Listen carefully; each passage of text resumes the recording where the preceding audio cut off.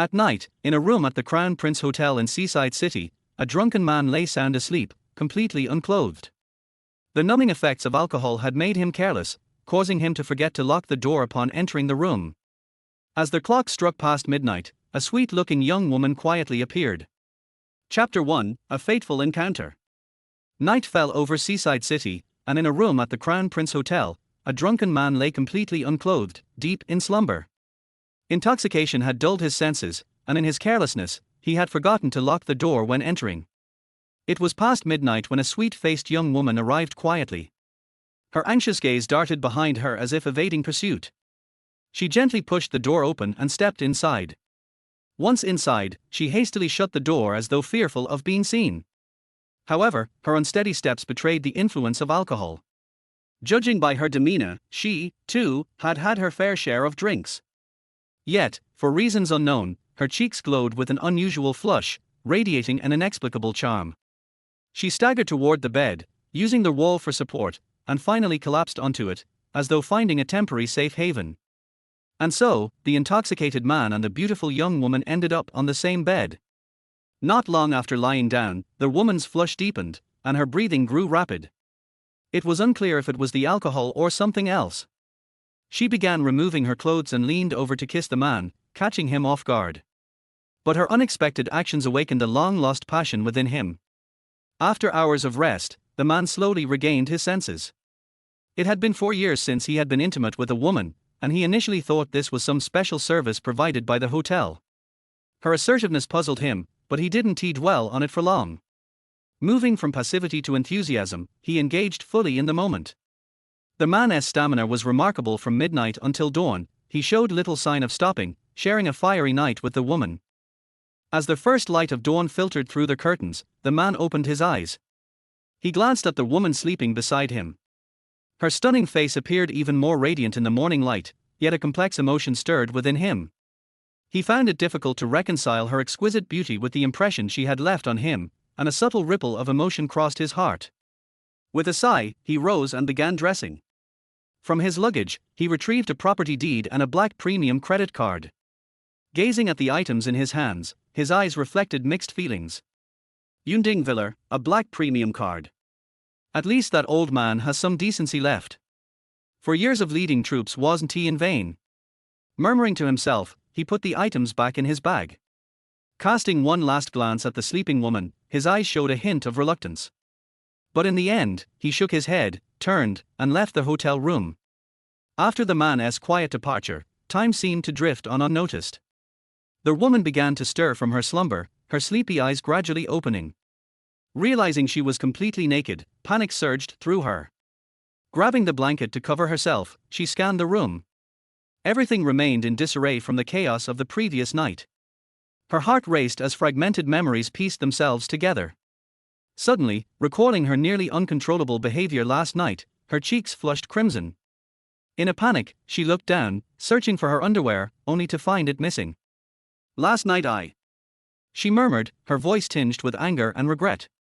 In frustration, she grabbed a pillow and hurled it to the ground, trying to vent her shame and rage. In that moment, she felt as if her world had collapsed, the wildness of the night clashing with the awkwardness of the morning, leaving her at a loss. She nervously picked up her phone from the bedside table and quickly dialed a number. Meanwhile, at Yunding Villa, Jean Siki was gracefully practicing yoga on a mat, sweat trickling down her cheeks. The sound of her phone ringing broke the tranquility. Wiping her face with a towel, she picked up the call. Seeing the caller ID, a smile appeared. It was her best friend, Su Qingyao. "Hello, Qingyao," Jean Siki greeted warmly. Back at the hotel, Su Qingyao clutched the blanket tightly with one hand, covering herself, while gripping the phone with the other, her voice tinged with nervousness. "Siki, where are you right now?" she asked cautiously. Without hesitation, Jean Siki replied, "I'm at Yunding Villa." Hearing this, Su Qingyao said hurriedly, "Don't go anywhere. I'm coming to see you right now." Her voice carried urgency and unease. Jean Siki smiled and replied, "All right, I'll wait for you." Su Qingyao quickly dressed and, overwhelmed by anxiety and haste, left the hotel for Yunding Villa to meet Jean Siki. As Su Qingyao stepped out of the hotel, a sharp-eyed hotel staff member noticed her. He immediately pulled out his phone and made a call.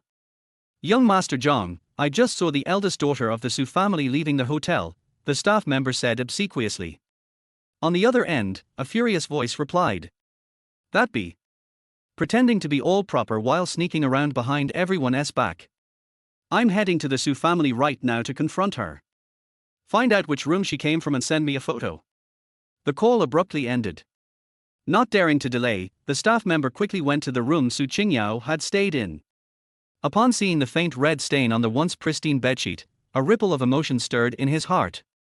He took out his phone, captured the scene, and sent it to young Master Zhang. At Yunding Villa, Su Qingyao sat on the couch, her face pale, a hint of unease in her brows. Noticing her distress, Qin Siki handed her a glass of warm water. Su Qingyao took the cup and sipped it lightly, trying to calm her nerves. Qin Siki looked at her with concern and asked softly. Qingyao, what's wrong? You don't seem yourself. Su Qingyao's expression became more anxious. She took another sip of water, drew a deep breath, and finally mustered the courage to look at Qin Siki. I need to ask you something, she said hesitantly. Qin Siki nodded gently and replied warmly, go ahead. After a moment of hesitation, Su Qingyao finally spoke up. Chapter 2, The Dastardly Playboy. Well, I have a friend. She got drunk last night, and a guy did that to her. Qin Siki gasped in surprise, and then Su Qingyao continued. My friend wants to know if she might be pregnant. Qin Siki pondered for a moment and replied, it shouldn't be likely. Getting pregnant isn't that easy. However, Su Qingyao seemed still uneasy and pressed on. What if it's a girl's first time? Qin Siki looked at her seriously and said. Whether it's a girl's first time or not doesn't affect the chances of getting pregnant. It's all about probability, like buying lottery tickets. The more times you try, the greater the odds. How many times has your friend tried? Su Qingyao began counting on her fingers, but after a long pause, she looked at her hands in confusion and said, I can't quite remember. Qin Siki noticed Su Qingyao's behavior and suddenly had a realization. She asked with suspicion. Didn't you say it was your friend? Why are you recalling this? Your friend wouldn't happen to be you, would it? Su Qingyao's face changed when she was caught. Nervously, she defended herself. What are you joking about? I'm the eldest daughter of the Su family, who would dare to do anything to me. Yet her words betrayed a hint of insecurity and panic, her voice growing quieter. Qin Siki fixed her gaze on Su Qingyao, raising an eyebrow, and quietly hummed as she stared at her unblinkingly. Su Qingyao, feeling guilty under the intense scrutiny, could no longer hold it in and asked timidly. What are you staring at me for? Qin Siki extended a finger, pointing at her, and said. You're not being honest. You're definitely hiding something from me. Su Qingyao's heart tightened. She tried to stay calm, defending herself. No, there's nothing wrong. What are you talking about? Qin Siki persisted, her tone full of concern. We're best friends. There's nothing you can't tell me. You're hiding something. Faced with Qin Siki's probing questions, Su Qingyao finally couldn't conceal her inner turmoil anymore. She lowered her head and admitted. Fine, stop looking at me like that. I did it, okay? I admit it, it was me. Qin Siki was taken aback by this sudden confession, her face filled with surprise. She hurriedly asked. What's going on, Qingyao? Su Qingyao's emotions flared up. She angrily recounted. Last night, that bastard Zhang Shiqing said he could help me with the Su family's financial crisis, so he invited me to dinner at the Prince Hotel. But he drugged my drink. I tried to escape before the drug took full effect, but I ended up stumbling into someone's room, and then. Qin Siki immediately understood what must have happened. She asked with concern. Did you see what the man looked like? Su Qingyao shook her head helplessly and replied. No. Just then, Su Qingyao's phone rang. It was a call from her company. After hanging up, she said to Qin Siki. Siki, I need to go back to the company for something. You have to keep this a secret for me. She hurriedly added as she walked towards the door. Before Qin Siki could respond, Su Qingyao slammed the door shut behind her and left the villa. Qin Siki sighed lightly as she watched her friend disappear quickly. She turned around and headed to the bathroom. At the same time, the drunken man from the previous night at the Prince Hotel got out of a taxi and stood at the entrance of the Cloudtop Villa. He looked up at the sign Cloudtop Villa and muttered to himself, "The environment here isn't bad." With that, he took a step forward and entered the villa area. In the bathroom, Siki, having just filled the tub with warm water, gently undressed and slid into the bath. The warm water enveloped her, and she couldn't help but think of Su Qingyao's ordeal. She murmured to herself, "Our Qingyao is the most beautiful girl in Haiban City, and she was just randomly taken advantage of. If I knew who that bastard was, I'd castrate him myself." As she said this, Siki suddenly remembered an important thing she had forgotten to remind Qingyao to take the birth control pill. She looked around, but her phone wasn't in the bathroom. Then she realized it had been left in the living room downstairs. So, she grabbed a towel, wrapped it around her body, and hurriedly walked out of the bathroom, heading downstairs. At that moment, the man from the Prince Hotel, still drunk, entered the villa's living room. He was holding a bag and scanning the place. After a moment, he nodded in satisfaction and commented, "Yeah, this place is not bad. The environment is quite." He was about to say, "The environment is pretty nice," but when his gaze landed on a woman wrapped in a towel descending the stairs, his attention was immediately drawn to her full chest. He quickly changed his sentence. "And the space is pretty big." Just as he finished speaking, Siki, coming down from the second floor, noticed the man standing in the living room. She immediately screamed in horror. Her loud scream was so sudden that the man instinctively covered his ears with both hands. However, it seemed that Siki's scream had some strange magic to it, as it caused her towel to slip off and fall to the ground. At that moment, her flawless body was completely exposed to the man downstairs. Without hesitation, the man stared intently at her naked form. Siki realized her mistake instantly, and hastily covered her vital parts with her hands, yelling, "Don't look." She bent down to pick up the towel from the floor and quickly wrapped it back around herself, trying her best to hide her enticing curves. Now securely wrapped in the towel, Siki glared angrily at the man in the living room and furiously said, "You wait right there." She then quickly stormed back upstairs to her room. Meanwhile, the man downstairs just shrugged indifferently and plopped onto the sofa in the living room.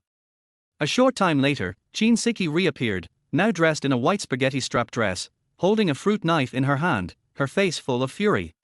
She rushed down the stairs. Upon seeing the man still lounging on the couch, her anger flared even more. Holding the fruit knife with both hands, she advanced on him step by step, angrily saying, "How dare you barge into my home in broad daylight?" Hearing her claim that this was her house, the man automatically glanced at the luggage by the couch, realizing he had no choice but to leave. Siki, seeing this, waved the fruit knife at him and nervously shouted, "Don't you move. I've already called the police." The man, hearing her threat, had no choice but to sit back down on the couch. He looked at Siki, who was clearly nervous, and asked in confusion, "This is your house? Are you sure?" Siki, her confidence restored, retorted firmly, "Of course, if it's not my house, then whose is it? Damn pervert." Chapter 3, The Homeowner. The man sighed helplessly as he heard her words. Meanwhile, Siki remained cautious and warned again, "Stop asking so many questions, just wait for the police." At this point, the man calmly spoke again, "Even if the police come, it won't change the fact. This house is mine. You're living in my house, and it's you who have broken the law, not me." Hearing the man speak so confidently, Siki couldn't help but feel a bit guilty, and she asked in confusion, "This house is yours?" This villa had been rented by Qingyao for them and the other three sisters to live in. Seeing her doubt, the man nodded lightly, then stood up and walked to his bag. He opened it and took out the property deed, placing it gently on the coffee table. "Take a look for yourself," he said calmly. Siki noticed the seriousness in the man's expression and didn't think he was lying. She squatted down, placed the fruit knife she was holding on the table, and picked up the property deed to examine it carefully. Since Siki was wearing a white spaghetti strap dress, when she squatted down, her ample chest was once again exposed to the man's view. The man hadn't meant to look, but since it was in his line of sight, he couldn't resist glancing a few more times, thinking, if it's there, why not look? Meanwhile, Siki was fully focused on examining the deed, clearly seeing the owner's name on it, Xu Yan. It seemed like she was starting to believe the man's words. Just then, Xu Yan, sitting on the sofa, suddenly spoke up with a teasing tone, "You're dressed so seductively, are you trying to tempt me into committing a crime? I must warn you, my self-control is pretty bad." Chin Siki was startled by his words and immediately picked up the fruit knife and the deed, standing up and stepping back a few paces. She stared at the name on the property deed and confirmed, "You're Xu Yang. This house really is yours." Xu Yang responded indifferently, "Absolutely." Before the conversation could go any further, the villa's front door suddenly opened, and a beautiful woman walked in. She immediately saw Chin Siki standing aside and urgently asked, "Siki, where's the pervert?" Chin Siki turned around and recognized the voice. It was her good friend, Liu Shisha, who lived with them. Earlier, when Chin Siki went upstairs to change clothes, she had called Liu Shisha, telling her that a pervert had broken into their home. Liu Shisha hurried over to Chin Siki and quietly reassured her, "Don't worry, I've brought the property manager and security with me." As soon as Liu Shisha finished speaking, the property manager rushed in with 2 security guards. "Where's the pervert? Where's the pervert?" they called out loudly as they entered. All eyes immediately turned to Xu Yan, who was still sitting on the sofa. Xu Yan, unfazed by the arrival of the property manager and security guards, straightened his back and flashed a sweet smile when he noticed Liu Shisha looking at him. Chin Siki saw that everyone was now staring at Xu Yan, and she spoke up, "Yes, it's him." Her tone was uncertain and puzzled, as though there was more to say. Before she could finish, Liu Shisha had already turned to the property manager and security guards, ordering, "What are you waiting for? Arrest him now." The property manager, hearing Liu Shisha's command, nodded quickly and signaled the 2 security guards to move forward and apprehend Xu Yan.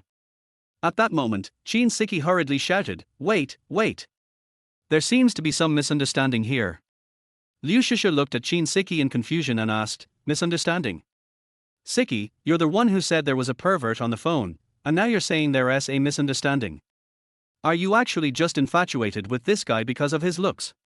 Chin Siki immediately explained, "Shisha, what are you thinking? He says this house is his. Look, here's the property deed he showed." As she explained, Chin Siki handed the property deed to Liu Shisha. Liu Shisha took a quick glance at the deed and closed it, looking suspiciously at Xu Yan. "How do we know this deed is real?" Xu Yan calmly looked at the property manager and said, "The authenticity is easy to verify. Let the property people check it out." Liu Shisha, thinking that Xu Yan had a point, turned around and handed the deed to the property manager, who had been standing by. The property manager took the deed and carefully examined the information, especially the owner's name, Xu Yan. He looked up and asked Xu Yan, "You are Xu Yan?" Xu Yan nodded and took out his ID card from his pocket, handing it to the property manager. The property manager compared the ID with the information on the deed. After a long while, the property manager turned to Liu Shisha and said, "The property deed is genuine, and the owner is indeed Mr. Xu." Liu Shisha, hearing the property manager's confirmation, looked confused and asked, "Then why did he show up now?" The property manager quickly explained, "Here's the situation. The previous owner of this house entrusted the villa to our management, but only paid for a year's worth of management fees. Over the past 4 years, we've been unable to contact him, so we decided to rent out the house temporarily." After speaking, the property manager looked at Xu Yang and said, "Mr. Xu, you haven't paid the management fees for these years. How about we just waive it and use the rent from the last few months to offset it? What do you think?" Xu Yang, sitting on the sofa, thought to himself, "The old man is hard to get in touch with, so it's no surprise that I couldn't reach him." He then looked at the property manager and said, "No problem. But I'll need you to free up a room for me." The property manager, pleased with Xu Yang's response, smiled inwardly. Actually, the villa had already been rented out, and the management fee wasn't a large sum for him. He quickly nodded and said, "That's fine." At this point, Liu Shisha, who had been standing to the side, looked at the property manager and asked, "Manager Liu, what does this mean now?" The property manager turned to Liu Shisha and said, "The current situation is this: our rental contract is legal and compliant, and Mr. Xu is indeed the owner. Since Mr. Xu has agreed not to pursue responsibility for us, you all need to decide whether you want to continue renting this house." Liu Shisha, hearing the property manager's explanation, looked at Chin Siki. Chin Siki also looked at Liu Shisha and said, this house was rented by Qingyao for the four of us. She has been busy with family and company matters lately, so let us not trouble her. Maybe we should ask Lin Jie. After all, she has always been the one to make decisions for us. Liu Shisha thought for a moment, then looked at Qin Siki and said, you know Lin Jie, she has always been unfriendly toward men. Qin Siki, hearing Liu Shisha's words, thought about it and nodded, saying, you're right. How about we just continue living here? It's close to your hospital, and my mom. She trailed off, looking at Liu Shisha. Chapter 4, Conditions. After hearing Qin Siki's words, Liu Shisha pondered over them carefully, her gaze shifting to the man sitting on the sofa, Xu Yang, who seemed deep in thought. Finally, she nodded gently. The property manager, seeing that the matter had been settled, respectfully handed the property certificate to Xu Yang, who was still seated on the sofa. He then turned to Liu Shisha, smiling as he said, Miss Liu, now that the misunderstanding has been cleared up, everything is settled. I'll take my leave now. Liu Shisha nodded slightly in agreement. The property manager, seeing her approval, turned and walked out of the villa with the two security guards. Liu Shisha watched them leave and then turned her gaze back to Xu Yang, still with a hint of dissatisfaction in her voice as she said, Mr. Xu, right. Xu Yang looked up at her, nodded, and softly replied, yes. Liu Shisha continued, maintaining her previous tone, now that everything is clear, and since you're the owner of this house, let's consider the misunderstanding as if it never happened. Regarding the house, I'm sure you heard us earlier we plan to continue renting. What do you think? Xu Yang smiled gently upon hearing this and asked, from what I understand, you four girls are living here, right? Both Liu Shisha and Qin Siki nodded. Xu Yang continued, if you plan to stay, I have two conditions. First, dress appropriately inside the house. After all, I'm a man with limited self-control, and if any misunderstandings occur, I won't take responsibility. As he spoke, Xu Yang's gaze casually swept over Qin Siki's white spaghetti-strap dress. Qin Siki, noticing this subtle movement, instinctively crossed her arms over her chest. Second, don't bring any male friends over without my permission. I don't want the house to get out of hand. Qin Siki immediately responded, don't worry, we're all single.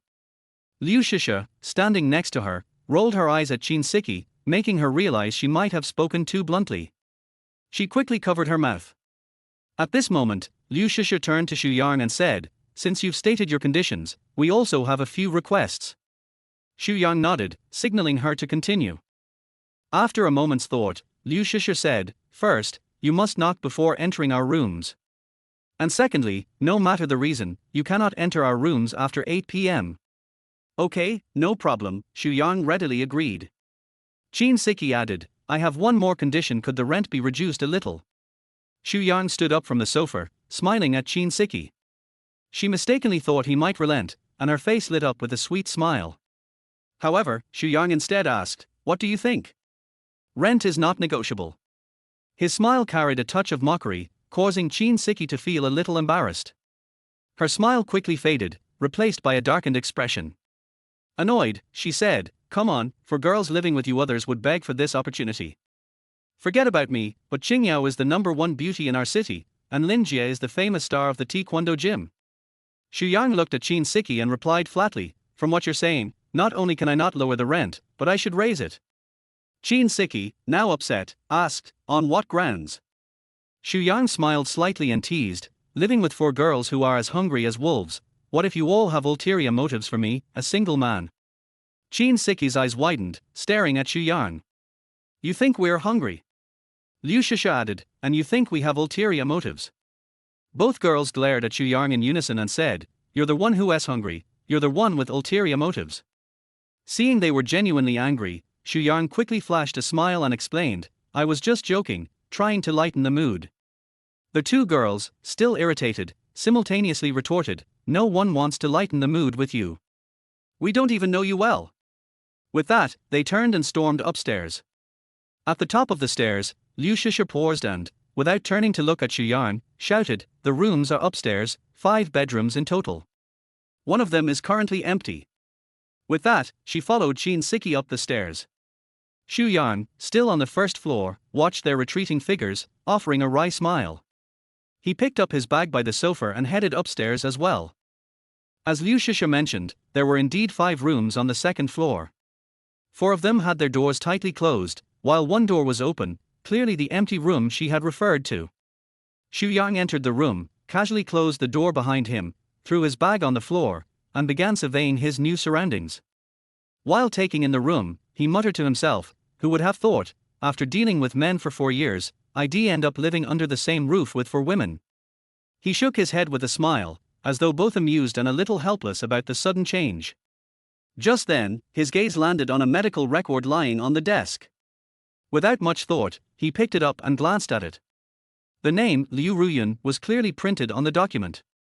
The diagnosis was stage 2 lung cancer, and the patient's age was listed as 58. As Xu Yang focused on the medical record, he heard a knock at the door. Knock, knock, knock.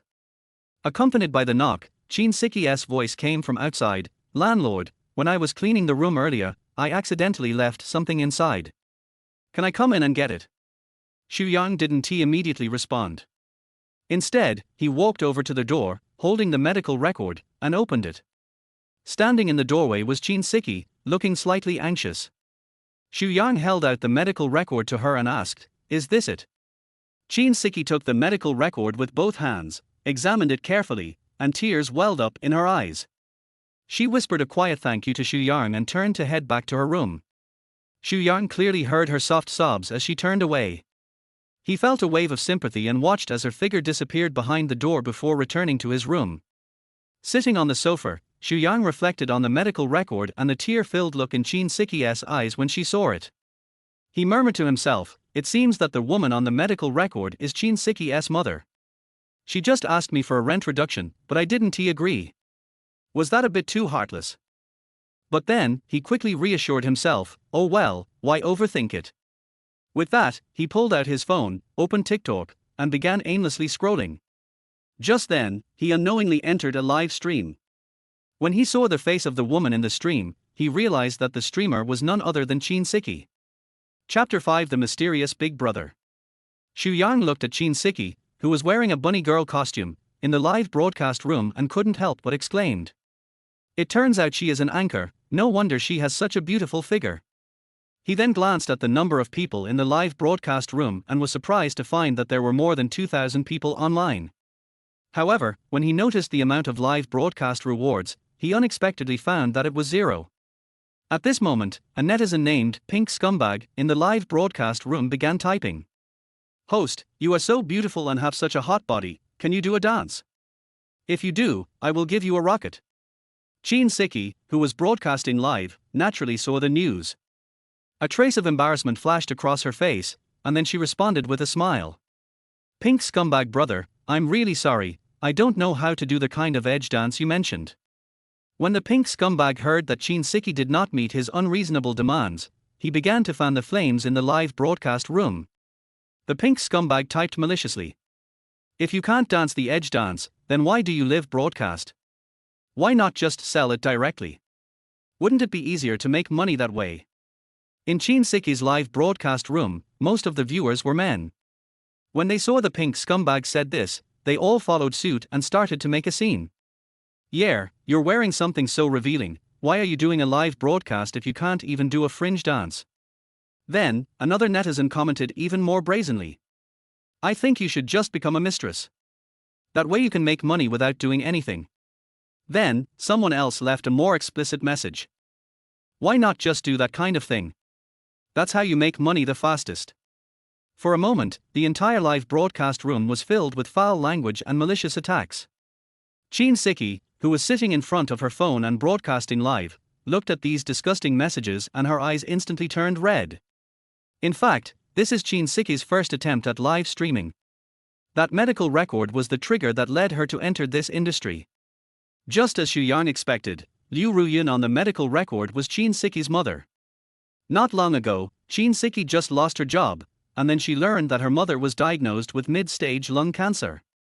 This sudden change made her extremely anxious. After careful consideration, Chin Siki felt that the live streaming industry was booming. Moreover, she is confident in her figure and appearance, which gives her a unique advantage over those anchors who rely on beauty filters. So, she decided to try live streaming. However, who could have imagined that on the first day of her live broadcast career, she would encounter such an unbearable situation? Looking at the dirty words on the screen, Chin Siki's eyes instantly became moist. In Chin Siki's live broadcast room, not everyone is as malicious as the pink scumbag. Some viewers also stood up to speak for her, but their voices were weak after all.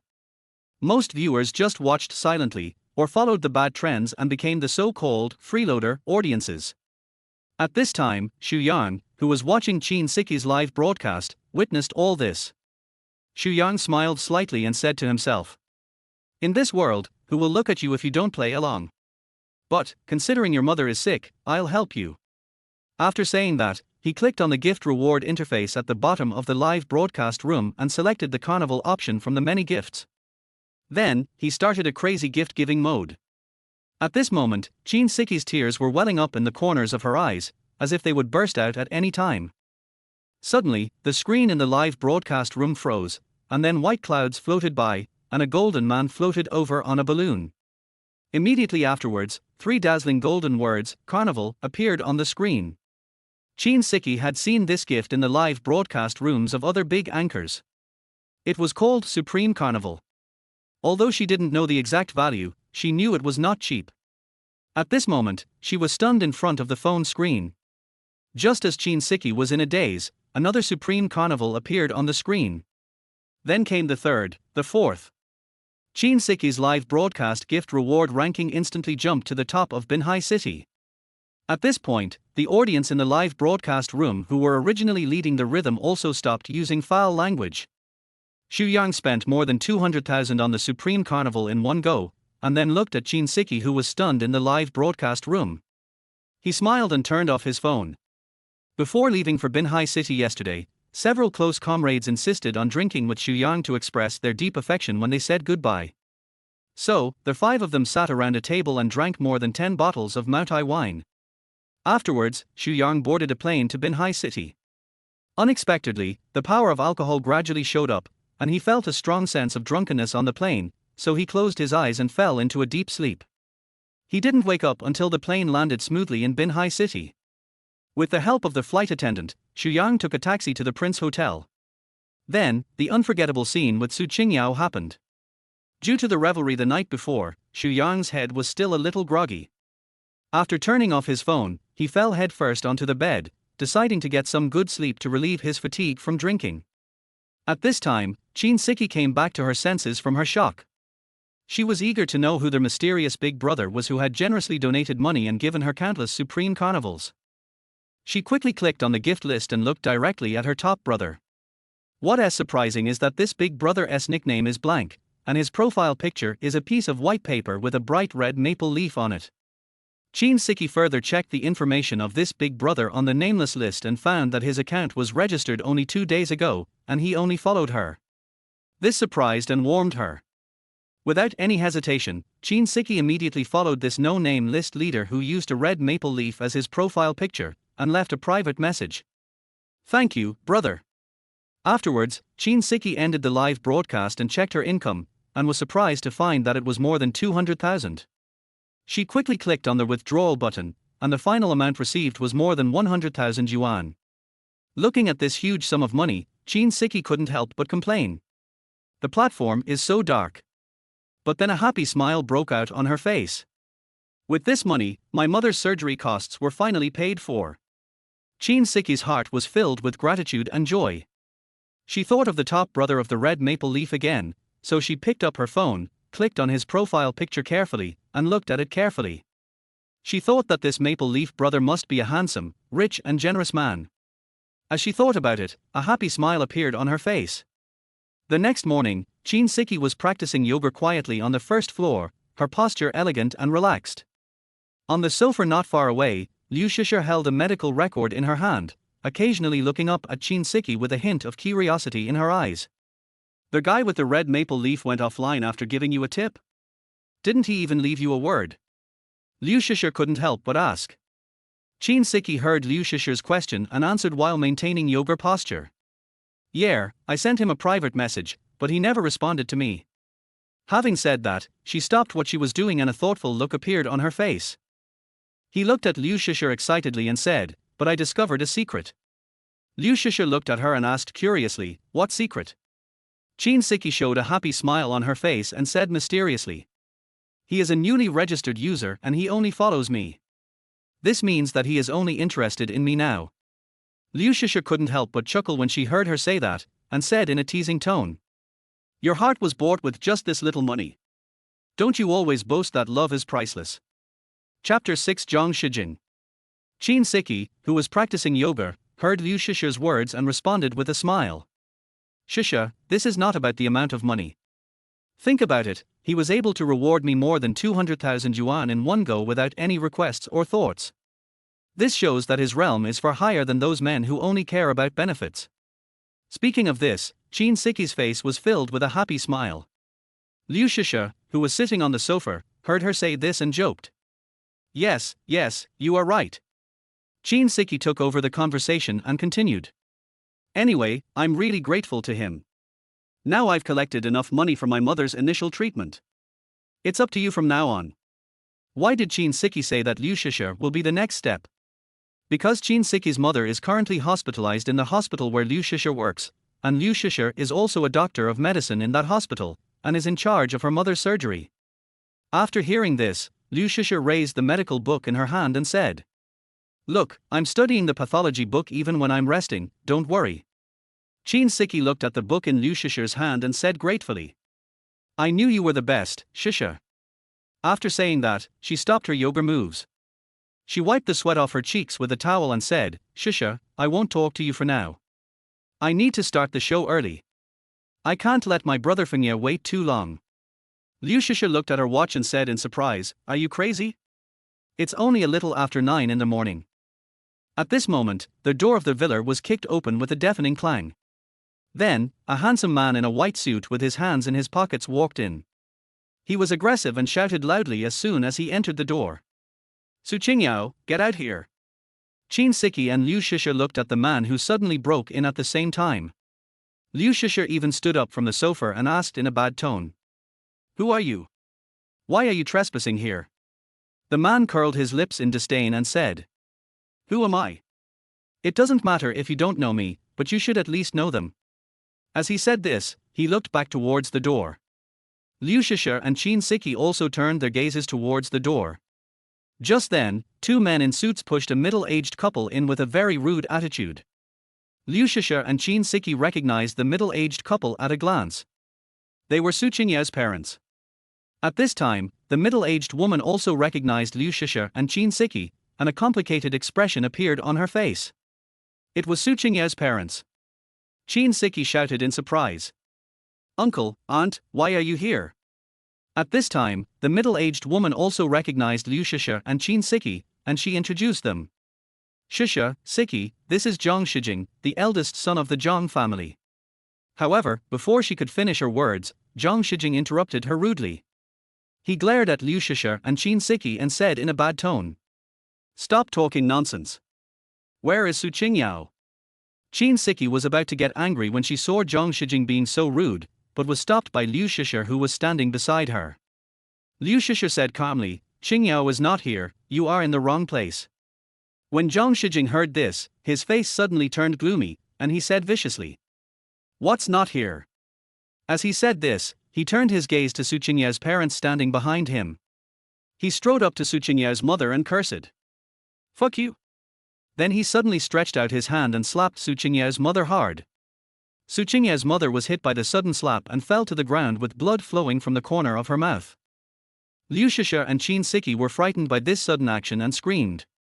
At this moment, Zhang Shijing glanced at Su Qingyao's mother who was sitting on the ground after being beaten by him, and continued to curse viciously. "Today I'm going to beat this bitch until she gets the hell out of here." After cursing, he suddenly stretched out his right foot and kicked Su Qingyao's father hard. Su Qingyao's father was kicked so hard that he fell to the ground and covered his stomach in pain. Qin Siki was extremely angry upon seeing this, and quickly took out her cell phone and called Su Qingyao. At this tense moment, Zhang Shijing actually walked to the side of Su Qingyao's father who had fallen to the ground, shouting, "Are you there? Are you there?" He slapped Su Qingyao's father's face hard. Why is Zhang Shijing so bold and presumptuous? The reason behind this has to start with Su Qingyao's family. Although the Su family in Haiban City can be considered a third-rate family, it fell into an economic crisis due to various reasons not long ago. Just when the Su family was in danger, the Zhang family, the first family in Haiban City, extended a helping hand and expressed their willingness to help the Su family tide over the difficulties. However, the condition proposed by the Zhang family was to marry Su Qingyao, the most beautiful woman in Haiban City, to their eldest son Zhang Shijing. For the benefit of the family, Su Qingyao's grandfather agreed to this request without hesitation. But when Su Qingyao learned the news, she firmly opposed it. She was well aware of Zhang Shijing's bad character and was unwilling to entrust her life to such a person. However, faced with the family's financial pressure and her grandfather's threats, Su Qingyao began to fall into a dilemma. At this juncture, Zhang Shijing couldn't hold back any longer. He used the excuse of helping Su Qingyao to invite her to dinner at the Prince Hotel. However, at the dinner table, he put drugs in Su Qingyao's wine. What happened next was out of control. Su Qingyao fled in panic and accidentally entered Xu Yang's room. The next day, when Su Qingyao left the hotel, she was secretly photographed by the waiter and sent to Zhang Shijing. When Zhang Shijing learned about this, he was furious and rushed to the Su family and made a big fuss. In order to calm the anger of the Zhang family, the head of the Su family, who is also Su Qingyao's grandfather, scolded Su Qingyao in front of Zhang Shijing and ordered her parents to accompany Zhang Shijing to find her. Because Su Qingyao had already moved out of the Su family and lived here with her three best friends, Zhang Shijing brought Su Qingyao's parents here. So, this shocking scene happened before our eyes. Although the Su family is barely considered a third-rate family in Haiban City, it seems insignificant in front of the Zhang family. Therefore, when facing Zhang Shijing's humiliation and beating, Su Qingyao's parents not only did not dare to resist, but instead they were optimistic, thinking that as long as they could save the Su family, this humiliation would not matter. It was this mentality that made Zhang Shijing even more unscrupulous, treating them as nothing and bullying them at will. At this time, Qin Siki quickly dialed Su Qingyao's number. The call was answered almost immediately, and she asked anxiously, "Sister Qingyao, where are you now? Something big has happened." At their side, Zhang Shijing, who was abusing Su Qingyao's father, temporarily stopped what he was doing when he heard the phone ringing and Qin Siki's words. Chapter 7. It was him who checked into the room with me that night. On the phone, Su Qingyao anxiously asked Qin Siki, "What happened?" Qin Siki succinctly recounted how Zhang Shijing broke in and beat her parents. After hearing this, Su Qingyao's voice revealed obvious urgency, "I'll be back soon." Not long after, Su Qingyao appeared in the Yunting Villa area at lightning speed driving her Mercedes-Benz convertible. As soon as she walked into the door of the villa, she saw the tragic scene of her parents lying on the ground in the living room. Zhang Shijing sat on the sofa leisurely with his legs crossed. Su Qingyao quickly walked to her parents and carefully helped them up from the ground. Then she raised her head and glared at Zhang Shijing. At this moment, Zhang Shijing also stood up from the sofa, his eyes fixed on Su Qingyao. He cursed her as a stinking bitch and strode towards Su Qingyao. Seeing Su Qingyao staring at him with anger on her face, Zhang Shijing suddenly stretched out his hand. He grabbed Su Qingyao's long hair and continued to curse viciously. "You stinky bitch, you finally showed up." Seeing this, Liu Shisha and Qin Siki wanted to step forward to help. But when he saw two bodyguards in black suits standing at the door, he finally endured it. Su Qingyao's father did not move and closed his eyes silently. Only Su Qingyao's mother knelt on the ground and hugged Zhang Shijing's legs while crying, begging Zhang Shijing to talk nicely and not to use violence. Zhang Shijing looked down at Su Qingyao's mother who was kneeling at his feet and hugging his thighs. He said fiercely, "Get out of my way." Then he kicked Su Qingyao's mother. Seeing her mother being kicked and beaten by Zhang Shijing, Su Qingyao was filled with endless anger. She shouted, "Mom!" Then she stretched out her white and tender arms, trying to fight back against Zhang Shijing. However, Zhang Shijing just sneered when he saw this. He grabbed Su Qingyao's hair and exerted force suddenly, throwing her to the ground. Su Qingyao couldn't help but groan in pain.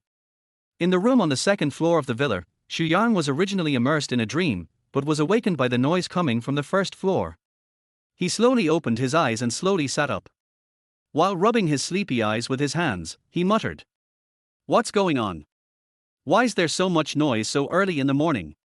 He then put on a pair of baggy shorts with a big bird pattern on them. "Put on your slippers and walk downstairs." At this time, Zhang Shijing glanced at Su Qingyao, who was thrown to the ground by him. Then he turned to the other side where Su Qingyao's mother was lying on the ground and said coldly, "Okay, don't you want to talk about it nicely? Then let's talk about it nicely." Then he snapped his fingers. A bodyguard in a black suit standing at the door immediately took out a few photos from his pocket and handed them to him. Zhang Shijing looked at the photo and his face became increasingly gloomy.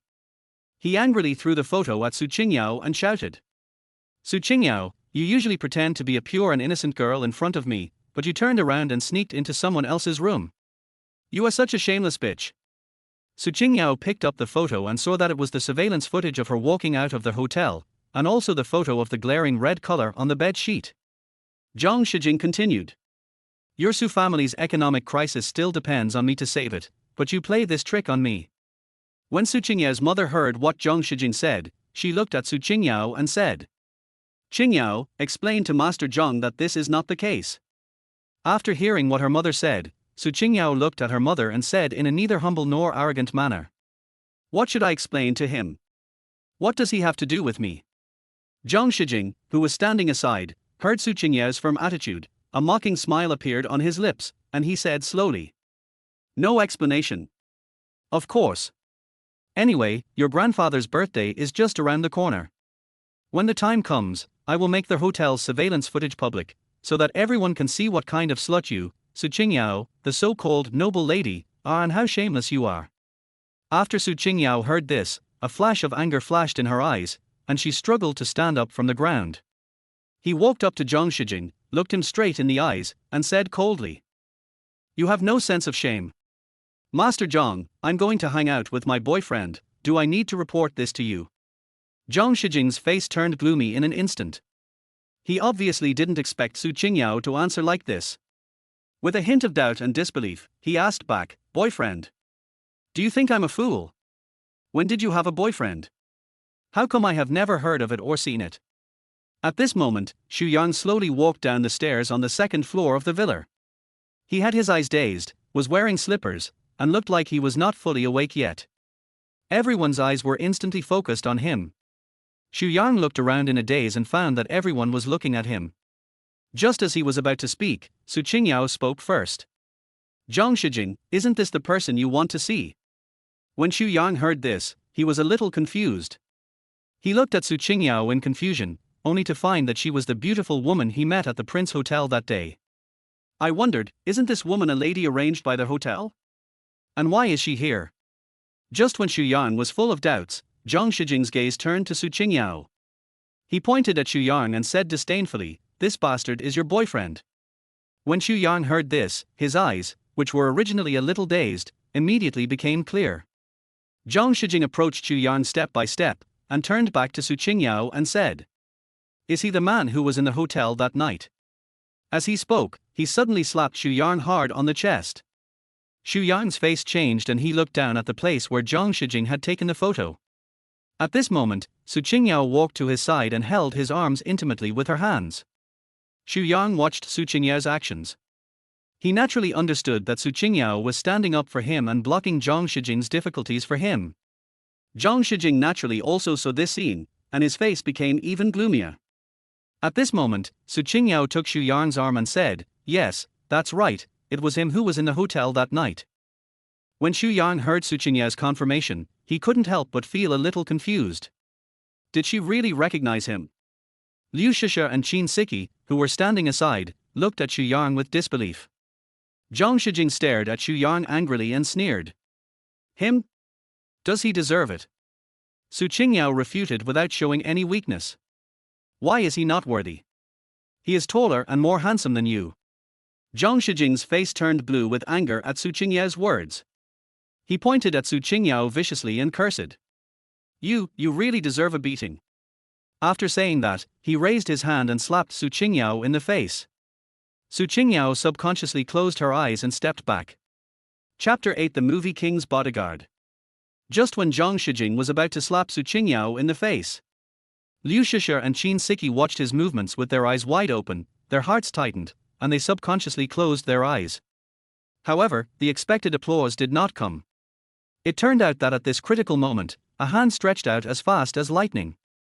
He firmly grasped Zhang Shijing's wrist, which was about to land on Su Qingyao's face. The movement was swift and accurate, as if it had been prepared for a long time. It was Xu Yang who grabbed Zhang Shijing's wrist. Zhang Shijing felt the power coming from his wrist, and turned back suddenly and glared at Xu Yang fiercely. Then he tried hard to retract his arm. But after trying twice, he found that his arms seemed to be locked in iron handcuffs and he was completely unable to break free from Xu Yang's grasp. At this time, Su Qingyao also opened her eyes. She saw that Zhang Shijing's hand, which was about to slap her, was now firmly held by her boyfriend who had suddenly shown up beside her. Zhang Shijing tried hard to retract his arm again, but still to no avail. Zhang Shijing's face flushed red from using too much force. He stared at Xu Yang fiercely and roared. "Let me go, you bastard!" Xu Yang looked at Zhang Shijing calmly and said lightly, "Didn't your mother teach you not to hit women?" After saying that, he exerted force with his arms and pushed Zhang Shijing back several meters. Zhang Shijing was pushed back several meters by Xu Yang. While shaking her wrist that was painfully grabbed by Xu Yang, she glared at Xu Yang and shouted angrily, Okay, you dare to touch me, I'll make sure you pay for it." After saying that, he turned to look at the two bodyguards behind him and ordered, "Go." After hearing Zhang Shijing's order, the two bodyguards standing at the door in black suits immediately took action.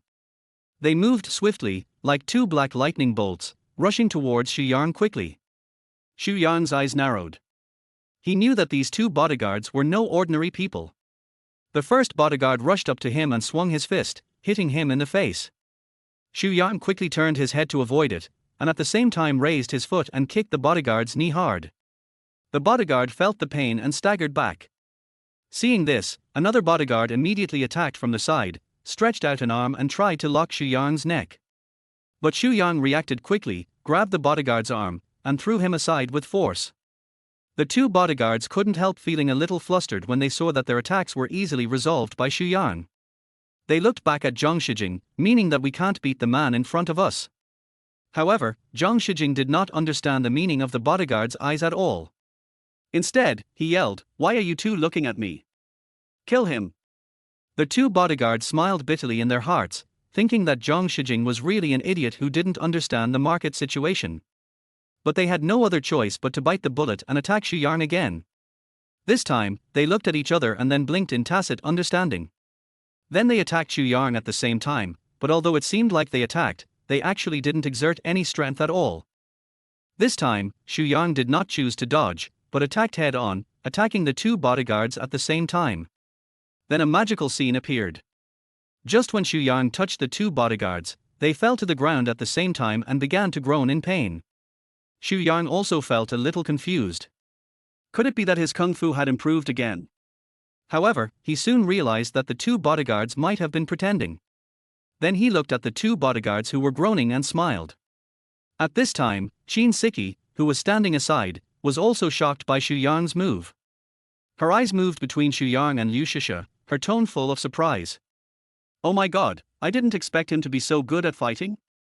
I really couldn't tell." When Liu Shisha heard Qin Siki's words, she couldn't help but turn her gaze to Xu Yang and echoed, "Yeah, I really didn't expect that." At this moment, Zhang Shijing was completely unable to realize that his two bodyguards were acting. He looked at the bodyguard he had hired at a high price, who was knocked to the ground by the man in front of him in just 2 moves. His heart was instantly filled with panic and anxiety. At this moment, Xu Yang's eyes turned sharply to Zhang Shijing. Zhang Shijing immediately felt the pressing gaze and felt a panic in his heart. He wanted to turn around and run away, but his legs suddenly went weak and he stumbled and fell to the ground. Zhang Shijing, lying on the ground, watched Xu Yang walking towards him step by step, and a strong fear surged in his heart. He subconsciously supported himself on the ground with both hands and stepped back, stammering, "Don't come over here. What are you doing? Don't come over here." However, Xu Yang turned a deaf ear to Zhang Shijing's pleas. He walked up to Zhang Shijing, bent down, and stared coldly at Zhang Shijing's miserable appearance. Then he said, "What's the point of beating a woman? Get up and fight with me." Zhang Shijing cursed in his heart and thought, "Am I sick? Why should I fight with you?" He widened his eyes and glared at Xu Yang, but chose to remain silent. Seeing that he didn't say a word, Xu Yang frowned and then kicked Zhang Shijing hard on the shoulder. The kick was so powerful that Zhang Shijing fell on his back on the ground. Then, Xu Yang stepped on Zhang Shijing's chest and said coldly, "Come on, don't you want to fight?" As he said this, he gradually increased the strength of his feet and twisted his foot that was stepping on Zhang Shijing's chest. Zhang Shijing screamed in pain, saying ouch, ouch over and over. Xu Yang looked at his painful appearance and spoke again. "Don't hit women if you have the ability in the future. Do you hear me?" Zhang Shijing, who was still screaming, suddenly held back the pain after hearing Xu Yang's words and stared at Xu Yang fiercely. He challenged, "If you have the guts, come on and kill me." He thought he saw through Xu Yang's concerns and knew that Xu Yang would not dare to really do anything cruel to him, so he retreated to advance and started shouting loudly. After hearing his words, Xu Yang's strength under his feet was slightly reduced, but his tone was still cold. "You trespassed into a private residence. What if I beat you to death?"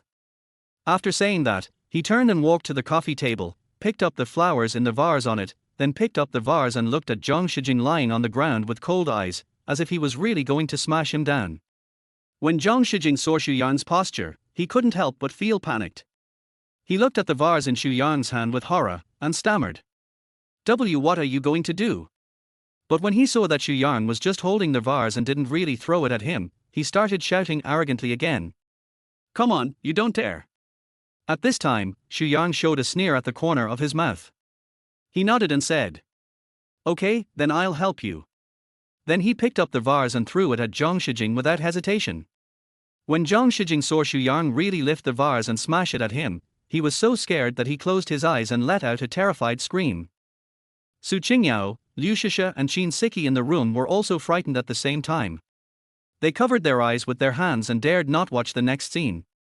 Su Qingyao's parents were so scared that they closed their eyes. Then, there was a crisp sound of a vase breaking, and the whole room fell into a brief silence. Chapter 9, The Miser. As the sound of the vase breaking echoed in the house, Zhang Shijing, who was lying on the ground, stopped howling in fear. His heart was still beating wildly, but the sound had stopped. At this moment, Xu Yang walked towards Zhang Shijing with a relaxed smile on his face. Since Zhang Shijing didn't feel any pain, he mustered up the courage to open his eyes. He opened his eyes and hurriedly touched his head, only to find that there was no bleeding. Only then did he realize that the vase that seemed to have hit him actually fell on the ground beside him. Xu Yang walked to Zhang Shijing, squatted down, and looked at him with a smile on his terrified face. Then, he stretched out his hand, gently patted Zhang Shijing on the face, and said with a hint of joking tone, "Look at you, you're so scared that your face has turned pale, and you still dare to yell in front of me. It's really shameful." After hearing Xu Yang's words, everyone present opened their eyes. They also saw the broken vases on the ground beside Zhang Shijing and they all breathed a sigh of relief. It turned out that the thrilling scene just now was just a lesson given by Xu Yang to Zhang Shijing and did not really cause any harm. At this time, Xu Yang had a playful smile on his face, and he looked at Zhang Shijing and said, "What are you waiting for? Get out of here now." When Zhang Shijing heard this, he quickly rolled up from the ground and stood up in a panic. At this moment, the two bodyguards who had pretended to be injured quickly got up from the ground and came to Zhang Shijing. It seemed as if he wanted to help him escape from the scene. However, Zhang Shijing glared at them fiercely, turned and walked towards the door. Just as Zhang Shijing reached the door, he suddenly stopped. He turned and looked at Su Qingyao, his eyes full of threats and ridicule. He said viciously, "Su Qingyao, just take this bastard to your grandfather's birthday party. I want to see how your Su family will solve this economic crisis. Also, I want to see how you explain to your grandfather. Don't beg me on your knees when the time comes." When Su Qingyao heard what Zhang Shijing said, hesitation appeared on her face again. Xu Yang frowned, raised his hand and was about to walk towards Zhang Shijing. Seeing this, the two bodyguards didn't dare to say any more nonsense. They each held Zhang Shijing by one arm and quickly ran out of the villa. Su Qingyao breathed a sigh of relief when she saw Zhang Shijing and the others finally leave, and turned her gaze to her parents whose mouths were still bleeding. She called out, "Mom," then quickly walked towards her mother and gently helped her towards the sofa. Seeing this, Liu Shisha hurriedly trotted to Su Qingyao's father and helped him walk towards the sofa. Qin Siki quickly ran to get their home medicine box. While Liu Shisha was carefully treating the wounds of Su Qingyao's parents, Su Qingyao brought a cup of hot water to her mother. Su Qingyao's mother drank hot water, but her eyes involuntarily turned to Xu Yang, who was sitting on the single sofa. Following her gaze, the others present also turned their eyes to Xu Yang. The room fell silent for a moment, as if everyone was waiting for Xu Yang to say or do something. In the end, it was Su Qingyao who broke the brief silence. Seeing her mother staring at Xu Yang, she couldn't help but said with a smile, "Mom, stop staring at him. He's not the head of the hotel." After hearing what her daughter said, Su Qingyao's mother asked with a hint of doubt, "No. Well, I just wanted to prevent Zhang Shijing from threatening us, so I asked him for temporary help." Su Qingyao explained, looking at her mother's puzzled eyes. After listening to her daughter's explanation, Su Qingyao's mother nodded to show her understanding. Then, Su Qingyao turned her gaze to Liu Shisha and Qin Siki, and asked with a hint of doubt, "He should be the landlord you told me about, right?" Qin Siki nodded and said, "Yes, his name is Xu Yang." At this time, Xu Yang also discovered that Su Qingyao was looking at him. He showed a smile on his face, which he thought was very handsome, as if he was showing his charm to Su Qingyao. Su Qingyao's mother also came back to her senses at this moment. She looked at Su Qingyao and asked curiously, "What's going on with that person in the hotel?" When Su Qingyao heard her mother mention that person, her face suddenly turned gloomy, and she said coldly, "Don't mention that man anymore. It's better if I don't meet him again in this life. Otherwise, I will definitely kill him." Xu Yang, who was sitting on a single sofa and drinking water at the time, almost choked on the water when he heard Su Qingyao say that she wanted to kill that man. Then he started coughing repeatedly. After hearing what Su Qingyao said, Qin Siki also began to defend Su Qingyao and said, "That scumbag. Qingyao just went to his room to avoid danger, but he took advantage of her. He really deserves to die." Having said that, Qin Siki was so angry that she clenched her fists, as if she wanted to cut the scum into pieces. At this time, Su Qingyao's father looked at Su Qingyao, frowned and said, "Qingyao, your grandfather's birthday party is tonight, but the current situation." He stopped halfway through his words, as if he was hesitating about how to start. When Su Qingyao heard her father's words, she turned her gaze again to Xu Yang, who was drinking water. She took a deep breath and mustered up her courage to say, "Mr. Xu, can you pretend to be my boyfriend again tonight?" When Xu Yang heard Su Qingyao's request, he was stunned for a moment and forgot to swallow the water in his mouth. He first said, then put down the cup and said with a smile, "Of course you can, but shouldn't you pay for my vase first?" Seeing this, Qin Siki couldn't help but interrupt and said, "Hey, didn't you smash the vase yourself?" Xu Yang looked at Qin Siki seriously and said confidently, "It was indeed me who broke the vase, but I did it to help you. So, shouldn't you be the one to pay for it?" His expression at this moment looked exactly like a miser. Qin Siki was so angry at his words that she couldn't speak for a long time. In the end, she could only point at Xu Yang and stammer, You. She kept saying you for a long time but still couldn't say the rest of the words. At this moment, Su Qingyao interrupted Qin Siki and said, "It's okay, Mr. Xu, how much is it? I'll pay it." When Xu Yang heard Su Qingyao say this, he immediately showed a miserly expression. He looked down at his fingers, counted carefully, then stretched out 5 fingers and said, 500. Su Qingyao didn't say much. She stood up, walked to her LV bag and picked it up. Qin Siki watched her pick up the bag and wanted to say something, but was interrupted by Su Qingyao again. "It's okay, Siki." Su Qingyao said calmly, "If it weren't for Mr. Xu today, I really don't know what to do." After hearing this, Qin Siki couldn't help but curse in her heart, "Stingy man, miser, far inferior to my brother Fengye." Chapter 10 Birthday Banquet. Su Qingyao walked up to Xu Yang, took out 500 yuan in cash from her exquisite LV bag and handed it to Xu Yang. Xu Yang smiled like a miser and happily took the 500 yuan. Then, Su Qingyao took out a glittering golden bank card from her bag. He looked at Xu Yang and said, "Mr. Xu, there is 100,000 yuan in this card. I need to take my parents to the hospital for a checkup, so please choose a gift for me. It can be regarded as a birthday gift from you as my boyfriend to my grandfather." Su Qingyao paused for a moment and continued, "Do you understand what I mean?"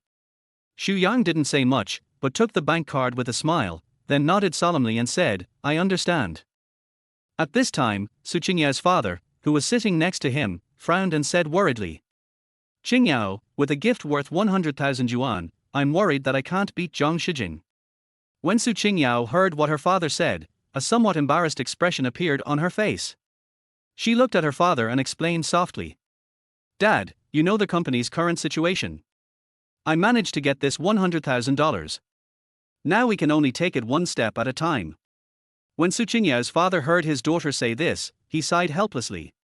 At this time, Liu Shisha looked at Su Qingyao and said softly. Sister Qingyao, shall we take uncle and aunt to the hospital first? Su Qingyao nodded and responded softly with hum. Then, she turned to look at Xu Yang behind her and said solemnly. Mr. Xu, thank you for your help. I will reward you handsomely later. Xu Yang looked at Su Qingyao, smiled, waved his hand and said, Why are you being polite? I'm the landlord and you're the tenant. It's my duty. After hearing what Xu Yang said, Su Qingyao smiled, gave him a grateful look, and then left the villa with her parents and others.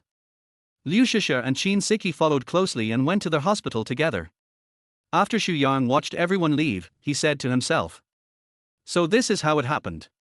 It seems like it's time to give her some compensation. He looked down at the bank card Su Qingyao had just given him, and muttered to himself again. Just watch me tonight. At night, the banquet hall of Sunny Hotel is brightly lit and colorful. A huge character for longevity was hung high in the center of the banquet hall. The golden font shone brightly under the light, as if it contained endless blessings and auspiciousness. The banquet hall was decorated extremely luxuriously. The red carpet stretched from the door to the front of the stage, with exquisite flower baskets placed on both sides. Flowers of various colors bloomed and emitted bursts of fragrance. Valuable calligraphy and paintings are hung on the surrounding walls, which complement the style of the entire banquet hall. Guests arrived one after another, dressed in gorgeous clothes and wearing sparkling jewelry, chatting and laughing, and drinking in the banquet hall. The music is melodious and pleasant, creating an atmosphere that is both lively and elegant. On the stage, a band was playing cheerful music, adding a festive touch to the upcoming birthday party. In this joyful atmosphere, the birthday boy became the focus of everyone's attention. He sat in the VIP seat in the center of the stage, a happy smile on his face, accepting everyone's blessings and respect. The entire banquet hall was filled with a luxurious and festive atmosphere, as if every corner was filled with laughter and good wishes. As 8 o'clock in the evening arrived, the lights in the banquet hall gradually dimmed and the spotlight shone on the center of the stage. Two hosts, one male and one female, walked onto the stage gracefully. Their attire was gorgeous yet dignified, complementing the luxurious atmosphere of the entire banquet hall. The male host cleared his throat, his voice loud and magnetic. Dear guests, good evening. The female host smiled and took over the conversation, her voice sweet and moving. Tonight, we gather together to celebrate Mr. Su's birthday. This is a very festive and memorable event. The male host nodded in agreement and continued. Mr. Su was hardworking and kind throughout his life, and he made great contributions to the Su family and society. His wisdom and character are an example for us to learn from. Tonight, let us raise our glasses together and send our most sincere blessings to Mr. Su. The female host took over the conversation, her voice full of respect. Yes, Mr. Su is not only the pride of our family, but also the treasure of our society. His spirit will always inspire us to move forward. Now, let us welcome Mr. Su to the stage with the warmest applause. As the two hosts finished their words, there was thunderous applause, and the birthday boy, Mr. Su, slowly walked onto the stage surrounded by the crowd. His face was filled with a happy smile and his eyes were sparkling with tears of emotion. At this moment, the entire banquet hall was immersed in an atmosphere of joy and blessings, offering the best wishes for Mr. Su's birthday. After Mr. Su came on stage, he smiled and nodded to every guest present, his eyes full of gratitude and joy. He stood in the center of the stage, cleared his throat, and began his opening remarks. Dear friends and family, I feel so happy and honored to be here with you tonight to celebrate my birthday. Although Mr. Su's voice was a little trembling, it was full of warmth and strength. Looking back, I have experienced many ups and downs, but every setback has become a precious asset in my life. With your company and support, I can come to where I am today and enjoy this wonderful moment. As Mr. Su finished his opening remarks, the guests stood up one after another and walked towards the stage holding carefully prepared gifts. Each gift represents the guest's respect and blessing for Mr. Su. Some are paintings and calligraphy symbolizing longevity, some are pots of blooming flowers, and some are boxes of precious health products. Their host at the side began to read out the gifts given by the guests, her voice clear and full of emotion. The one from the Wang family is a painting of longevity as long as the southern mountains painted by a famous painter, which means that Mr. Su will have both good fortune and longevity, and live a long and healthy life.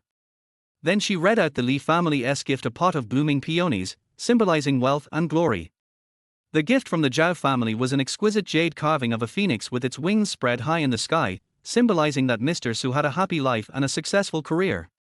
The representative of the Zhao family walked onto the stage, holding the jade carving in both hands, respectfully handed it to Mr. Su, and wished him good health and a long life. Next, the Chen family presented an exquisite ancient book with the title of the book printed in gold foil on the cover, which looked simple and solemn. The Chen family representative explained that this was an ancient book that their family had treasured for many years, and they hoped that Mr. Su would like it, read it in his spare time, and enjoy the pleasure of knowledge. Each gift was read out by their host one by one, and Mr. Su listened attentively with a smile on his face, nodding from time to time to express his gratitude. These gifts are not only blessings for his birthday, but also recognition and praise for his hard work throughout his life. Chapter 11 Birthday Banquet 2. At this moment, Zhang Shijing walked calmly to the front of the stage, and every step attracted the attention of everyone present. He has an upright posture and an imposing bearing, demonstrating the style of the Zhang family, the first family in Binhai City. Almost at the same time, their host spoke in a respectful tone, his voice clear and loud. Next, we are honored to present this gift from the distinguished family of Binhai City, the Zhang family. This carefully selected gift carries the Zhang family's deep respect and endless blessings for Mr. Su. Afterwards, Zhang Shijing, the representative of the Zhang family, slowly walked onto the stage holding a pair of jade ruby in his hands. Under the light, this pair of jade ruby are crystal clear and exude a warm luster. Every carved detail appears so exquisite, as if it is the perfect combination of nature and the craftsman's heart. Their host spoke again, his voice full of praise and respect for this gift. The Zhang family presented a pair of jade ruby worth 880,000 yuan. This pair of jade ruby is not only a precious work of art, but also the Zhang family's sincere blessing for Mr. Su's birthday. It symbolizes good luck, happiness, and longevity. May Mr. Su be blessed with good fortune and everything goes well in the future. After listening to their host's introduction, the guests in the audience cast envious glances. This is not only because the pair of jade ruby are precious in themselves, but also because they were made by the Zhang family, the first family in Binhai City. More importantly, the person who sent this gift was Zhang Shijing, the future head of the Zhang family. Coming in person to present this generous gift to Grandpa Su undoubtedly added infinite glory to the entire Su family. You know, the Su family has always been barely considered a third-rate family in Binhai City. However, all the signs at this moment indicate that the Su family is about to rise in this land and become a force that cannot be ignored.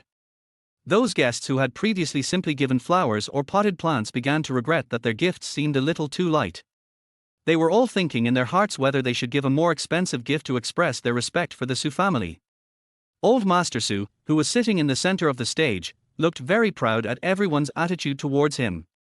At this moment, Su Qingya's parents standing by had solemn expressions on their faces.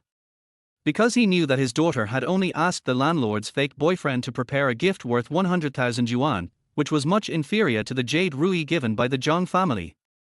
The daughter of Mr. Su's second son looked at the jade ruby on the table, a smile appeared on the corner of her mouth, and she said softly, "Grandpa, you see how generous young Master Zhang is.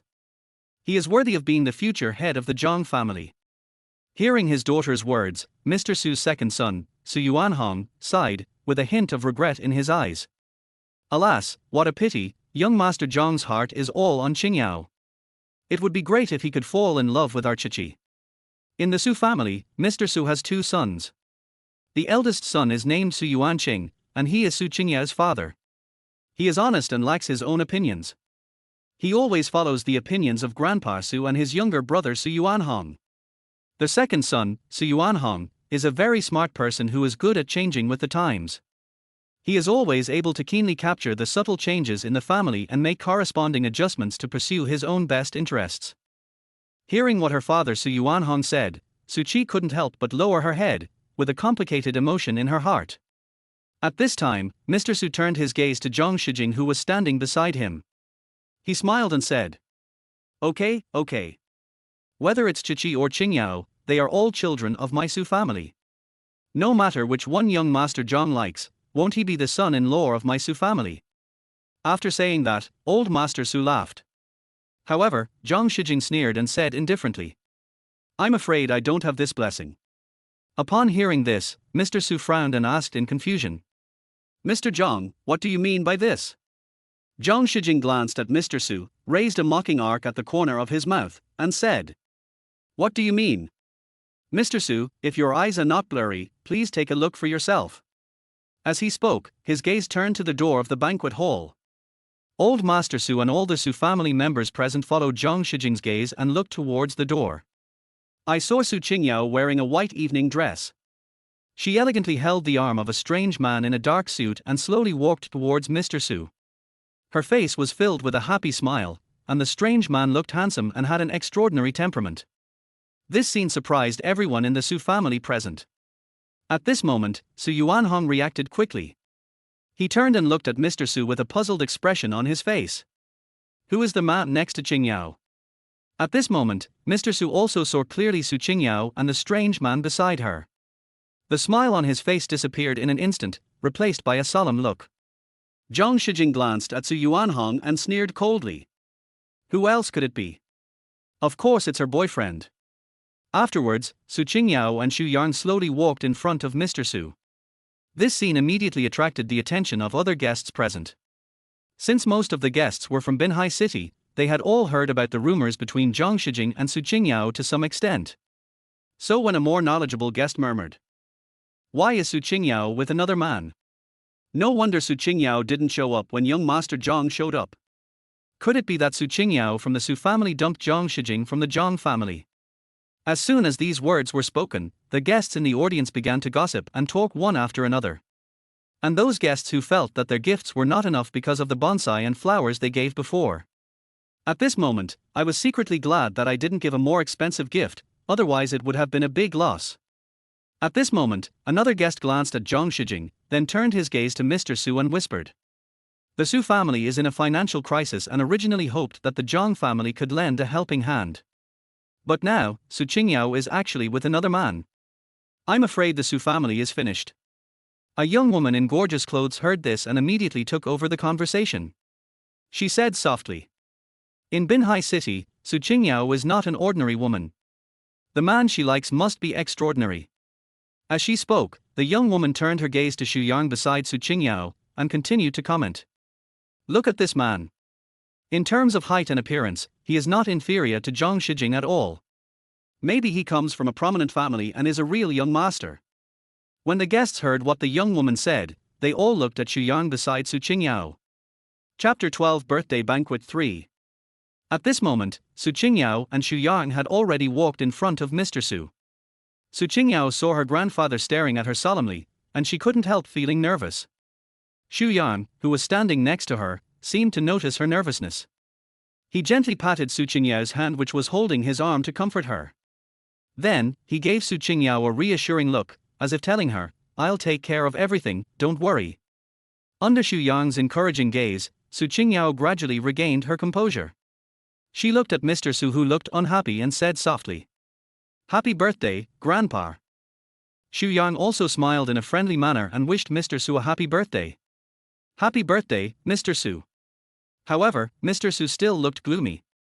He shifted his gaze from Su Qingyao to Xu Yang, and his tone was obviously unhappy. Who is he? Facing her grandfather's question, Su Qingyao answered neither humbly nor arrogantly. Grandpa, his name is Xu Yang. When mentioning Xu Yang's name, she turned her head slightly to look at Xu Yang, then turned her gaze back to Mr. Su and continued. He's my boyfriend. Zhang Shijing, who was standing next to Mr. Su, was so angry at Su Qingyao that his face turned ashen, as if it was covered with a thick layer of green paint. Old Master Su noticed Zhang Shijing's abnormality, so he turned to Su Qingyao with a hint of blame in his tone. Qingyao, did you have a conflict with young Master Zhang? It's normal for young people to quarrel occasionally, but you shouldn't use this method to show your anger. After Su Qingyao heard this, she immediately defended herself. Grandpa, you misunderstood. He is not a tool for me to use to anger anyone. He is really my boyfriend. After listening to Su Qingyao's explanation, Mr. Su's suppressed anger completely erupted. He slammed the table with a loud bang, and then shouted, "Qingyao, you are too presumptuous. Do you know what you are doing?" Facing Grandpa's anger, Su Qingyao did not back down and continued. "Grandpa, of course I know what I'm doing." Mr. Su continued angrily. "Since you know clearly, you should be with young Master Zhang instead of some random person. In Binhai City, I have never heard of any big family with the surname Xu." He glared at Su Qingyao, his tone full of dissatisfaction and disappointment. Xu Yang smiled slightly at this moment, looking at Mr. Su calmly, and said calmly, "Mr. Su, I understand that you seem to be questioning my financial resources and think that I am not as wealthy as the Zhang family, right?" In response to Xu Yang's direct question, Mr. Su did not give a direct response. He just snorted coldly, revealing his inner dissatisfaction. However, Xu Yang did not get angry. He continued calmly, "Perhaps, my wealth is not inferior to that of the Zhang family." Although his voice was not loud, it was loud enough for everyone present to hear it clearly. When Mr. Su and everyone in the Su family heard what Xu Yang said, they couldn't help but start to re-examine this young man. Seeing this, Xu Yang said again, "Mr. Su, how about we take a look at the gifts first before making a final decision?" As he spoke, he took out a small, exquisite purple wooden box from his arms. Su Qingya's mother, who was standing nearby, gently pushed Su Qingya's father Su Yuanqing, reminding him to pay attention to the current situation. Su Yuanqing then woke up from his dream and walked towards Xu Yang, who was holding a gift. After he took the gift from Xu Yang, he turned around and returned to Mr. Su. He first whispered to Mr. Su, "Dad, you also know Zhang Shijing's character. Although you are considering the future of the Su family, what if Xu Yang is also a good candidate?" While listening to his eldest son's words, Mr. Su looked back and forth at Xu Yang, as if looking for some signs to verify Su Yuanqing's words. After some scrutiny, Mr. Su finally nodded, indicating that he was willing to give Xu Yang a chance. After seeing his father nod, Su Yuanqing carefully opened the exquisite purple wooden box in his hand. However, as soon as he opened the box, he quickly closed it with an indescribable expression on his face. Seeing this, Mr. Su was very curious and couldn't help asking, "What gift?" Su Yuanqing looked troubled and hesitated. This.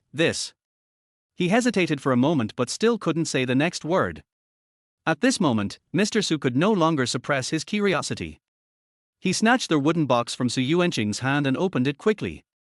Inside the box lay a delicately shaped golden clock, emitting a charming luster. Out of curiosity, Su Qi also moved closer behind Mr. Su. When she saw Zhang's appearance clearly, her face instantly became solemn. Mr. Su held the golden bell in his hand, turned his gaze toward Xu Yang, and asked in a deep voice, "What is this?" There was an indescribable meaning in his tone. Zhang Shijing glanced at the small golden clock. Despite its unique shape, it didn't seem to be worth much in his opinion. So he sneered and said, "I thought it was some valuable gift, but it turned out to be just a broken clock. Even if it was made of gold, it wouldn't be worth much." His words were full of contempt, and after he finished speaking, he looked at Su Qingyao deliberately, with sarcasm written all over his face. Su Qi, who was standing behind Mr. Su, heard Zhang Shijing's words and echoed in a sarcastic tone, "Sister Yao, your boyfriend is so interesting, isn't he? He actually gave Grandpa a clock on his birthday. This gift is really unique." Her tone was full of teasing and sarcasm. When Mr. Su heard Su Qi's ridicule, his face instantly turned gloomy. He angrily threw the small golden clock hard on the table. Then, his expression, which had eased slightly, turned gloomy again, and he said angrily, "Qingyao, I'm satisfied with the boyfriend you found. I'm really quite satisfied." His tone was full of sarcasm and anger. When Zhang Shijing saw that Mr. Su got angry again, a smug smile appeared on his face. He looked at Su Qingyao and Xu Yang triumphantly, as if he had already seen their miserable appearance. At this time, Mr. Su took a deep breath, calmed down his emotions, and continued. Okay, since he gave me a clock, I'll treat him to fried pork with bamboo shoots." After saying that, he shouted, "Someone, drag him out." His voice revealed unquestionable majesty. Chapter 13 Birthday Banquet 4. As soon as Mr. Su finished speaking, several bodyguards in black suits quickly appeared in the banquet hall, ready to take action against Xu Yang. However, just as they were about to make their move, Xu Yang looked at the angry Mr. Su calmly and said, "Wait." Mr. Su looked at Xu Yang doubtfully and asked, "What's wrong? Are you scared?" Xu Yang smiled and replied, "Afraid? I'm not afraid." He glanced at the bodyguards. Then he looked at Grandpa Su again, his eyes falling on the small clock thrown on the table.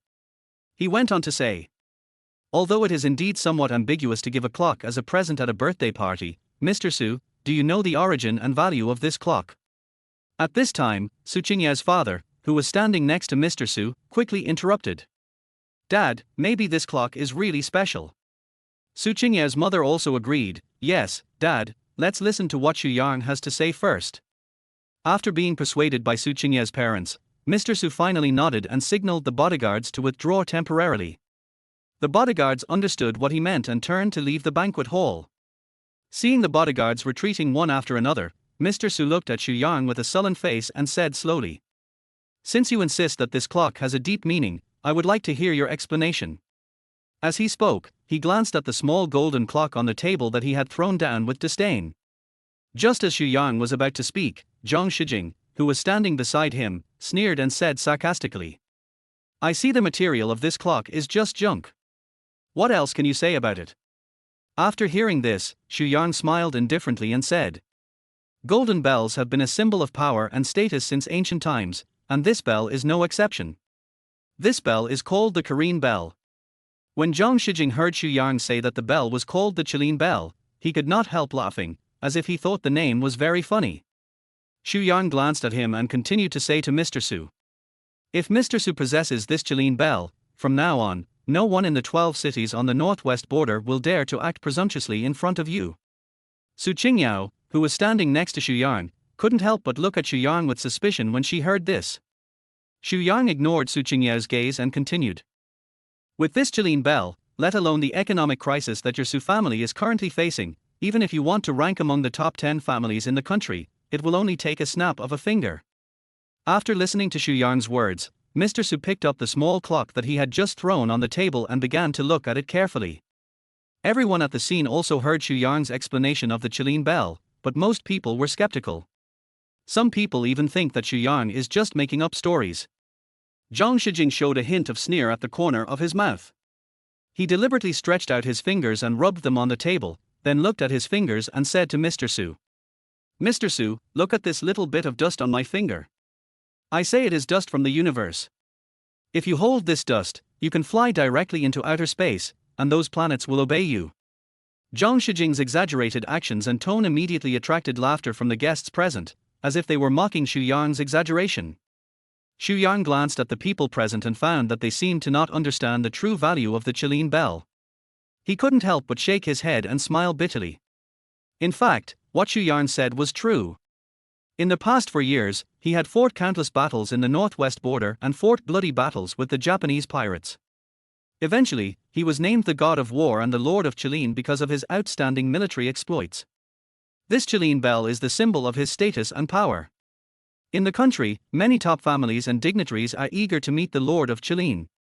They are willing to spend a lot of money to have a meeting with him, but they have never been able to do so. However, in this small coastal city, no one recognizes this gold-inlaid jade Chilean bell. If the wealthy and powerful and top families knew about this, they would probably be furious. At this time, Zhang Shijing felt even more proud when he saw the guests present laughing so hard because of his exaggerated performance. Zhang Shijing glanced at the dust on his fingers again, then turned his gaze to Xu Yang and said with a sarcastic smile, "Do you understand what I just said? Everyone can brag, but you're taking everyone for fools, which is too much. What's even more ridiculous is that you even dare to treat old man Su as a fool. Isn't that a bit too arrogant? Binhai City is thousands of miles away from the northwest border. You chose to tell the story here, which is quite a good place to choose." Old Master Su held the small clock in his hand, listening to Zhang Shijing's sarcasm and the guests' laughter. His already gloomy face became even uglier. He glared at Su Qingyao and shouted angrily, "Su Qingyao, kneel down." Su Qingyao looked at her furious grandfather and was ready to kneel down helplessly. At this moment, her arm was grabbed by a force. It turned out to be Xu Yang who was standing next to her. Xu Yang looked at Su Qingyao who was pulled up and said calmly, "Why should I kneel? What I said is true. He turned to look at Mr. Su and continued. In a few days, several bigwigs from the northwest will come to Binhai City to invest and hold a Chilean banquet. If the Su family attends then, they will know the truth after a try. When Mr. Su heard Xu Yang's words, he stood up angrily, glared at him and said, "Try? What are you trying for? Young man, even though I'm old, I'm not blind." As he spoke, he picked up the small clock on the table and continued to mock. "That's it? You can buy a lot of these at the flea market for $100. After saying that, he angrily threw the small clock heavily to the ground. Su Chi, who was standing behind Mr. Su, saw this and said again in her sarcastic voice, "That's right. Do you think that if you just make up a story about a broken clock, people will believe you? If you want people to believe you, it's easy. Just turn right and go straight for 3 kilometers to Binhai Mental Hospital. The people there will definitely be happy to listen to your story." When the guests heard Su Chi's words, they burst into laughter again. At this time, Su Yuanhong, Su Chi's father, also spoke. "Qingyao, I'm not saying anything bad to you, but if you must find a boyfriend, at least find a good one. Even if he's not as good as Mr. Zhang, at least find someone who's not shameless." As soon as Su Yuanhong finished speaking, Su Qingyao's father's face became embarrassed. He looked at Su Qingyao helplessly and advised softly, "Qingyao, I think we should just let him go and stop making grandpa angry." Seeing this, Su Qingyao's mother couldn't help but interrupt. "Yeah, he's obviously pocketing your money." When Zhang Shijing heard this, he immediately seized the opportunity and said sarcastically, "Hey, what did I hear? It turns out that the broken clock was bought for him by you, Qingyao." He turned to look at Xu Yang and said disdainfully, "Hey kid, I see you are just a poor guy who lives off you." Chapter 14 Banquet 5. Seeing Zhang Shijing's attack, Su Chi quickly agreed, "Mr. Zhang is right. This man is not only a gigolo, but also a poor guy. He even took kickbacks for grandpa's birthday present. It's really ridiculous." Xu Yang stood aside, watching Zhang Shijing and Su Chi singing the same tune, and couldn't help but feel amused. He smiled slightly, appearing calm and unhurried. Zhang Shijing was annoyed when he saw Xu Yang was still laughing. He asked, "What are you laughing at, poor bastard?" Xu Yang responded calmly, "I laugh at you for being so stupid. You are like wild boars that cannot eat fine bran and cannot recognize gold and jade." He glanced at the guests present and continued, "This clock is a personal gift from me to your Su family. I thought you would like it." At this point, Xu Yang shook his head helplessly and continued, "But it doesn't matter. I added a little more to the money Su Qingyao gave me and prepared a second gift for you. I think you will like it." After Xu Yang finished speaking, he clapped his hands lightly, then turned around and walked towards the entrance of the banquet hall without looking back. Just when Xu Yang's figure disappeared outside the door, 10 models dressed in black kyeongsams walked in, each holding a tray in their hands. They walked lightly and with elegant temperament, adding a unique style to the scene. Walking last was a model wearing a red cheongsam. Her appearance was as eye-catching as a phoenix in the flames. The tray was lightly covered with red satin, and on each piece of satin was an eye-catching show character embroidered with golden silk thread, implying deep blessings for Grandpa Su. At the same time, a gift list was handed to their host.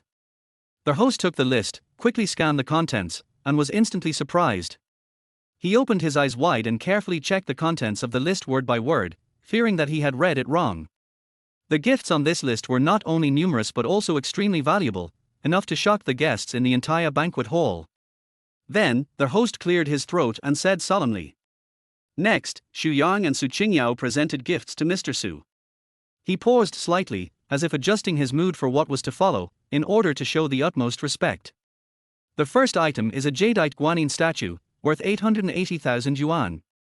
I wish Mr. Su good health and longevity, and great fortune for many years. As their host finished speaking, the model in the red cheongsam walked lightly to the side of a model in the black cheongsam and gently lifted the red silk embroidered with the word longevity on the tray, revealing the crystal clear jade guanyin inside. The second item is a blue and white porcelain vase from the Ming dynasty, worth 880,000 yuan. I wish Mr. Su peace and prosperity for all his years. The red cheongsam model gracefully peeled off another piece of silk, revealing the simple and elegant blue and white porcelain vase. The third item is a 1,000-year-old wooden root carving ornament, worth 880,000 yuan. I wish Mr. Su a long life and a prosperous career. The fourth item is a jade pendant made by the imperial court of the Qing dynasty, worth 880,000 yuan. I wish Mr. Su good health and success in everything. The fifth item is a set of golden namu desks, worth 880,000 yuan. I wish Mr. Su good luck in literature and wisdom. As their host introduced each of the presenters one by one, the red Cheongsam models unveiled the remaining silk one after another, revealing priceless gifts one after another. The sixth gift, all their way to the 10th gift, each gift is worth 880,000. All the guests at the scene had their eyes fixed on the tray in the models' hands, as if they were afraid of missing any details. Su Qi and Zhang Shijing standing next to Mr. Su. The expressions on their faces at this moment were as ugly as if they had eaten a fly, and their hearts were filled with astonishment and unwillingness. Su Qingyao's parents were also completely stunned. They just stood there. His eyes followed the gifts on the model's tray, as if he couldn't believe what he saw. Su Qingyao herself was also bewildered. She stood there blankly, listening to their host read out the contents of the gift list one by one. Her heart was filled with shock and confusion. Mr. Su, who had been gloomy all the time, saw his expression change like a roller coaster, from initial surprise to final excitement. At this moment, he was smiling from ear to ear, his face filled with unprecedented joy. When the host finished reading the list, Su Qingyao's father seemed a little bit unbelieving. He turned to look at his wife and asked doubtfully, "Am I dreaming? Pinch me." Su Qingyao's mother also thought she was dreaming, so she pinched her husband's arm hard. As she exerted force, Su Qingyao's father cried out in pain. He immediately thought of something, quickly covered his mouth with his hands, and looked around. When he found that no one was paying attention to them, he whispered to Su Qingyao's mother, "It seems I'm not dreaming. It really hurts." Su Qingyao's mother also nodded and said affirmatively, "This is true." Then, Su Qingyao's mother turned to Su Qingyao and asked doubtfully, "Qingyao, didn't you only give him 100,000? At this moment, Su Qingyao, like her mother, felt as if she was in a dream, and she didn't know how to answer her mother's questions. Su Qingyao's second uncle, Su Yuanhong, was also staring at the gifts on the tray in a daze, and also hadn't come back to his senses. At this time, Mr. Su smiled and said excitedly, "More than 8 million. Har ha har har. When have I, Su Ziqian, ever received such a generous gift at a birthday party?" After saying this, Mr. Su changed his previous serious tone, looked at Su Qingyao with a kind look, and said, "Qingyao, your boyfriend gave me such a generous gift, why didn't you tell me earlier?" At this moment, Su Qingyao was still in shock and had not yet recovered from the scene before her. Seeing this, Su Qingyao's father explained, "Dad, I think Xu Yang wanted to give you a surprise, but unexpectedly a misunderstanding occurred. Let Qingyao go and comfort him. You know, isn't this the case between young lovers?" Su Qingyao's mother also echoed, "Yes, Dad, don't worry." After listening to his son and daughter-in-law, Mr. Su nodded, still with a smile on his face. He turned to Su Qingyao and said gently, "Qingyao, Grandpa is very satisfied with the person you chose this time. Grandpa also believes that I will be relieved to hand over the Su family to you. I was wrong about what happened before, he. After saying that, Mr. Su turned to Su Yuanqing and ordered, "Yuanqing, why are you still standing there? Hurry up and arrange the banquet." Su Yuanqing quickly nodded and agreed, "Okay, I'll arrange it right away." Then, Mr. Su looked at Su Qingyao, who was still in a daze, and urged, "Qingyao, go and comfort your boyfriend. Don't make him wait anxiously. Go quickly." Su Qingyao finally came back to her senses, looked at her grandfather, nodded, and responded softly. Then he turned and walked towards the door of the banquet hall. After walking a few steps, she saw the small golden bell that her grandfather had discarded. So he bent down to pick it up, held it in his hand to look at it carefully, and then carefully put it into his small bag. Afterwards, Su Qingyao walked out of the banquet hall with a happy smile on her face. Zhang Shijing, who was standing by, had originally planned to embarrass Su Qingyao and Xu Yang at the birthday party, but ended up like this. His face was full of black lines, and his heart was filled with resentment and anger, but he had no choice but to leave the banquet hall. Chapter 15: The Corpse-Picking Gangster. Su Qingyao chased all their way from the banquet hall to the entrance of Suni Hotel. But he still couldn't find Xu Yang, and the disappointment on his face became more and more obvious. At this time, Xu Yang had already left the sunny hotel and was passing by a convenience store. I accidentally noticed a few people eating instant noodles at the door. The aroma of instant noodles inadvertently drifted into his nostrils, arousing the gluttony in his stomach. Xu Yang's stomach made an involuntary gurgling sound. He sighed softly and said to himself, "I spent more than 8 million, but in the end I couldn't even afford a meal." Sigh. After saying that, he turned and walked into the store. After entering the store, Xu Yang chose a bucket of pickled cabbage noodles, and then bought 2 servings of stinky dried tofu. This instant noodles with stinky dried tofu is his favorite in the 4 years since he left Binju City and lived in the northwest border. The shop owner enthusiastically prepared instant noodles for him, and Xu Yang walked out of the shop with the hot noodles in his hands. The faint aroma of the instant noodles instantly evoked his deepest memories. My thoughts drifted back to 4 years ago, when Xu Yang first joined the army. They undergo rigorous training during the day and return home exhausted after standing guard at night. He always sneaked into the bathroom with the instant noodles and stinky dried tofu he had bought in advance. There, he would boil the noodles in boiling water and then put a few slices of stinky dried tofu on top. When the instant noodles are ready, first taste the rich soup, then take a bite of the stinky dried tofu soaked in the soup, and finally taste the smooth and tender noodles. The taste seemed like a rare delicacy in the world, which made Xu Yang linger on it. Now, tasting this familiar flavor again, his heart is filled with emotion and nostalgia. Many people may be curious, why would they choose to eat instant noodles in the bathroom? The reason behind this is actually not difficult to understand. In the military camp dormitories, due to the relatively closed space, the unique and rich aroma of instant noodles is difficult to dissipate and can easily affect others' rest. Therefore, in order to avoid causing inconvenience to others, people will choose a relatively independent space, the bathroom.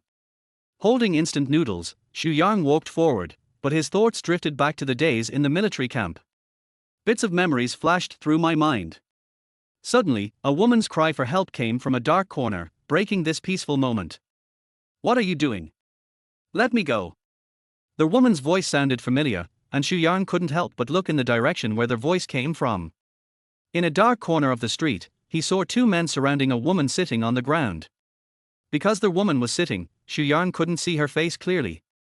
Then Xu Yang walked over step by step with the instant noodles. At this time, one of the men surrounding the woman said frivolously, "This is the first time I've met such a pretty girl in the 2 years I've been picking up corpses." Another man also echoed with an obscene smile, "Yeah, look at this girl's figure, it will be very exciting later." The first man seemed a little impatient and asked anxiously, "Brother, who will go first? Who goes first? Why should we go first? Wouldn't it be more exciting if we both go together?"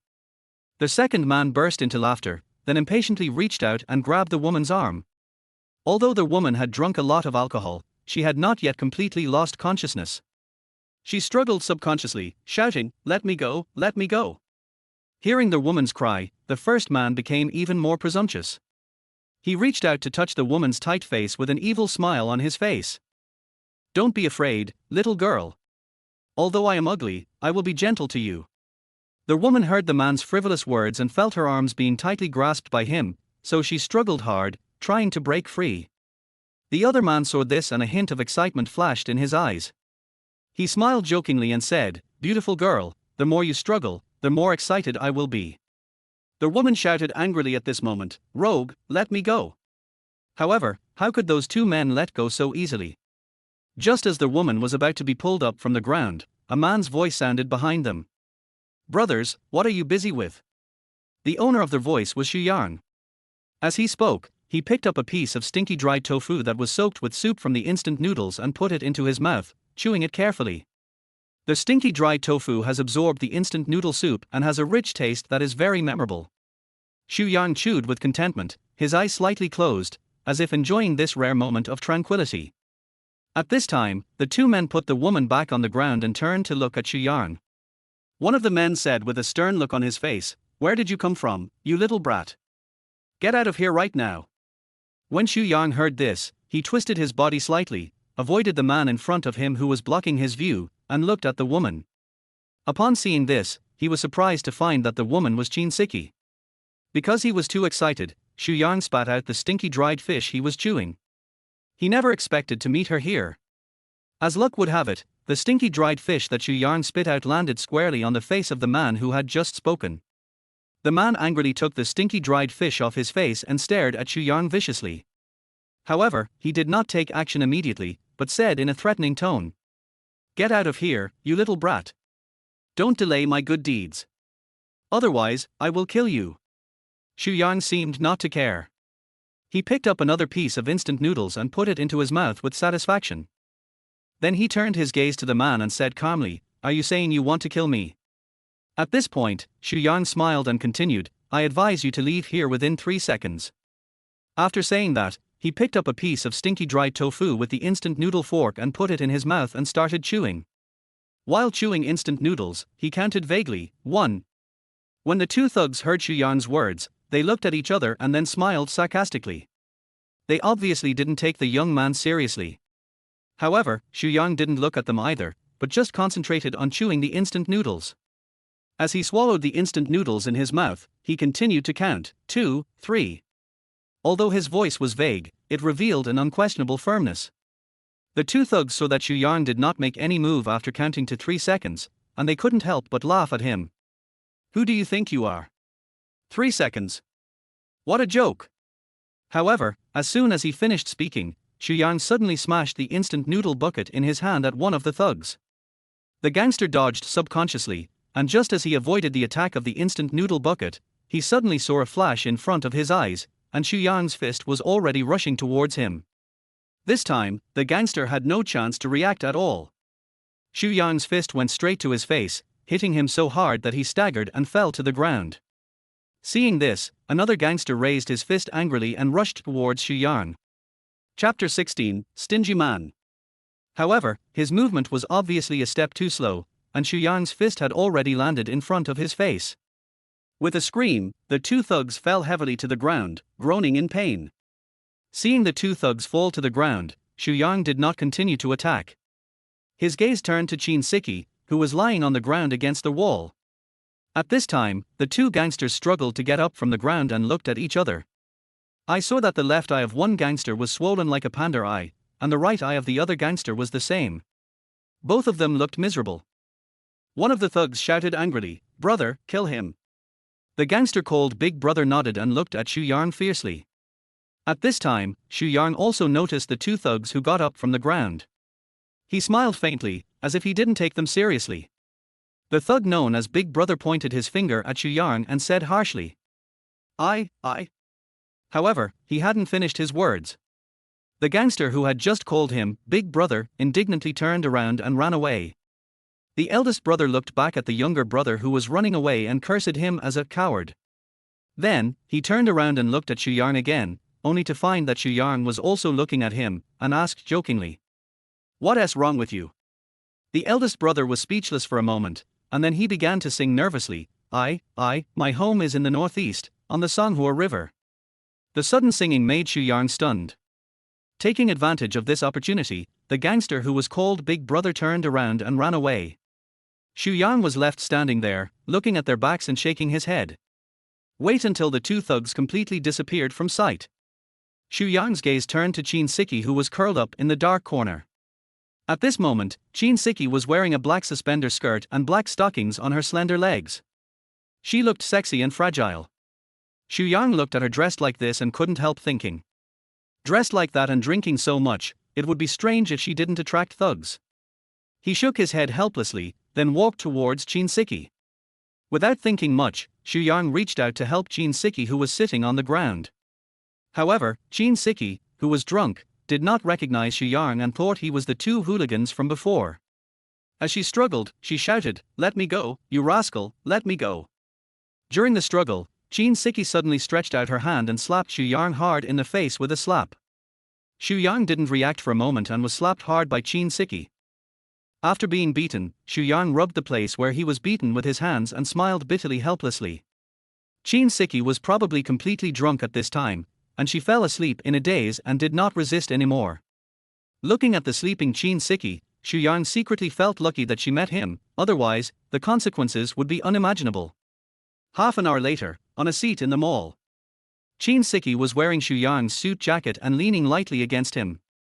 Xu Yang was wiping the sweat from his cheeks with a tissue. It was obvious that he had put a lot of effort in taking care of Qin Siki. At the feet of Xu Yang and Qin Siki, there were 5 or 6 bottles of hangover medicine scattered around, which were obviously drunk by Qin Siki, who was beside Xu Yang. At this moment, Qin Siki slowly opened her eyes. When she woke up, she felt a pain in her head and kept rubbing her temples with her hands. Xu Yang glanced at Qin Siki and asked softly, "Are you awake?" Qin Siki, who was rubbing her head and not yet fully awake, heard the voice and turned around to see that it was Xu Yang. She looked around with confused eyes, and then asked doubtfully, "Xu Yang? Why am I here?" Hearing Qin Siki say this, Xu Yang replied unhappily, "Why are you here? I'm alone, and I have to buy you some hangover medicine, and I have to consider your safety, so I can only bring you to the mall." Qin Siki heard what Xu Yang said, rubbing her temples with her hands, and recalled, "I remember I was drunk at night and was, by 2 men. At this point, Qin Siki suddenly looked at Xu Yang, pointed at him and said, "Did you save me?" "Humph, not only did I save you, but I also got slapped by you." Xu Yang rubbed the place where Qin Siki had hit him before and continued, "Can't you drink less? Why do you drink so much if you can't hold your liquor? If you want to drink, just drink. Why are you wearing so sexy? You'll attract some hooligans." Hearing Xu Yang say this, Qin Siki scratched her head in embarrassment. Then she looked at Xu Yang and was about to say some words of thanks when Xu Yang suddenly stood up, looked at Qin Siki and said, "You don't have to thank me. The cost of saving you this time, as well as the money for buying you hangover medicine, can all be added to next month's rent and given to me." At this moment, Xu Yang looked like a stingy miser. The words that Qin Siki was about to say to thank Xu Yang turned into, "Stingy guy, I don't know how a man like you can find a girlfriend." Xu Yang looked at Qin Siki and responded righteously, "Don't worry about whether I can find a girlfriend or not. I'm doing this to teach you a lesson." After hearing what Xu Yang said, Qin Siki rolled her eyes at him and said with a somewhat aggrieved tone, "Do you think I'm willing to drink so much? I have my own worries. I waited for Brother Fengya all night, but he didn't show up." "Brother Fengya?" Xu Yang asked Qin Siki with a questioning tone. Qin Siki looked at Xu Yang and explained, "You don't know this. Yesterday, there was an avatar named Fengya's brother who gave me more than 200,000 gifts in one go. But then, it was as if we had disappeared from each other's lives. He never showed up again." When she said this, a trace of disappointment appeared on her face. Xu Yang smiled when he heard what Qin Siki said, and then said, "Maybe he's busy today. What's wrong? Are you in love with him?" Qin Siki listened to Xu Yang's question, thought about it thoughtfully, and then said, "Like him? I don't know, but when I needed money the most, he helped me so generously. I can't say I like him, but I should at least be grateful to him." After listening to Qin Siki's explanation, Xu Yang continued to ask, "What would you do if he was someone you hated in real life?" Before he could finish his words, he was interrupted by Qin Siki, who said with some displeasure, "Don't insult my maple leaf brother. Do you think my maple leaf brother is as stingy as you?" "Humph." Just then, Qin Siki's stomach made a rumbling sound. Xu Yang smiled and said, "Okay, then I, a stingy man, will go buy you some food. You look so drunk, you must have been drinking without eating, right?" After saying that, Xu Yang turned and walked towards the food section of the mall. Chapter 17. Impossible, absolutely impossible. Not long after Xu Yang left, Qin Siki in the mall suddenly caught a soft piano melody, flowing by her ears like a clear spring. The melody was Qin Siki's favorite, The Bridges of Madison County. She was involuntarily attracted by the soulful and moving music, and walked lightly towards the corridor of the mall. She followed the source of the piano sound, her eyes fixed on the basement floor of the shopping mall. There, a man in a black vest and trousers was sitting quietly in front of the piano. Fingers dance on the keys, weaving beautiful melodies. For some reason, when Qin Siki stared at the back, the image of the number 1 brother on the list, the red maple leaf, appeared in her mind. An inexplicable impulse surged in her heart, and she turned and ran quickly towards the elevator leading to the basement. Because Qin Siki was wearing high heels and walking in a hurry, she suddenly let out a scream, and because she was wearing high heels, her footing was unstable and she twisted her foot. Just as she was trying to stand firm, the melodious piano sound suddenly stopped. Then, a man in a black vest and trousers ran towards her in a hurry. His appearance made Chinsiki's heartbeat instantly accelerate, as if foreshadowing that an unexpected encounter was about to take place. But when Chinsiki looked up at the man with excitement, the expectation in my heart turned into disappointment in an instant. She sighed helplessly, because the person who appeared in front of her was the stingy man she called the landlord Xu Yang. Xu Yang also quickly walked to her side and asked with concern, "Why are you so careless?" However, Chinsiki had no intention of responding. She limped to the elevator and looked towards the basement, looking forward to finding the person who was playing the piano just now. However, that person had disappeared without a trace. At this moment, a thought flashed through Chinsiki's mind, and her eyes suddenly fell on Xu Yang. She noticed that Xu Yang was currently wearing a black vest and black trousers, and his suit was still draped over her shoulders. Xu Yang noticed that Chinsiki had been staring at him and couldn't help feeling a little embarrassed. He touched his face subconsciously. However, nothing unusual was felt on the hand. He looked at Chinsiki with some confusion and asked, "Why are you staring at me like that? Are you attracted to me?" There was a hint of teasing and curiosity in his words. Chinsiki stared at the slightly wretched Xu Yang in front of her, shook her head gently, and secretly denied it in her heart. "No, how is this possible? How can he be my maple leaf brother?" Her thoughts were flying around in her mind, and she stood there for a moment. Seeing her like this, Xu Yang couldn't help but stretch out his hand and wave it in front of her eyes, teasing. "Have you lost your mind?" Chinsiki came back to her senses, snatched the bread from Xu Yang's hand, and retorted, "You are the one who fell and got stupid. How could I possibly treat you as my maple leaf brother?" Humph.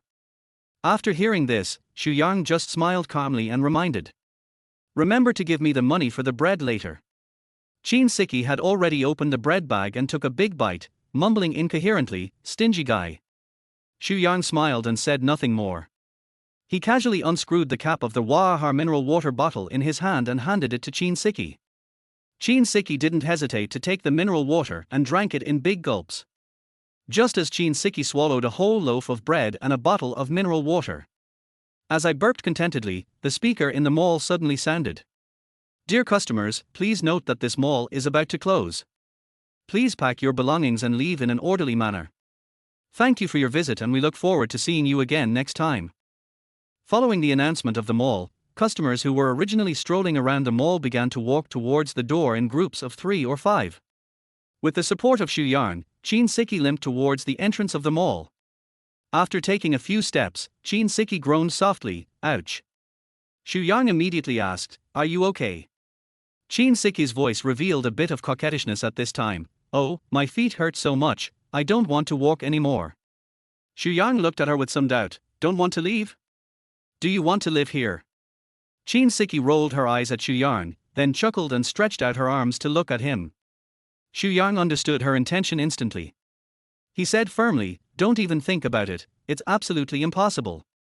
A few minutes later, on the quiet road, Chinsiki lay on Xu Yang's back with a beautiful smile. Xu Yang walked while muttering, "You're so heavy. I shouldn't have bought you bread." Chinsiki immediately retorted in dissatisfaction when she heard this. "I have a standard beauty figure, 1.68 meters tall and 95 kilograms in weight, and you actually said I was fat. I will bite you to death." As she said this, she pretended to bite Xu Yang's shoulder. Xu Yang quickly begged for mercy. "I was wrong, I was wrong." Chinsiki then smiled proudly and continued to lie on Xu Yang's back with satisfaction. At this moment, Xu Yang's face quickly showed a miser's expression again, and he said calculatingly, "Look, we live 1 kilometer away from here. I'll charge you 200 yuan and add it to next month's rent." Chinsiki snorted coldly when she heard this. "You stingy man, you only care about money, money, money. You are almost obsessed with money, huh?" Her voice was full of dissatisfaction with Xu Yang, but her face still had that mischievous smile. Xu Yang heard the displeasure in Chinsiki's words and said, "You are such a moody person. You were smiling just now, and you got angry in the blink of an eye." Chinsiki retorted, "What do you care? Don't you know that happiness is short-lived? There is also a saying that goes, a woman's heart is as deep as the sea." Xu Yang shook his head helplessly and said no more. At this time, the smile on Chin Siki's face gradually disappeared, replaced by a bit of worry. She whispered, "Actually, I'm worried about my mother." When Xu Yang heard her say this, he thought of the medical record and asked with concern, "What's wrong? Did your mom's surgery not go well?" Chin Siki hummed doubtfully and questioned Xu Yang. "Stingy man, how did you know? Did you peek at my things?" Xu Yang quickly explained, "I didn't peek. The medical report was right on the table. It would have been hard for me not to see it." After hearing this, Chin Siki immediately retorted, "Stingy man, you are such a pervert. Not only are you stingy, you are also filthy. You clearly peeked at other people's things and yet you act so confidently." Seeing that Xu Yang did not respond, Chin Siki continued, "Oh, forget it, it's nothing shameful. In fact, this is my second worry. The combination of these two worries made me come out to drink." When Xu Yang heard her say this, his expression changed and he asked with concern, "What's wrong? Was your mother's surgery unsuccessful?" As soon as he said this, Chin Siki covered his mouth with her hands. Chin Siki pouted 3 times before saying, "What a jinx! It's still unknown whether my mother can have surgery now. Shisha called me this afternoon and said that she and the doctor at the hospital were planning to perform the first stage of surgery on my mother tonight, but Shisha said that there were some strange changes in my mother's body." Chapter 18 Anonymous Email. What strange changes? Xu Yang asked with concern. Chin Siki shook her head slightly, with a hint of confusion in her voice. "I can't tell you the details, but Shisha said she can't have surgery right now. She said she would try to arrange surgery for my mother as soon as possible." Having said that, Chin Siki sighed again, an endless worry was revealed in her voice. Seeing this, Xu Yang comforted him softly. "Don't worry, your mother will be fine." Chin Siki on his back nodded slightly, as if looking for a little comfort. At this moment, Xu Yang carried Chin Siki to the entrance of the villa area. The property manager happened to be at the door.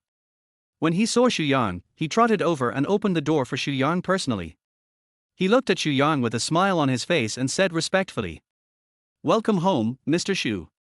As he spoke, he secretly glanced at Chin Siki on Xu Yang's back.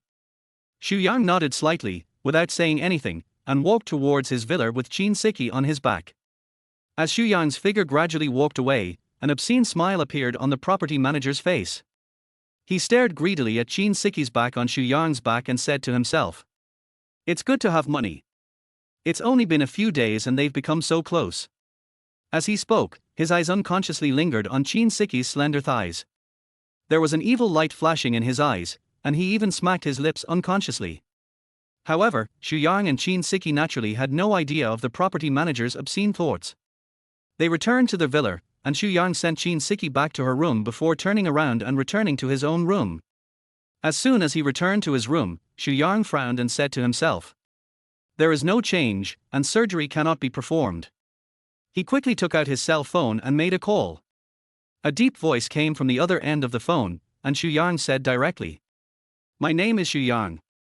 Please help me hack into the computer of Dr. Liu Shisha of Binhai Second Hospital. Find the medical record of a patient named Liu Ruyan from her computer and send it to me." The person on the other end of the phone didn't ask any more questions and immediately replied, "Yes." There was a sense of professionalism and calmness in his voice. After Xu Yang hung up the phone, he took a deep breath and moved his arms and neck. In the office of the deputy director of the oncology department of Binhai Second Hospital, Liu Shisha was frowning, rubbing her temples with both hands, and staring at the CT image on the computer screen. Her face was filled with fatigue and worry, and she sighed from time to time, revealing the heaviness of her heart. At this moment, the computer screen suddenly flickered and then returned to normal. Liu Shisha didn't notice anything unusual. She stood up, picked up the cup, walked to the water dispenser, and got a cup of hot water.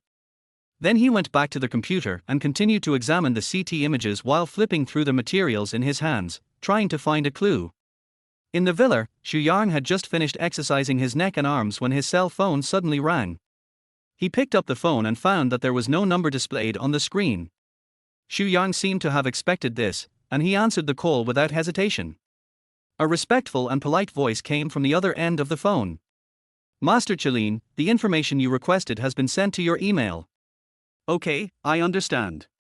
After Xu Yang responded briefly, he hung up the phone. After hanging up the phone, Xu Yang walked to his laptop and opened the email on his computer. I concentrated on reading the information I had just received. His eyes were focused and determined, and he took in every word and every detail. A few minutes later, Xu Yang finished reading the information, took a deep breath, and said to himself, "Fortunately, the old man taught me some medical knowledge, otherwise I would be at a loss." He frowned, thinking about countermeasures. Then, he found Liu Shisher's email address from the tenant information form and began to write the email. His fingers tapped quickly on the keyboard, and every word was filled with his wisdom and experience. Liu Ruyan's condition cannot be treated with ordinary surgery. She needs the Shenzhen lung cancer tumor removal method. The specific method is. Xu Yang wrote down his ideas and plans in detail, with each step being clear and concise. After writing, he checked it carefully again to make sure there were no errors or omissions, and then chose to send it anonymously. In Binhai Second People's Hospital, Liu Shisher was looking at the contents of the document, frowning and sighing again. She felt extremely heavy-hearted and helpless about Liu Ruyan's condition. Just then, her cell phone rang. She glanced at the time and it was already past 10 o'clock in the evening. Although she was a little tired, she still opened the email she had just received. As the email unfolded, Liu Shisher's originally calm face began to show excitement. She saw the Shenzhen lung cancer tumor resection method proposed in the email. She had never heard of this method, but the professionalism and confidence revealed between the lines gave her a glimmer of hope. She knew that this might be the only chance to bring new life to Qin Siki's mother Liu Ruyan. Liu Shisher couldn't wait to jog to the office of the director of the oncology department. In the director's office, several doctors in their 30s were surrounding a grey-haired doctor who looked to be in his 50s, concentrating on discussing the case report at hand.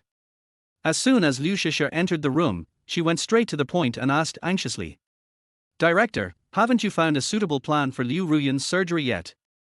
When the director heard Liu Shisher's question, he gently closed the medical record in his hand, sighed and said, "Hey, Liu Ruyan's lungs are located differently from normal people. We have studied them many times. If we rashly perform surgery, the risks are too great." At this time, a doctor next to the director looked at Liu Shisher and said seriously, "We currently believe that the safest option is conservative treatment." Liu Shisher frowned and asked, "Conservative treatment?" The doctor nodded and explained, "Yes, conservative treatment mainly involves chemotherapy to gradually eliminate cancer cells. But even with chemotherapy, the risks are still very high." As the deputy director of the oncology department, Liu Shisher is well aware of the pain and suffering that chemotherapy brings to patients. She couldn't help but feel a wave of emotion in her heart, and then asked, "What if we use the Shenzhen lung cancer tumor removal method to perform the surgery?" There was a hint of anticipation in her voice. When the director heard Liu Shisher mention the magic needle tumor resection method for lung cancer, his expression changed noticeably. With surprise and confusion in his eyes, he repeated, "The magic needle method for lung cancer tumor resection. Do you know this operation?" Liu Shisher met the director's gaze and nodded seriously. The director's expression changed again, and he obviously understood something about this surgical method. He took a deep breath and said slowly, "This is the unique skill of the miraculous doctors Wahorn Yu. Unfortunately, 4 years ago, this miraculous doctor suddenly disappeared from the face of the earth, and there has been no news since then, and this skill has also been lost. Could it be that you know this skill?" There was a hint of surprise and expectation in the director's tone. He was obviously curious about whether Liu Shisher could master this unique skill. Liu Shisher looked at the changing expression on the director's face, nodded slightly, and said, "I know this magic needle lung cancer tumor removal method. But is it really that magical?" When the director heard Liu Shisher say that she had this unique skill, a hint of excitement appeared on his face. Seeing that Liu Shisher was somewhat skeptical about this magic needle lung cancer tumor removal method, he explained very seriously, "It's not that magical, it's very magical." The director's voice was full of admiration and yearning for this unique skill. He took a deep breath, as if to reawaken that distant memory. "4 years ago, I had the honor of witnessing the miraculous doctors Wahorn Yu perform this unique skill at a medical exchange meeting. At that time, a patient with advanced lung cancer had been determined to be incurable by multiple hospitals. However, Wahorn Yu accurately located and removed the tumor with just a magic needle. After the operation, the patient not only recovered quickly, but also never had a relapse. That scene is still deeply imprinted in my mind, and it fills me with awe and yearning for this unique skill. Chapter 19. My God, it's so big. After listening to the director's narration, Liu Shisher couldn't help but feel puzzled. Who was the person who sent me this method via email? Was it the miraculous Dr. Zwahorn Yu himself? Or his apprentice? Just as Liu Shisher was daydreaming, the director walked up to her excitedly and said anxiously, "Shisha, since you have this unique skill, why don't we start the simulation experiment right away?" Liu Shisher nodded and responded softly. Seeing Liu Shisher nod in agreement, the director became even more excited. He said with emotion, "I never thought that I would be able to witness the magic needle method of lung cancer tumor removal again in my lifetime." As the director spoke, he trotted excitedly towards the simulation laboratory. Liu Shisher followed closely behind. On the side of a small supermarket, Su Qingyao was holding a large bag of vegetables with a confused look in her eyes. After a long search, she still couldn't find Xu Yarn. I originally planned to call Qin Siki to ask for Xu Yarn's contact information, but for some reason, Qin Siki's phone was turned off. It's amazing to think that Xu Yarn, this fake boyfriend, actually gave me a gift worth more than 8 million. But I didn't even have a meal. Su Qingyao couldn't help feeling very guilty. So she decided to cook by herself to express her gratitude to Xu Yarn. However, at this moment, Su Qingyao was standing on the side of the road, staring at the vegetables in her hands in a daze. The reason is simple. Miss Su has lived a pampered life since she was a child and has never set foot in the kitchen. In Binhai City, the Su family's status may not be as high as that of the Zhang family. But compared with ordinary wealthy families, it is more than enough. Therefore, Su Qingyao had almost never done housework, let alone cooking and washing clothes. She looked at the vegetables in her hands and said to herself, "Xu Yang should have returned to their villa by now, right? This is my first time cooking, I won't really poison anyone, will I? But they gave me so many gifts, and I didn't even drink a sip of water at the banquet. I would feel really bad if I don't cook a meal. Forget it, I'll just die." After making up her mind, Su Qingyao placed the vegetables in the trunk of her BMW sports car and drove towards the villa. Her heart was filled with both anticipation and anxiety. After all, this was her first time trying to cook and she didn't know what the result would be. But she had made up her mind to make a delicious meal for Xu Yang no matter what. Inside the villa, Qin Siki was wearing a bath towel and a shower cap, limping towards the bathroom. Just as she was about to step into the bathroom door, her foot suddenly slipped and she fell heavily to the ground with a thud. "It hurts so much.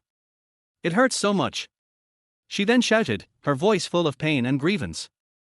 Just at this moment, Xu Yang walked out of the bathroom and vaguely heard shouting coming from the direction of the bathroom. He hurried to the bathroom door and asked with concern, "Are you okay?" Qin Siki heard Xu Yang's voice and responded with tears in her eyes. "I fell down and it hurts so much, can you come in and help me?"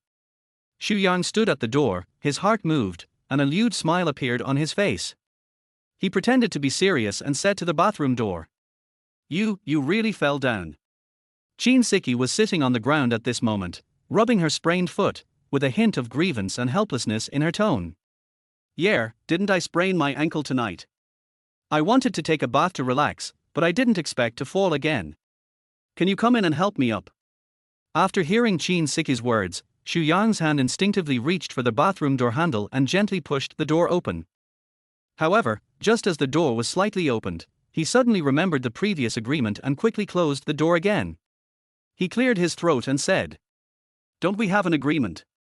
I can't just come into your room after 8 o'clock, not to mention this is a bathroom.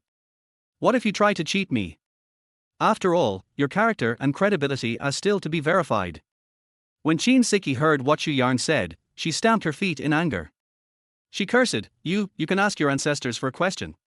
While cursing, he struggled to stand up from the ground. Xu Yang could tell that Qin Siki was really angry, so he stopped wasting time. He opened the door again and walked in. Just as he stepped into the bathroom, Qin Siki just stood up from the ground. Because she fell just now, the bath towel on her body accidentally slipped off, revealing her perfect curves. Because the bath towel fell accidentally, Qin Siki couldn't help but stand there in a daze. When Xu Yang saw Qin Siki naked for the second time, his eyes widened. It seemed as if he exerted a little more force, his eyeballs would fall out. He couldn't help muttering. Holy crap, it's huge. Siki, who was originally in a daze, came back to her senses instantly after hearing these four words. She screamed with shame and anger and hurriedly covered her breasts with her hands, but unfortunately her hands were too small to cover them completely. In desperation, she had to cover her face with her hands. This delay made several seconds pass, giving Xu Yang the opportunity to take a few more glances. He stood at the door, his eyes greedily scanning Siki's body for more than 10 seconds. At this moment, Siki cursed angrily. You rascal, you're still looking. Believe it or not, I'll dig out your eyes. Her voice was full of anger and shame, which brought Xu Yang back to his senses instantly. Xu Yang also reacted at this moment. He quickly apologized and turned away. However, when closing the door, he couldn't help but take a peek before closing it tightly. Xu Yang stood outside the door for about a minute until he heard Siki's voice. Come in, you pervert. After hearing this, Xu Yang did not go in immediately, but asked across the room. Are you sure you can go in? Siki said impatiently, Come in, you. Okay, I'll come in then. After Xu Yang finished speaking, he pushed the door open and walked in. At this moment, Siki had wrapped herself tightly in a bath towel. But because it was wrapped too tightly, it made her plump breasts more attractive. This made Xu Yang couldn't help but look at it a few more times. Siki noticed Xu Yang's gaze and said unhappily. You idiot, have you seen enough? Xu Yang nodded first, then quickly shook his head, looking a little embarrassed. Seeing this, Siki snorted angrily and continued. I can't seem to move. Please carry me to bed. Hearing this, Xu Yang looked at Siki's ankle and found that it was swollen. He nodded, without saying anything else, walked to Siki, picked her up in a princess hug, and walked towards her room. After Xu Yang carried Siki, who was wrapped in a bath towel, back to her room, he gently placed Siki on the bed. Then he said seriously, This second sprain is actually quite troublesome, fortunately I have studied medical skills. Chapter 20, Don't raise your legs when someone is at your bedside. Siki, who was lying on the bed wrapped in a bath towel, heard Xu Yang claiming to have studied medicine and couldn't help but wonder. Just brag. Xu Yang looked at her disbelieving expression and said confidently. I'm bragging? Let me tell you, I'm really awesome. Siki curled her lips and said with some disdain. I think you are good at bragging. Xu Yang smiled, not angry, and continued. Let me make it clear first. I helped you just now purely out of humanitarianism and I didn't charge you any money. But now if you want me to treat your sprain, I will charge you. Siki rolled her eyes at Xu Yang and said unceremoniously. Then I will charge you for looking at me naked. Xu Yang touched his nose and said with a cheeky smile. Then I'll have to pay for my eye treatment. Well, let's call it even. We'll cancel each other out. Siki was so angry when she heard Xu Yang's shameless words that her face turned red. She said angrily. Xu Yang, you are such a slut and shameless. You are the most shameless and stingy man I have ever seen. Get out of here. I want to vomit when I see you. When Xu Yang heard Siki say she wanted to vomit, he responded shamelessly. Want to throw up? I've only seen you twice, and I'm not going to get pregnant. Siki was so angry at his shamelessness that she almost fainted. She pointed at Xu Yang and cursed. You filthy rascal. Xu Yang smiled and said lightly. Okay, I'll give you a bargain this time. I'll charge you $200 and I guarantee you'll recover in 2 days. Otherwise, you might be lame for a month or 2. Haven't you heard that it takes 100 days to heal a broken bone? Also, if the treatment is not timely, there may be sequelae, and then you will walk with a limp. Oh my, it will be really difficult to get married. In fact, what Xu Yang said was half true and half false.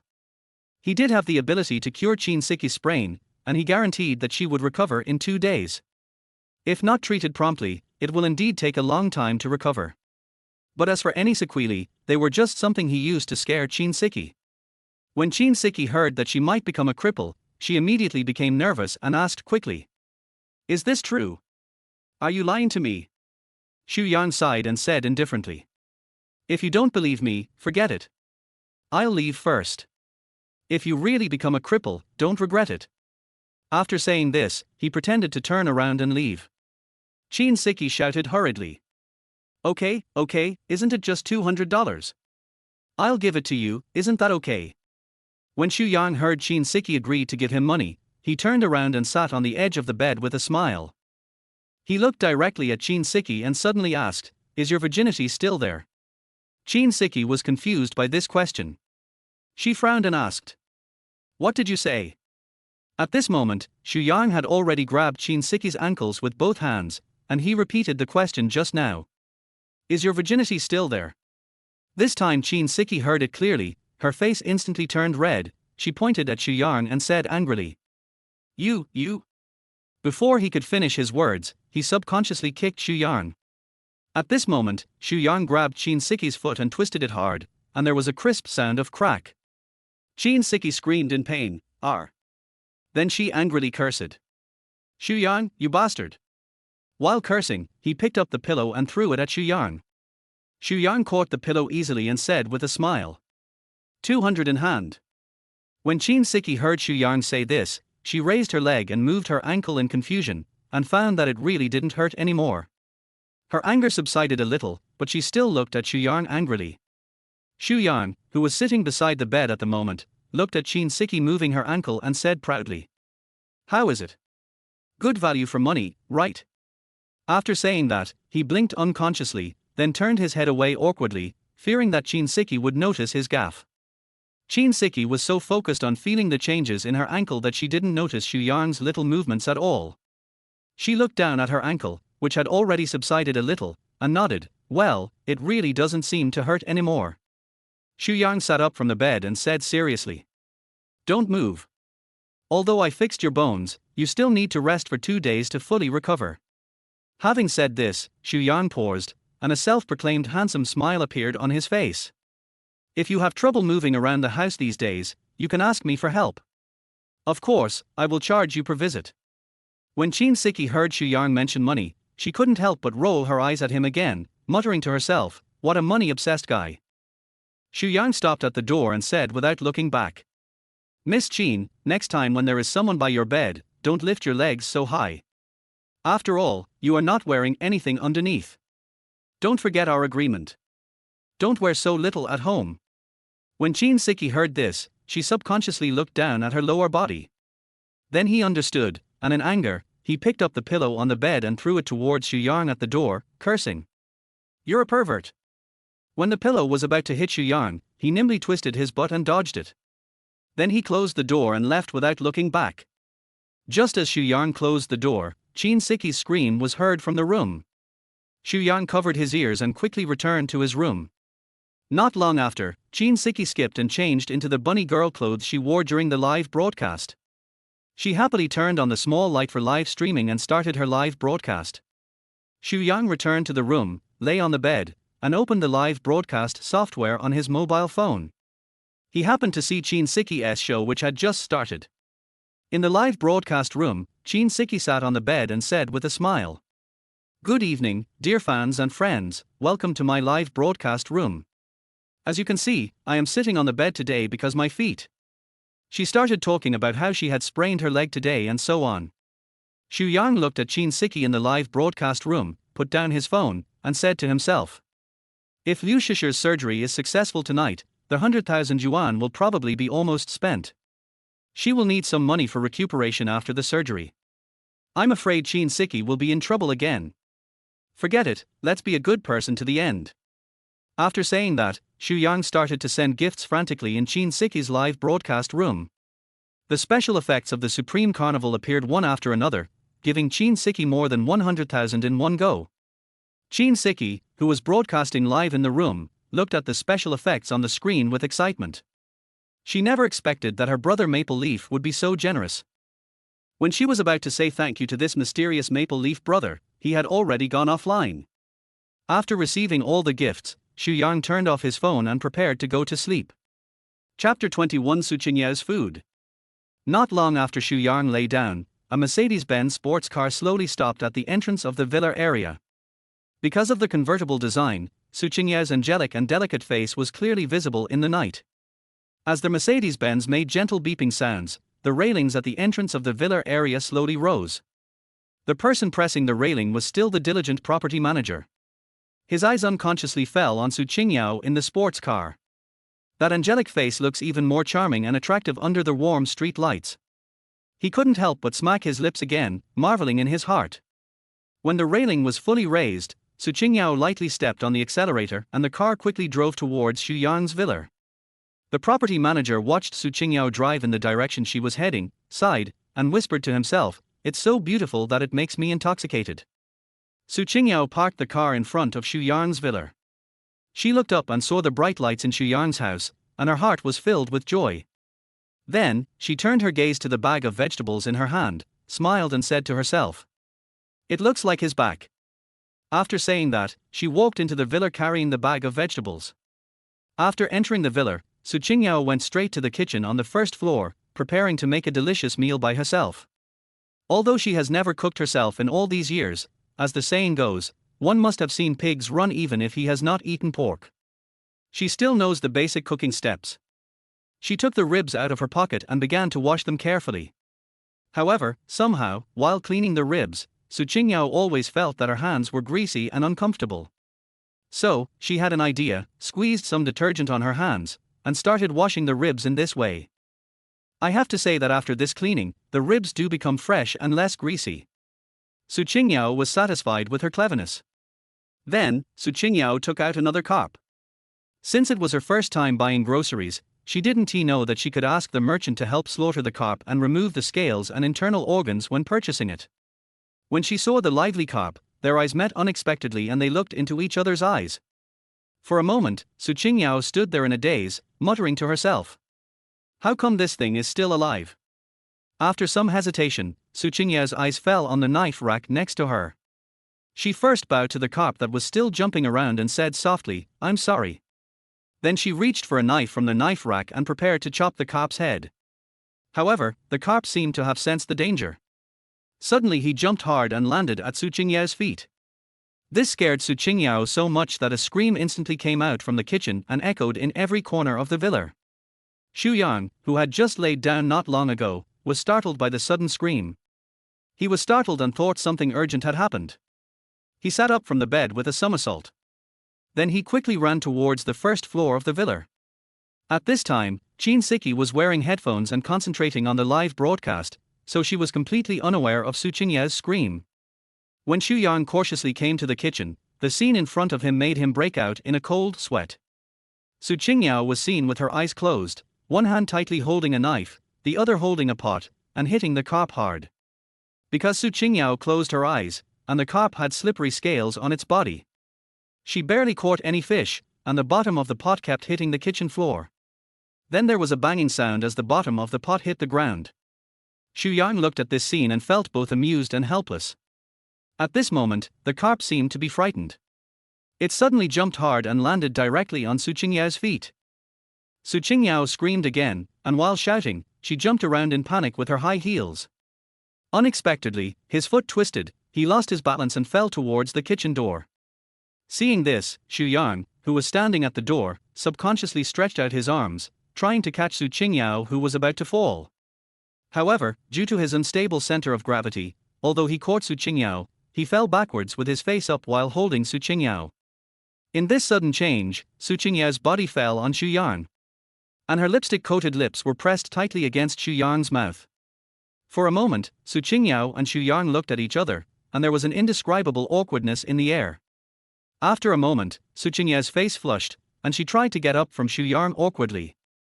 However, just as she bent her knees and prepared to stand up, she accidentally touched Xu Yang's sensitive part.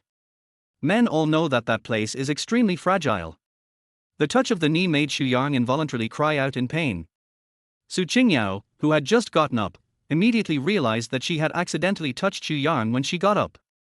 Seeing Xu Yang's painful expression, she blushed and quickly apologized, "Yes, I'm sorry." Xu Yang endured the pain and replied, "It's okay." Su Qingyao looked at Xu Yang's painful expression and asked worriedly, "Do you want to go to the hospital?" Xu Yang, who was lying on the ground, shook his head and said while trying to hold back the pain, "I'm fine, I'll be fine in a while, you can continue with your work." After hearing what Xu Yang said, Su Qingyao was a little worried, but she still nodded, turned around and walked back to the kitchen. Su Qingyao returned to the kitchen and licked her lips subconsciously. She felt that there seemed to be a familiar taste lingering on her lips. Could it be him? A trace of doubt flashed through her mind, and then she turned her head to look at Xu Yang lying on the ground. However, she quickly shook her head and muttered softly, "Impossible, Xu Yang is definitely not that kind of person." After about 10 minutes, Xu Yang struggled to stand up from the ground. He came to the kitchen door, looked at the messy battlefield-like scene in the kitchen, and asked curiously, "Are you cooking?" When Su Qingyao heard Xu Yang ask this, she turned around and looked at him, nodded, and then said, "You didn't even drink a sip of water at the banquet, so I want to cook you a meal myself." After hearing this, Xu Yang understood Su Qingyao's intention, so he said, "Let me help you." Su Qingyao quickly waved her hand and said, "No, it will be ready soon." Hearing her say this, Xu Yang could only nod and say, "Okay." At 12 o'clock in the evening, after Su Qingyao had been busy for nearly 2 hours, she finally completed her gourmet plan. At this moment, a dish of braised carp is prominently displayed on the dining table.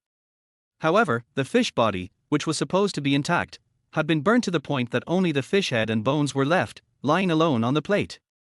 Another dish, pork ribs and lotus root soup, was even more special as it was served on a plate.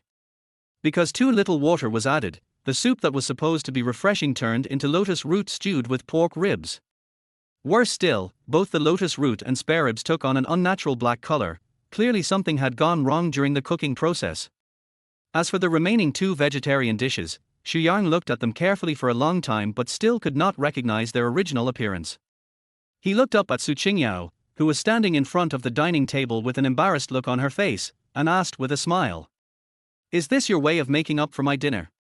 Su Qingyao looked at her masterpiece with mixed feelings. She looked at Xu Yang awkwardly and suggested, "How about we go out to eat?" Xu Yang sighed, shook his head and said, "Forget it, it's already been made. If I don't eat it, I'd be letting you down." After saying that, he picked up the chopsticks and began to taste it with gritted teeth. I have to say that Su Qingyao's craftsmanship is really hard to praise. Even someone like Xu Yang, who had eaten raw insects when surviving in the wild, couldn't help but frown. Chapter 22. I have an idea and I will start with you first. Su Qingyao looked at Xu Yang frowning and eating his delicious food with difficulty. I asked awkwardly, "This is my first time cooking. Is it going to taste bad?" Hearing her say this, Xu Yang tried to force out a smile and comforted her. "It tastes good, not as bad as I imagined." When Su Qingyao heard Xu Yang's answer, a smile finally appeared on her embarrassed face. She then sat down at the dining table, took a deep breath, and said, "Xu Yang, I want to ask you about the gift you gave me." At this time, Xu Yang was chewing a piece of blackened pork ribs. When he heard her ask this, he asked, "Are you satisfied with the gift?" Su Qingyao nodded and said, "I am quite satisfied, but..." She paused, as if she was a little hesitant, but still took out the small golden clock from her bag, handed it to Xu Yang and said, "I'll give this back to you. As for the money for the gift, I'll return it to you as soon as possible." Xu Yang looked at the small clock in his hand, then gently pushed it back in front of Su Qingyao with the hand holding the chopsticks, and said, "If you really want to pay me back more than 8 million, then accept this Chilean bell." At this point, Xu Yang picked up another piece of black ribs and continued while eating. "In a few days, some big shots will come from the northwest to hold a Chilean banquet in Binhai City. This Chilean bell may be able to help you then. You can return it to me when you have money, right?" After hearing what Xu Yang said, Su Qingyao looked at the Chilean bell in her hand with a hint of doubt in her eyes and asked, "Is this clock really so magical?" Xu Yang looked at her, smiled slightly, and said, "Whether it is magical or not, you will know it when the time comes, right?" At this moment, all the dishes on the table had been eaten up by Xu Yang, without even a trace of residue left. He stood up to clean up the dishes, but Su Qingyao quickly snatched them away. "I've received such an expensive gift from you, so let me clean these up." Xu Yang smiled and said softly after hearing her say this, "Then I'll go upstairs." After saying that, he turned and walked upstairs.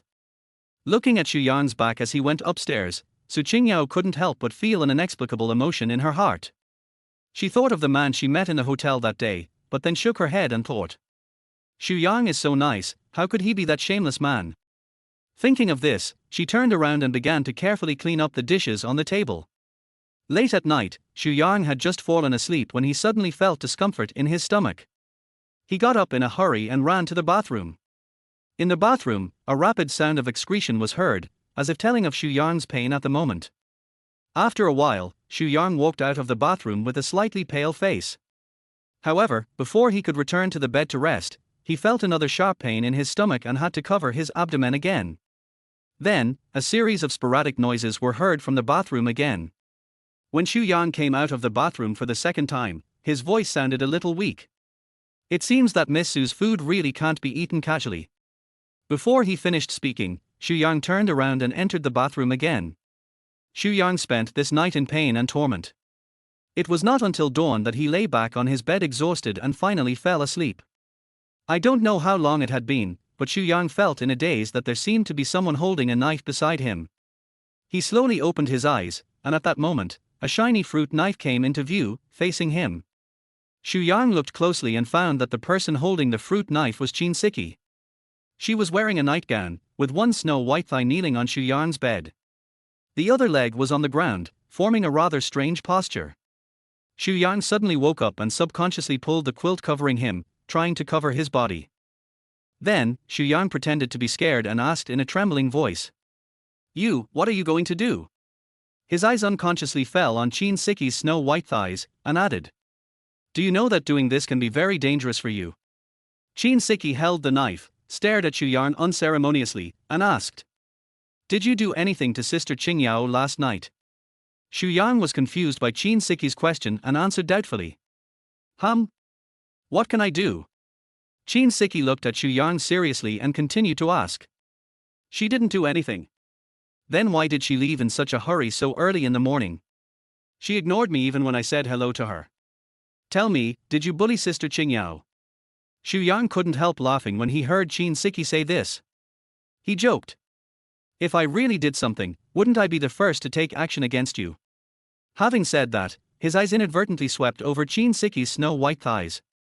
After hearing what Xu Yang said, Qin Siki retracted her thigh that was kneeling on the bed, nodded thoughtfully, and said, "You're right." Then he looked at Xu Yang again and asked, "You really didn't do anything to Sister Qingyao?" Xu Yang then sat up from the bed and said, "Nonsense, if I really did something, I can still lie here peacefully." After hearing what Xu Yang said, Qin Siki suddenly seemed to have figured something out, and suddenly realized, "Oh, I see. It must be because the reward you paid to pretend to be Sister Qingyao's boyfriend was too high, so she was so angry." "Humph, you stingy man." Because Qin Siki was wearing a loose nightgown, the belt of the nightgown became loose inadvertently. This made her plump breasts vaguely visible in front of Xu Yang. Xu Yang, who was sitting on the bed, was involuntarily drawn to her charming curves. Qin Siki noticed Xu Yang's burning gaze fixed on her chest. She immediately covered her face with her hands subconsciously, while scolding, "Where are you looking at, you pervert?" Xu Yang chuckled and said jokingly, "I've told you before that it's dangerous to dress like this. And you're dressed like this so early in the morning. Have you forgotten our agreement?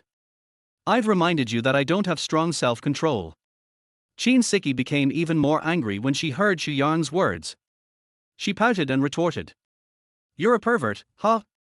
Xu Yang was not angry about this, he just asked calmly, "What are you doing in my room? If you have something to say, just tell me. If not, I want to continue sleeping." Qin Siki looked at Xu Yang and said seriously, "I want to cook and make chicken soup. You go grocery shopping with me." Xu Yang glanced at her and said indifferently, "Just you? You want to cook? Don't be ridiculous." Qin Siki explained seriously, "Shisher worked overtime last night to research a surgery plan for my mother. I want to buy a chicken and make chicken soup for her." Xu Yang sighed helplessly and said, "Okay, but I will charge you. Not much, just 200.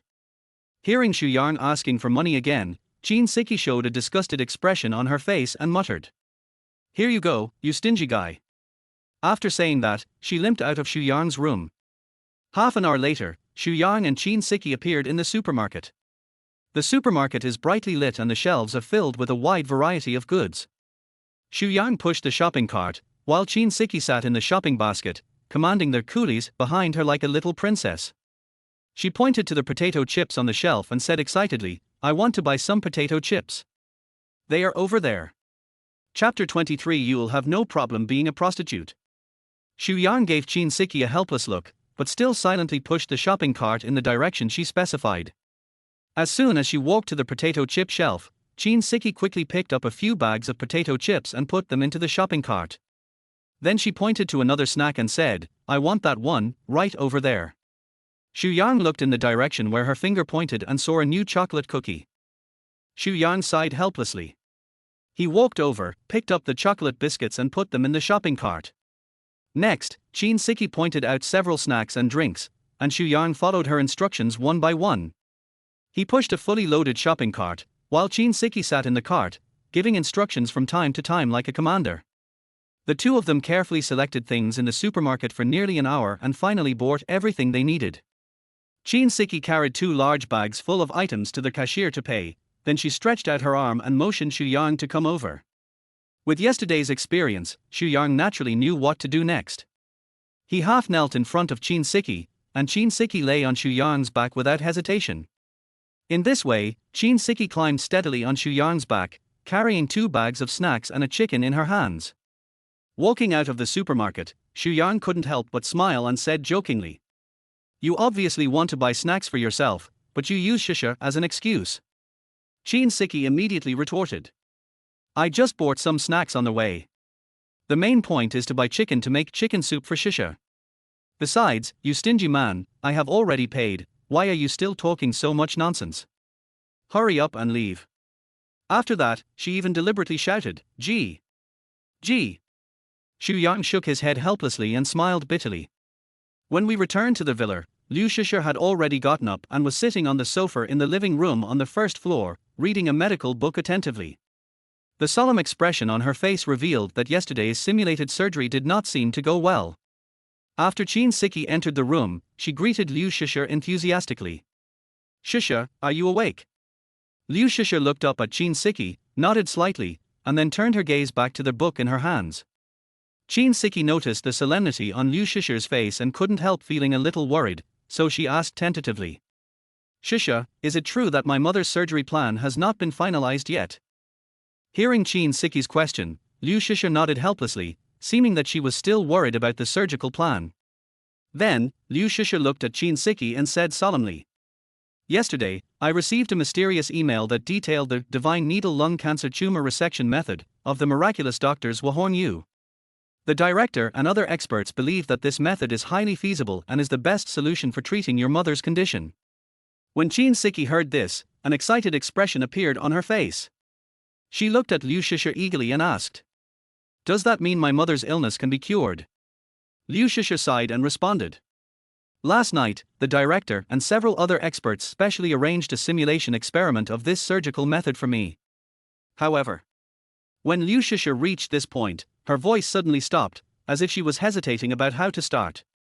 Qin Siki saw this and felt uneasy. She asked anxiously, "But what?" Liu Shisha looked at Qin Siki's anxious look, took a deep breath, and continued. However, the simulated surgery experiment proved that even if the Shenzhen lung cancer tumor removal method is used, the surgery may still fail. So, when Liu Shisha said this, she lowered her head, and her voice revealed deep helplessness and regret. At this time, Xu Yang, who was standing at the door, interrupted and asked, "Is there a problem in some link?" Upon hearing this, Liu Shisha rolled her eyes at Xu Yang and responded unhappily, "Are you questioning my professionalism?" Qin Siki, who was standing next to her, immediately turned to look at Xu Yang and offended Liu Shisha. "Stingy man, Shisha has become an attending physician at the age of 26. Do you know how difficult it is? If you don't understand, don't talk nonsense." Xu Yang smiled and said calmly, "But this does not mean that she will not make mistakes." Qin Siki retorted unconvincedly, "What do you know?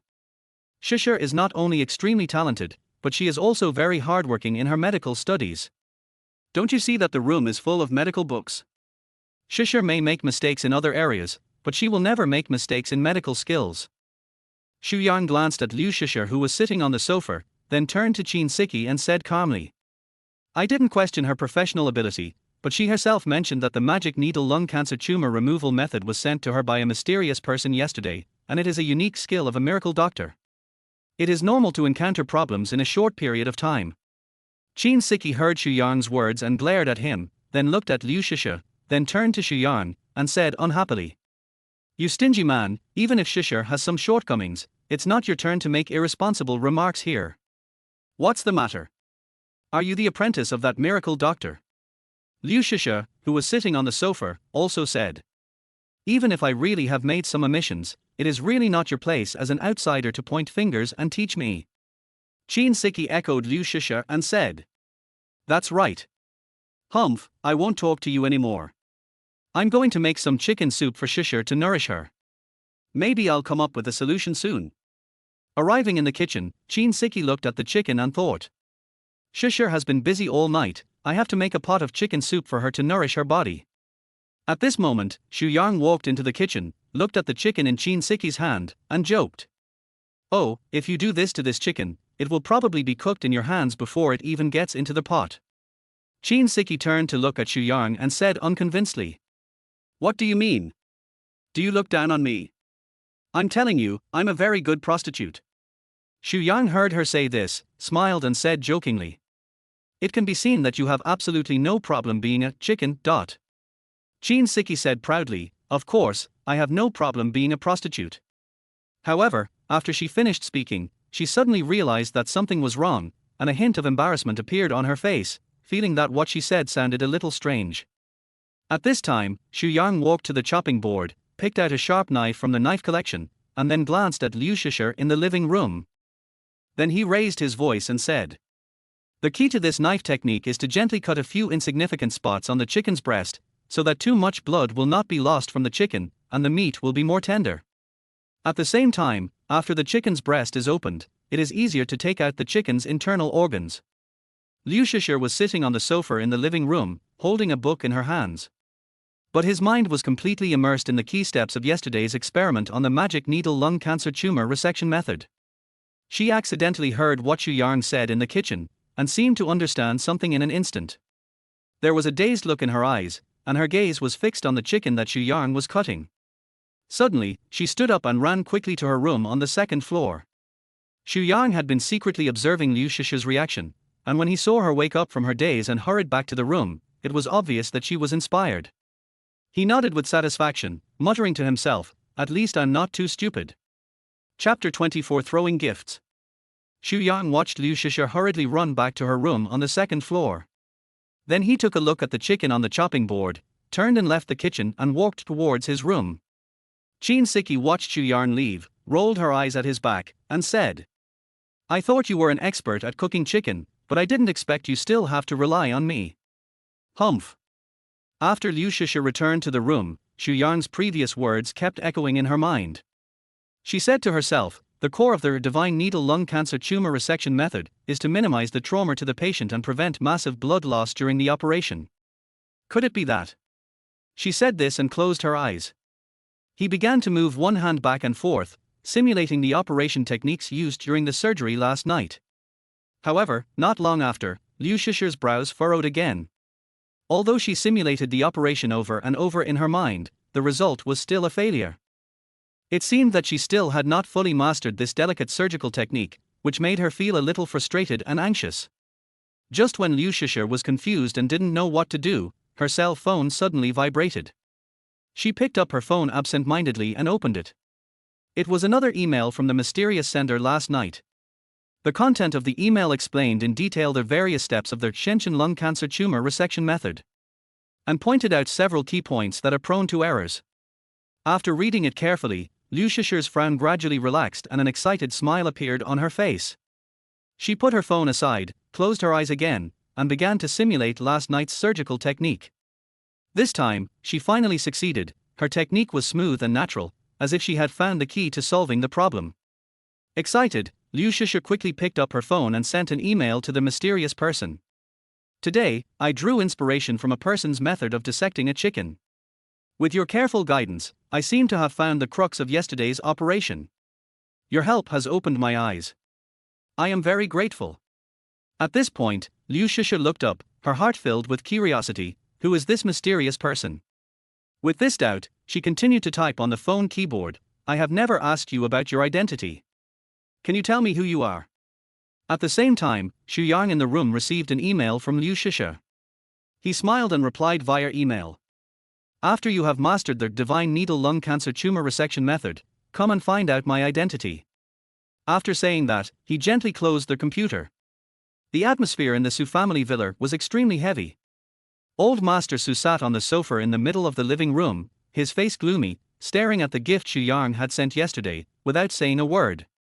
Su Qingyao's parents lowered their heads and stood respectfully by the side, not daring to make a sound.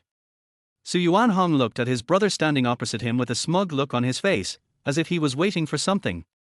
Su Yuanhong's daughter Su Qi also inherited her father's smug look, with a hint of provocation and pride on her face. Just then, Su Qingyao pushed the door and walked into the villa. As soon as she entered the door, she saw her grandfather's gloomy face and her heart tightened. She then looked at her parents standing beside her. At this time, Su Qingyao's parents blinked at Su Qingyao. However, Su Qingyao didn't care. Su Qingyao walked closer, looked at the grandfather with a dark face, and asked curiously, "Grandpa, you're in such a hurry to find me so early in the morning, is there something important?" Mr. Su glared at her, then snorted coldly and said in a bad tone, "What is it? Don't you know?" Su Qingyao was somewhat confused by her grandfather's attitude. She said doubtfully, "Grandpa, what on earth made you so angry?" "I really don't know." Mr. Su's face became even gloomier.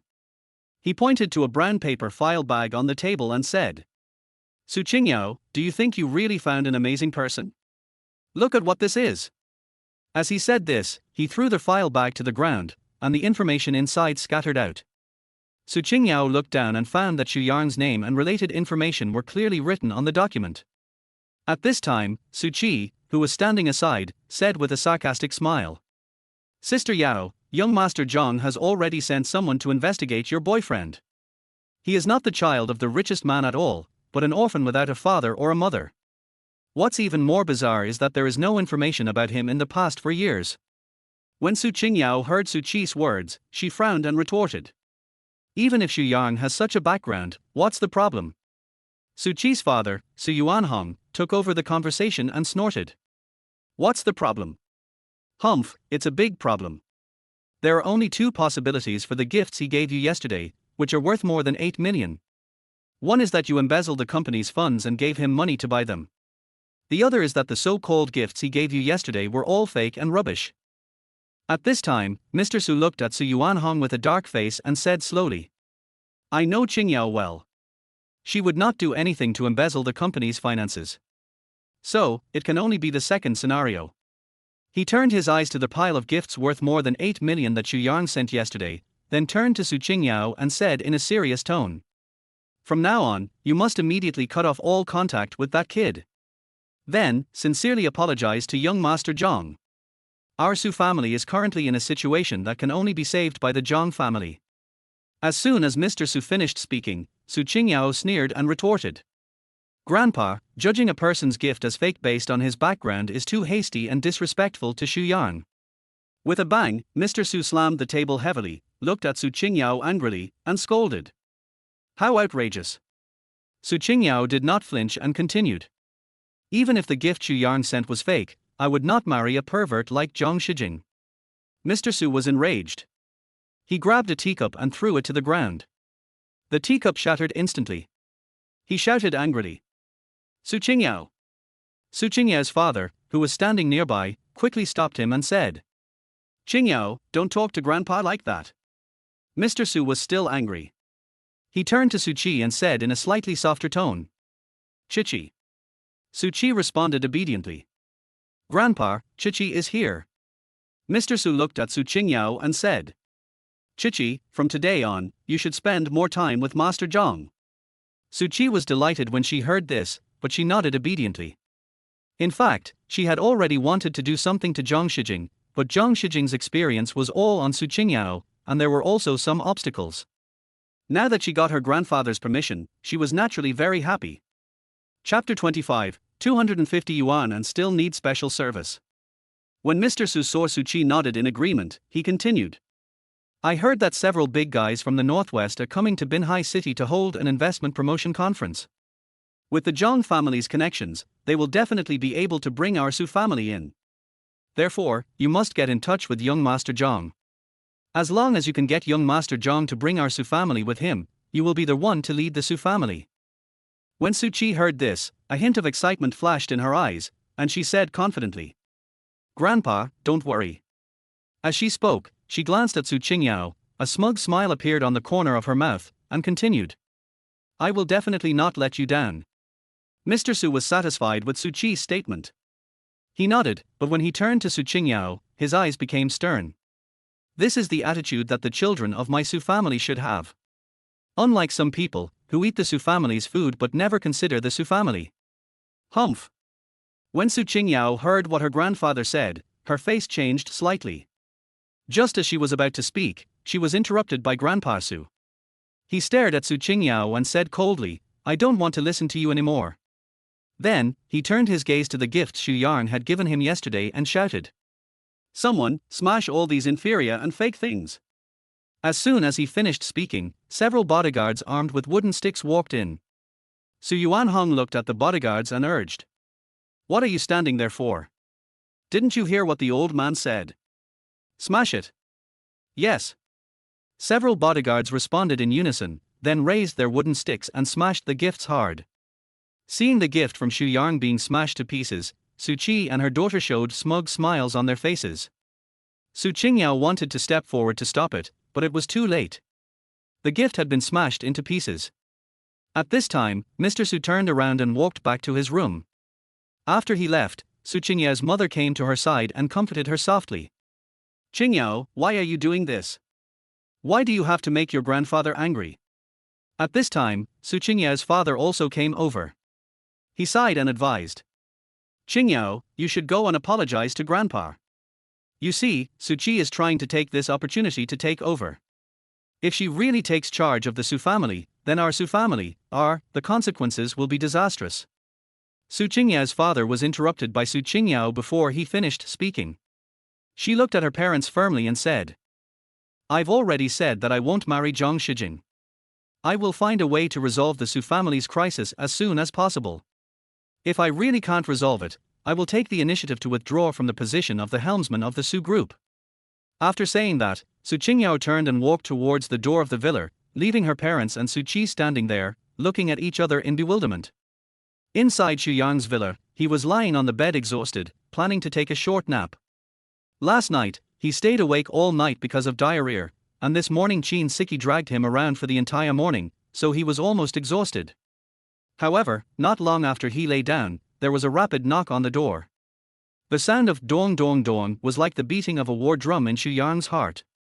He couldn't help but feel nervous, and secretly wondered, could it be that Liu Shisha found the email I sent her? With such an uneasy mood, Xu Yang slowly stood up and walked towards the door with heavy steps. When he opened the door carefully, he saw Qin Siki wearing an elegant dress. He muttered something, and then a talisman covered with strange symbols was quickly stuck on Xu Yang's forehead. Xu Yang stood at the door very cooperatively, not moving a muscle. Qin Siki looked at the talisman on his forehead, her eyes full of curiosity and expectation, and said to herself, could this talisman really work? As soon as he finished speaking, Xu Yang suddenly raised his arms and jumped towards Qin Siki like a zombie in a movie. This sudden action frightened Qin Siki so much that she screamed involuntarily. Her voice was sharp and terrified. Xu Yang was startled by the sudden scream and subconsciously covered his ears with his hands. After Qin Siki screamed, she stared at Xu Yang with wide eyes and shouted, "Are you trying to scare me to death?" Xu Yang deliberately put on a stern face and said, "Who told you to stick the talisman on me?" As he spoke, he reached out and pulled off the talisman on his forehead, a hint of teasing in his eyes. Qin Siki looked at Xu Yang with a stern face, snorted, and said dissatisfiedly, "I think you are plague god. Since you came to this villa, Sister Qingyao left after coming back, and Shisha did the same. She didn't even have time to drink the chicken soup I just made before she rushed to the hospital." She suddenly stared at Xu Yang with a sharp gaze, as if she could see through his heart. Xu Yang felt uncomfortable when she looked at him, and frowned. "Hey, what are you looking at? Is there something on my face?" As he said this, he waved his hand in front of Qin Siki's eyes. Qin Siki said seriously, "Are you in love with me?" Are you looking for opportunities to be alone with me? I tell you, you have no chance, stingy man. I already have someone in my heart. Xu Yang couldn't help but laugh when he heard this. I'm interested in you? I guess you have feelings for me, right? It's only been a short while and you've changed your clothes again. Why? Are you playing dress up with me? Or are you a changeable girl? Chin Siki responded with a look of disdain. You? Don't dream. You are not even as good as my brother Fengya by a hair. How could I be interested in you? Her tone was full of disdain and sarcasm. Xu Yang smiled helplessly and asked, Okay, what's the matter? If nothing else, I'll go back to my room and sleep. Chin Siki heard this and said, Sister Lin Lin called me just now and asked me to deliver something to her. I'll give you 100 yuan and 3 hours. You just need to drive. When Xu Yang heard that it was only 100 yuan for 3 hours, his face changed immediately. He looked at Chin Siki and said, Are you treating me like an animal? 100 yuan for 3 hours. Chin Siki repeated, Really, you just need to drive me there. Without even thinking, Xu Yang refused, Impossible. Then he bargained, at least 400.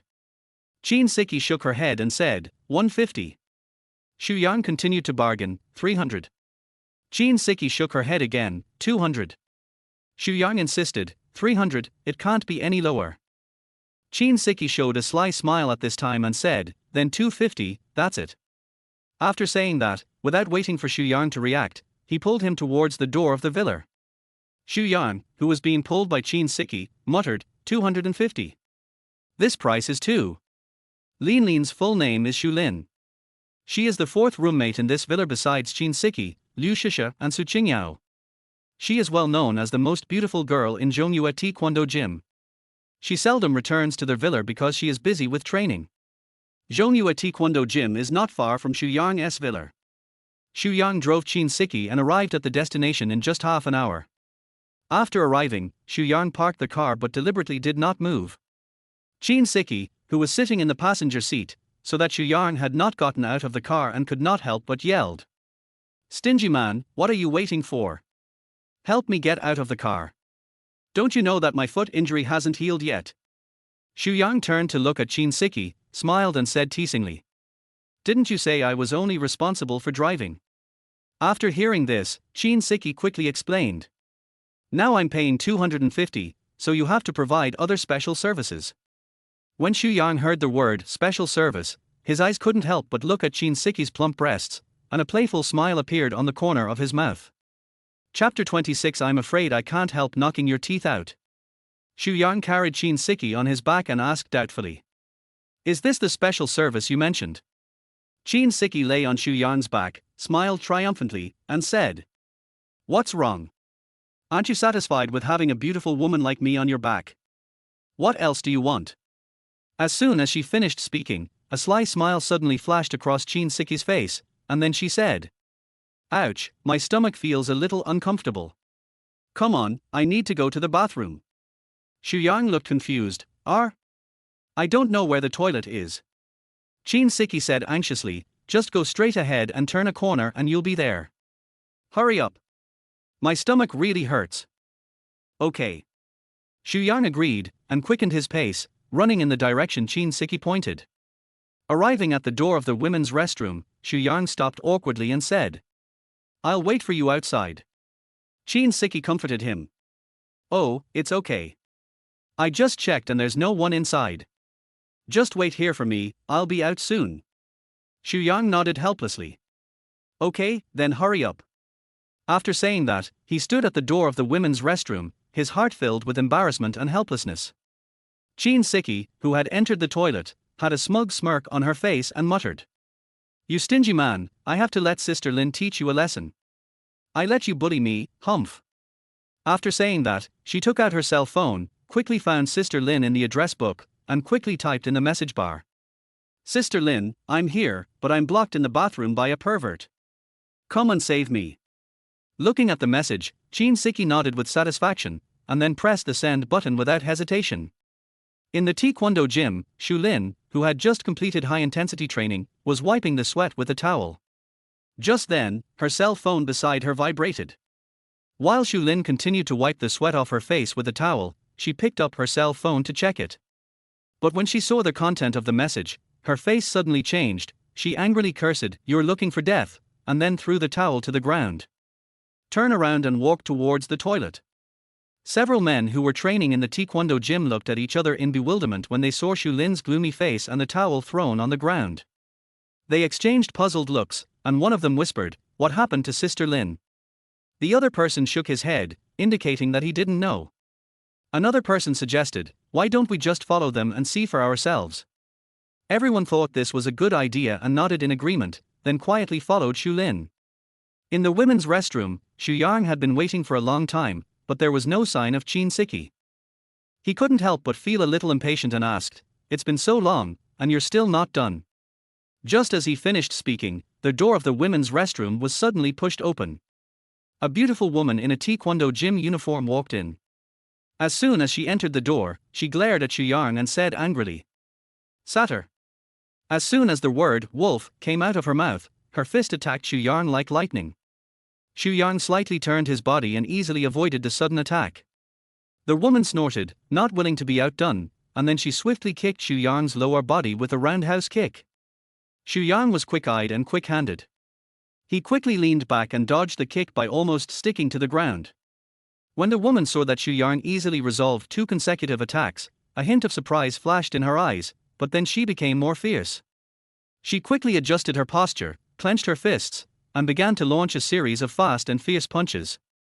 Each punch was accompanied by a strong sound of wind and went straight to Xu Yang's face.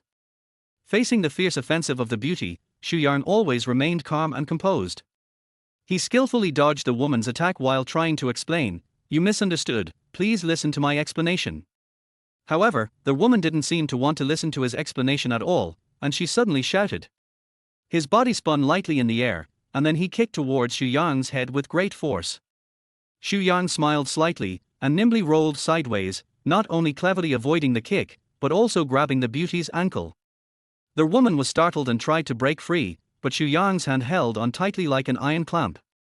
Since the two were fighting at the door of the women's restroom, Xu Yang grabbed the woman's ankle with one hand and pressed her against the wall at the door of the women's restroom with a little force. After confirming that the woman could not move, Xu Yang spoke again, "Listen to my explanation, things are not what you think." Just as Xu Yang was trying to explain, several men from the taekwondo gym rushed over. They pushed open the door of the women's restroom without hesitation, shouting at the same time, "Sister Lin." Little did she know that at this moment Xu Lin was awkwardly sticking to the door. To make matters worse, Xu Yang was holding one of her feet and pressing her against the wall, while her other foot was on the ground. The sudden sound of the door being pushed open squeezed the two of them together without any warning. Since Xu Lin was not short, their posture at the moment was extremely awkward face to face, chest to chest, and even their more private parts were tightly pressed together. Xu Lin's cheeks flushed instantly, and Xu Yang also felt his cheeks getting hot. What made the two of them feel even more embarrassed was that because there were 2 people behind the door was not fully open but half open. When the men pushed the door, they thought there was something blocking it, so they pushed hard. This push caused the door panel behind Xu Yang to continuously hit him, and then his body also hit Xu Lin. The two of them were almost suffocated by this sudden external force and were extremely embarrassed. After pushing the door several times, they soon realized something was wrong. They walked into their bathroom and were shocked by the scene in front of them. Sister Lin, the goddess in their hearts. I was actually pressed against the wall by a man, and their faces were so close to each other. Anger and dissatisfaction quickly rose in the hearts of several people, and they were ready to attack Xu Yang almost at the same time. At this moment, Qin Siki, who had been hiding in the toilet, limped out and shouted hurriedly, "Stop, this is a misunderstanding." Hearing Qin Siki's words, several men who were about to take action stopped and looked at her in confusion. After Qin Siki's explanation, everyone finally realized that it was just a misunderstanding. After Xu Lin glared at Xu Yang, she helped Qin Siki into the taekwondo gym. Several men also glared at Xu Yang, then followed Xu Lin away. Xu Yang looked at their backs and said to himself helplessly, "Can you blame me for this?" Then he followed a few people into the taekwondo gym.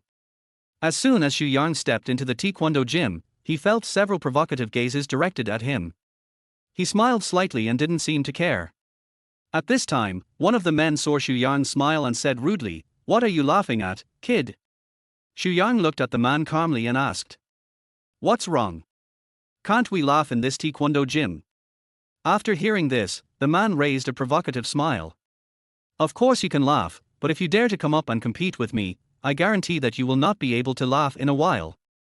When the people nearby heard what the man said, they all burst into laughter.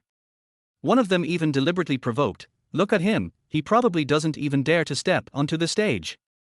Another person followed suit and said provocatively, "Boy, I think you should wait outside. I'm afraid I might knock your teeth out with one punch."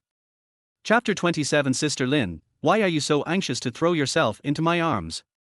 After hearing what that person said, several people laughed unscrupulously again, as if they had already seen Xu Yang's miserable appearance. Xu Yang was not angry. He glanced at Xu Lin, who was talking to Qin Siki. Then he turned his head and looked directly at the provocative men. He said calmly, "Are you sure you want to knock my teeth out?" The man who spoke earlier saw Xu Yang so calm, and a sarcastic smile appeared on his face, and he said provocatively, "What's the matter? Are you afraid of this kid?" Xu Yang did not respond, but just gently moved his neck and wrists in place, as if he was making some preparations. Then, he pushed the ground hard with both feet, and leaped up like an arrow, directly onto the stage 5 meters away.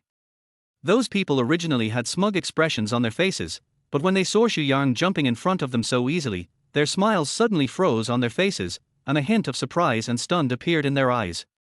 Xu Yang smiled slightly at this time, glanced at the men, and said calmly, "Come together."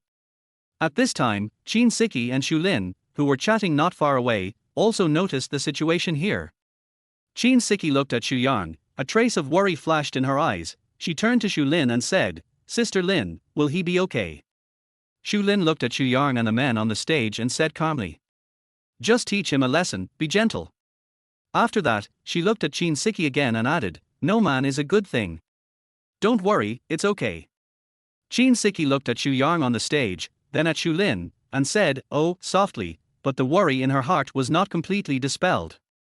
After receiving Xu Lin's signal, one of the people on the stage sneered and said to Xu Yang, "Boy, you jumped quite far.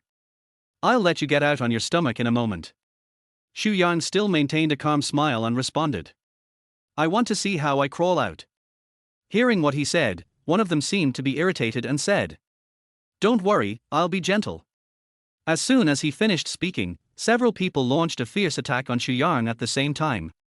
Xu Yang slightly turned sideways and easily avoided the first man's powerful punch. He quickly approached the other person and gently tapped his shoulder with his palm, causing the other person to lose balance temporarily. Xu Yang took the opportunity to turn around and go behind him. Seeing this, the second man kicked Xu Yang in the back. But Xu Yang seemed to have eyes behind him and accurately captured the other party's movements.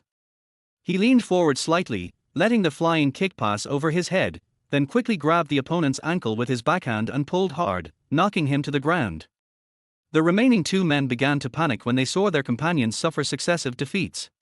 They launched an attack impatiently, but Xu Yang dodged left and right like a cat playing with a mouse. Sometimes he would deliberately reveal his flaws to lure the opponent into attacking, and then counterattack with lightning speed. One of the men was fooled by Xu Yang's clever feint. He rushed forward, only to find that Xu Yang had disappeared.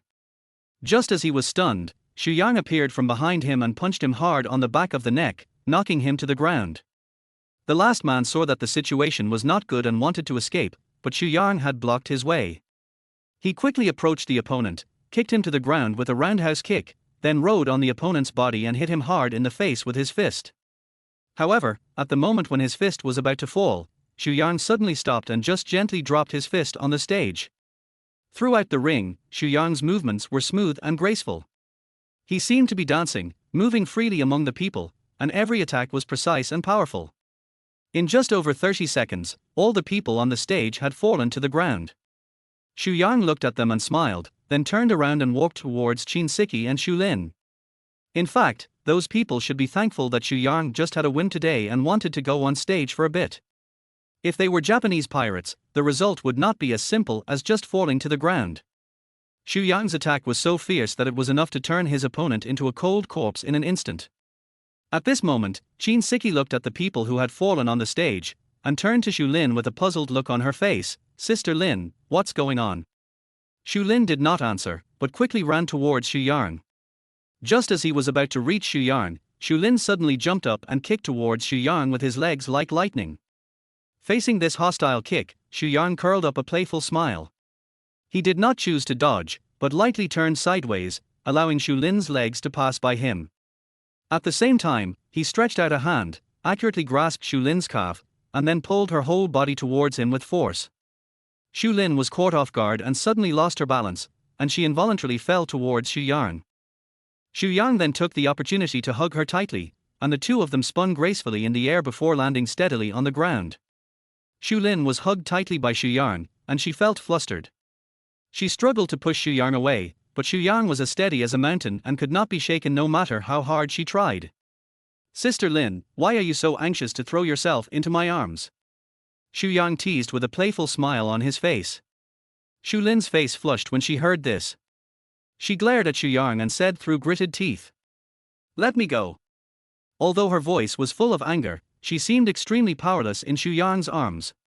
Xu Yang did not let go, but hugged Shu Lin even tighter, holding her tightly against him. He felt the soft curves of Shu Lin's body, and an inexplicable throbbing surged in his heart. Sister Lin, if you take the initiative like this, I will really think you are interested in me. Xu Yang whispered in Shu Lin's ear, with a hint of teasing in his voice. Shu Lin's face turned red with anger at his words, and she struggled hard to break free from his arms. But Xu Yang was like a naughty child, constantly saying ambiguous words in her ears, which made her feel embarrassed and annoyed, and she was at a loss as to what to do. Qin Siki stood aside, watching this scene, with a look of surprise on her face. At this moment, Xu Yang suddenly loosened his hand, and Shu Lin was able to break free. After she stood firm, she immediately kept a distance from Xu Yang, her eyes full of vigilance. You are simply looking for death. Shu Lin glared at Xu Yang, and once again assumed a fighting stance, ready to launch an attack. Xu Yang chuckled and also took a fighting stance. Shu Lin took the lead in attacking. Her movements were swift and powerful, and she punched Xu Yang directly in the face. However, Xu Yang seemed to have already seen through her intention. He slightly turned sideways and easily avoided the punch. Then he quickly approached Shu Lin and with a nimble turn, he went behind her. Shu Lin noticed Xu Yang's movements, and she immediately wanted to turn around and counterattack, but Xu Yang had already launched an attack first. He skillfully changed the direction of Shu Lin's body with his arm, and then launched a roundhouse kick towards her waist. Although Shu Lin reacted in time, she still failed to completely avoid Xu Yang's kick. A sharp pain instantly spread throughout her body, causing her to fall forward uncontrollably. Seeing this, Xu Yang quickly reached out to support her, steadying her body and preventing her from falling to the ground. Sister Lin, thank you for giving in. Xu Yang's lips curled up into a playful smile, and his voice revealed a hint of teasing. Shu Lin snorted coldly, obviously displeased with Xu Yang's teasing. Chapter 28 Suni Hotel. Qin Siki, who was watching from the side, was completely stunned at this moment. She looked at Shu Lin, who was still angry. He limped to her side and whispered, Sister Lin, don't be angry. I never thought that this guy who usually seems stingy is actually so powerful. Seeing that Shu Lin's anger had not yet dissipated, Qin Siki said, It's getting late now. Why don't we let this stingy man treat us to a meal and let him bleed? Humph, let's see if he dares to do it again in the future. Xu Yang, who was standing by, heard this, smiled and said, Okay, I'll treat everyone to a meal today as an apology to you all. Qin Siki immediately became excited when she heard Xu Yang say this. Okay, today I must make this stingy man bleed a lot. As the only 5-star hotel in Binhai City, Sunny Hotel's consumption level is naturally not low. At this moment, Qin Siki looked at Xu Yang and said with some surprise, Stingy man, I just asked you to treat me to a meal, why did you bring us to a place like this? A meal here costs tens of thousands. After hearing this, Xu Yang smiled slightly and responded. Since you said you want to make amends, then you have to choose the best place in Binhai City. Don't worry, it's okay. Qin Siki looked at Xu Yang's confident look. Although she still had some doubts in her heart, she could only nod helplessly and said, Okay, I'll listen to you then. Then, she turned around and said to Shu Lin and the men who had just been defeated by Xu Yang, Sister Lin, let's go in together. Shu Lin looked up at the glittering golden sign of Sunny Hotel, nodded slightly, and helped Chin Siki into the hotel. As soon as I stepped into the hotel lobby, a waiter in neat uniform came up to me and asked with a smile, "Do you have any reservations?" Xu Yang responded, "We don't have a reservation." The waiter remained polite and continued to ask, "How many people are there in total?"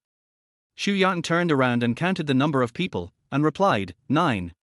The waiter nodded and said, "Okay, please wait a moment." Afterwards, the waiter used the intercom to communicate with his colleagues for a while, and soon returned to Xu Yang with a smile on his face. "I'm very sorry, there are no vacancies in the hall right now. However, we still have a private room for 15 people. Would you like to consider it?" Xu Yang nodded in agreement without thinking. "Then please follow me."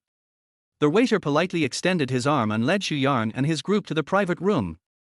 When you push open the door of the private room, a luxurious and comfortable atmosphere hits you. In the private room, the luxurious decoration and elegant style complement each other, which is eye-catching. The exquisite chandelier is like a bright starry sky, casting soft and warm light, illuminating the entire space. Famous paintings dot the walls, adding a touch of artistic atmosphere to the private room. The dining table in the center is spacious and majestic, covered with white napkins and set with exquisite and classy tableware. The soft backrests and comfortable cushions on the sofas around make you want to sit down and enjoy yourself. The entire private room is full of luxury and comfort, making people feel as if they are in an isolated aristocratic world. When Xu Yang and others stepped into the private room, he didn't feel anything special. However, Chin Siki, who was sitting next to him, stared at the decoration in the private room and exclaimed, "Wow, the decoration of the private room here is really great. But I wonder how much it costs to have a meal here." As she spoke, she turned her gaze to Xu Yang. At the same time, Xu Lin and several others also turned their eyes to Xu Yang. Xu Yang felt everyone's gaze and said with a smile, "Why, are you worried that I can't afford to treat you? Since I said I want to apologize, I must make sure you eat well and are satisfied. You can order whatever you want on the menu. You're welcome." Xu Lin looked at Xu Yang, a naughty smile appeared on her lips, and she said, "Since you said so, we won't be polite." Afterwards, Xu Lin and several men from her taekwondo gym began to order food like crazy, with the names of dishes popping out of their mouths one after another. Chin Siki sat aside, looking at Xu Yang with worry on her face, fearing that this meal would make this stingy man cry. Xu Yang, however, acted as if nothing had happened. He watched the crazy behavior of everyone ordering food, chuckled and shook his head. Not long after, the waiters brought the dishes ordered by everyone to the table one after another. Looking at the table full of dishes, Xu Lin and others did not skimp on their spending and ordered a large table of dishes. You have to know that this is a private room for 15 people, and there are only 9 of them. When all the dishes were served, Xu Yang glanced at the table and felt that something was missing, so he said to the waiter, "No feast is complete without wine. Please open a bottle of Lafite for me." The waiter smiled and nodded, then turned and left. After a while, he came back with a decanter and poured the red wine into the highball glasses in front of each person's seat. At this moment, Xu Yang stood up slowly, holding a red wine glass, and glanced at Xu Lin and others present with a gentle smile on his face. He said, "Everyone, what happened today was purely a misunderstanding. Regarding today's conflict, I admit that I used some dishonorable means to win by chance. To express my apology, I will drink first." After saying that, Xu Yang raised his head without hesitation and drank the red wine in the glass. Seeing this, Chin Siki also smiled and said to Xu Lin and the others, "Everyone, this is really a misunderstanding today, please don't take it too seriously." However, Chin Siki's words did not seem to completely calm Xu Lin and the others, and they still had stern faces. Seeing this, Chin Siki looked at Xu Lin and said coquettishly, "Sister Lin, please don't be angry." As she said this, she pretended to be aggrieved, which made people laugh. Looking at Chin Siki's appearance, Xu Lin finally couldn't help but sigh. She said, "Okay, okay." After that, she glanced at Xu Yang, then picked up the wine glass and drank it in one breath. Seeing Xu Lin take the lead, the others also picked up their glasses and drank their wine in one breath. Xu Yang looked at their actions and smiled helplessly.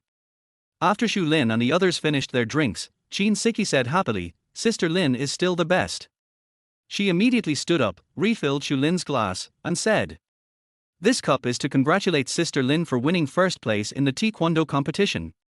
After saying that, she raised her head and drank it all in one gulp. As the glass of wine was drunk, the previous misunderstanding disappeared. The meal gradually came to an end amid laughter and joy. At this time, Xu Yang turned to the waiter and said, "Pay the bill." The waiter smiled and replied, "Hello, sir, your total consumption this time is 43,900 yuan. Would you like to pay in cash or by card? Swipe the card." After Xu Yang said that, he reached into his pocket. However, at this moment, his expression suddenly changed. It turned out that Qin Siki urged him to get up so quickly that he forgot to bring his card when he changed his clothes. Facing the waiter who was still waiting with a smile on his face, Xu Yang felt awkward. This scene was also seen by Qin Siki, Xu Lin and others who were sitting nearby. Thinking that Xu Yang had no money to pay, a man who had been defeated by Xu Yang in the Taekwondo gym said sarcastically, "I thought, some people, if they don't have money, they shouldn't act like a big shot. Now you feel embarrassed." Another man who was defeated by Xu Yang also took the opportunity to make a scene. "Yeah, it's really shameful to eat in a place like this when you have no money." Xu Lin listened at the side, shook his head helplessly, and said, "Okay, everyone, stop talking. I think we should split the bill this time." Just when Xu Yang was extremely embarrassed and at a loss, Qin Siki suddenly looked at Xu Yang and said with a smile, "Look at you. You forgot to leave your card with me when you went out." As she spoke, she lowered her head, opened her bag, took out a bank card from it and handed it to Xu Yang. Xu Yang looked at Qin Siki and felt grateful. Qin Siki winked at him mischievously, signaling him to solve the problem quickly. Xu Yang naturally understood what she meant, so he took the card and handed it to the waiter. Chapter 29 Killer. After paying the bill, the group filed out of the private room. One of the men from the Taekwondo gym stepped forward and said, "Sister Lin, let me take you back." Xu Lin looked at him and responded with a smile, "I'm not going back to the museum today. I plan to stay at home with Siki for one night. After all, I haven't been home for a long time, so it's a good opportunity for me to go back and get some things." After hearing this, the man nodded to show his understanding. Then, he turned his gaze to Xu Yang who was standing beside him and gave him a meaningful look. Xu Yang noticed this look and smiled in return, but did not say anything. At this time, Qin Siki, who was gently supported by Xu Lin, looked at Xu Yang and urged, "What are you still doing? Go and drive." Xu Yang responded with "Oh," then turned around and walked towards the parking lot. While Xu Yang was going to the parking lot to pick up the car, Xu Lin turned to look at Qin Siki and asked softly, "Is this our landlord?" Qin Siki nodded and confirmed, "Yes." Xu Lin raised her eyes slightly and said jokingly, "I wonder if you're attracted to this boy? I told you, no man is good." After hearing this, Qin Siki retorted with disdain, "How is it possible? I would fall for such a stingy man. Humph." She then added, "I have someone I like, and that's my number one brother Fenya." When mentioning brother Fenya, Qin Siki couldn't help but reveal a happy smile on her face. Xu Lin looked at Qin Siki's happy look, sighed softly, and said, "You don't listen to the old man's advice, and you're going to suffer. None of these men are good. When you suffer one day, you'll know that I'm right."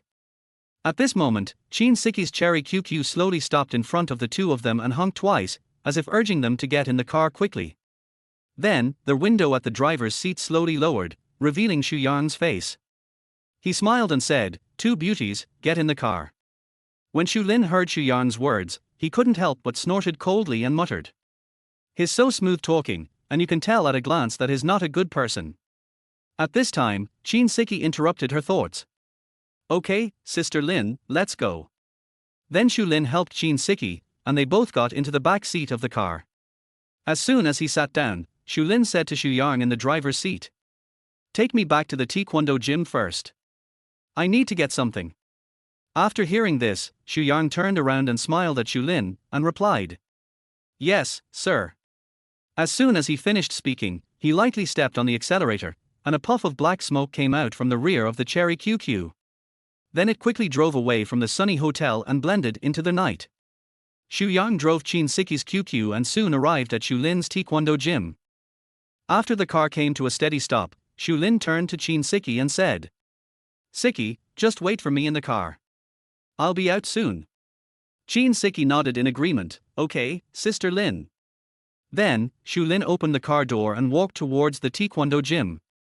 Shortly after Shu Lin got off the car, Chin Siki turned to look at Shu Yang in the driving position, forced a smile on her face, and said, "Although you are a stingy man, I believe you are not the kind of person who doesn't pay back the money you owe." After hearing this, Shu Yang turned around and smiled at Chin Siki, but did not respond immediately. Seeing Shu Yang remain silent and looked a little nervous, Chin Siki quickly added, What do you mean by laughing? That's the money I used to pay for my mother's medical treatment." Shu Yang turned his head, looked at Chin Siki seriously and asked, "How much is your mother's medical treatment?" Chin Siki nodded and said, softly. After hearing what she said, Shu Yang asked, "Then if you lend me the money for your mother's medical treatment, aren't you afraid that I really won't pay it back?" Chin Siki sighed and replied, "Then I can't just watch you being treated like that. Besides, isn't your face what you men care about most?"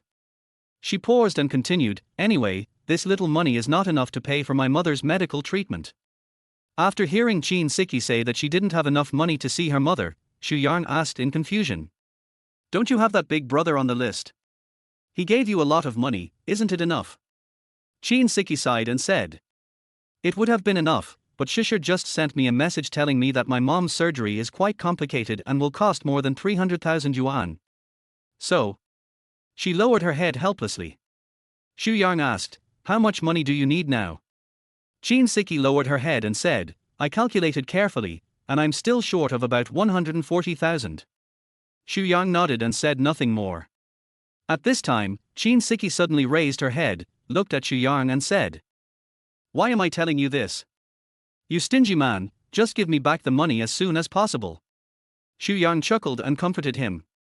"Don't worry, you won't lose a cent," he said. "Don't you have a big brother on the list? Maybe he will reward you 140,000 tonight." After hearing this, Chin Siki looked at Shu Yang with disdain and said, "Oh, you talk as if you are my number one brother." Shu Yang smiled and didn't answer. He looked at his watch and then pushed open the car door. Seeing this, Chin Siki asked curiously, "Where are you going?" Shu Yang opened the car door and responded with a smile. "Don't worry, I won't run away with that little money. Sister Lin has been in there for so long and hasn't come out yet, I'll go and urge her. You wait for me in the car for a while." Chin Siki nodded and responded softly, "Yeah." In front of the clothing locker at Zhongyue Taekwondo Gym, Shu Lin had just opened the locker and was about to take out replacement clothes for after training. Suddenly, there was a slight sound of footsteps behind her, which made her turn her head alertly. I saw two men in dark suits and with fierce faces approaching step by step. The machetes in their hands flashed coldly, and their eyes revealed coldness and cruelty. They were obviously coming towards her. Shu Lin's heart tightened. Even though she was a Taekwondo master, she had to be vigilant in the face of such a sudden attack. She turned around quickly, took a defensive stance, and loudly demanded, "Who are you? What do you want to do?" The two men held machetes, their eyes were cold and a sneer appeared at the corners of their mouths. They answered in unison, "We are here to kill you." Shu Lin's heart tightened, but she did not show the slightest panic. As a Taekwondo master, she is accustomed to facing various challenges. She took a deep breath, adjusted her mindset, and prepared for the impending attack. At this moment, one of the men swung a machete and slashed at Shu Lin. Shu Lin reacted quickly and dodged the attack by moving sideways. Then, she raised her leg and kicked high, hitting the man's wrist accurately. The machete flew out of his hand and fell to the ground. Seeing this, the other man immediately swung his knife at Shu Lin's waist. Shu Lin bent down flexibly to avoid the attack and used his arms to block the attack of the machete. She took the opportunity to get close to the man and rammed her knee hard into his abdomen. The man screamed and fell to the ground. Shu Lin didn't give the two a chance to breathe, she quickly stepped forward. He stepped on one of the men's chest with one foot and snatched the machete from his hand with his other hand. She looked at the two of them coldly and said, "Tell me, who sent you here?" Chapter 30. I can solve you with just one move. At this moment, applause rang out from behind Shu Lin, and then a man praised, not bad, you are worthy of being the Taekwondo champion." Shu Lin looked back and saw a muscular man with tattoos and small earrings staring at her breasts with lustful eyes. Shu Lin asked unhappily, "Who are you?" The man did not answer Shu Lin's question, but said with a lewd smile. What a pity, such a good seedling is disobedient. I asked you to fight a fake fight, but you insisted on winning first place. Since you are pretty, as long as you stay with me for one night and be my woman, I will plead for you and let you go. How about that? Shu Lin smiled slightly and asked, Are you from Sangwoo Taekwondo Gym? The man did not deny it and continued with a lewd smile. The employer said that not only will he make it impossible for you to gain a foothold in Taekwondo, but he will also destroy your life. So as long as you agree to my conditions, I will let you go. After saying that, the man stared at Shu Lin's plump breasts with lustful eyes. Shu Lin snorted coldly and said disdainfully, Just you. Before she finished her words, she swung the machete in her hand like lightning and rushed towards the man, intending to seize the initiative. However, the man did not seem to take her seriously. He raised a contemptuous smile at the corner of his mouth and uttered contemptuous words. You really don't know what's good for you. As the man finished speaking, Shu Lin had already approached him. The two figures quickly crossed each other, and a murderous atmosphere filled the air amid the flashes of swords and sabers. Although Shu Lin had the advantage with the machete in his hand, the man was extremely agile. He dodged Shu Lin's attack easily, then suddenly exerted force and punched her hard in the abdomen. Shu Lin felt a huge force like a mountain pressing down on his head. He had no time to dodge and flew backwards, falling heavily to the ground. She lay on the ground, gasping for breath, the pain in her abdomen making it almost impossible for her to breathe. When she looked up, she saw the man slowly walking towards her, staring at her with lustful eyes. The man's eyes were full of evil and desire. He lowered his head and looked down at Shu Lin, who was lying on the ground. Then, the man smiled smugly and said, You are only a one-time champion, and I am a 10-time champion. Do you understand the difference? When Shu Lin heard this, she showed a surprised expression on her face. She endured the pain and said, Are you Long Liu? Long Liu smiled and said, I didn't expect you knew my name, but unfortunately, it's too late now. He paused, a hint of evil flashed in his eyes, and continued. If you had agreed to my request earlier, you might have suffered less. However, now I have decided to break your limbs first, and then enjoy your body, har har har har. As Shu Lin listened to Long Liu's words, anger and humiliation surged in her heart. She gritted her teeth, struggled to stand up from the ground, and then swung her fist at Long Liu. Long Liu's expression changed and he cursed. You're asking for your own death. He then raised his foot and kicked Shu Lin hard in the abdomen as she rushed over. Shu Lin was kicked and hit the wardrobe against the wall, and then fell heavily to the ground. Blood flowed from the corner of her mouth and her eyes began to blur. Just as she was about to pass out, she vaguely saw a figure appear at the door. Then, she completely fainted on the ground. At this time, Long Liu walked towards the unconscious Shu Lin with a lewd smile on his face. He reached out, ready to take off Shu Lin's clothes and enjoy his evil desires. At this moment, a voice came from the door, Hey, hitting a woman is not appropriate. Xu Yang suddenly appeared and interrupted Long Liu's evil deeds. Long Liu was originally very excited, but Xu Yang's sudden appearance ruined his mood and his face instantly turned gloomy. He stood up, glared at Xu Yang at the door, and angrily asked, What do you mean? Xu Yang calmly glanced at Shu Lin, who was already unconscious behind Long Liu, and then turned his gaze back to Long Liu. He stretched out a finger and said calmly, I can deal with you in one move. Get out of here if you know what's good for you. After saying that, Xu Yang didn't even look at Long Liu again, and walked straight towards Shu Lin. When has Long Liu, the boxing champion who once won 10 consecutive victories, ever been treated with such contempt? He cursed angrily, You're looking for death, and then punched Xu Yang in the head. However, just as Long Liu's fist was about to touch Xu Yang turned sideways and dodged it easily. At the same time, he quickly made a move and struck with his palm 3 inches below Long Liu's neck. The whole action was smooth and neat, without any drag. After making the move, Xu Yang didn't even look back at Long Liu. After being hit by Xu Yang, Long Liu was about to speak, but suddenly his legs went weak, his eyes went dark, and he fell to the ground.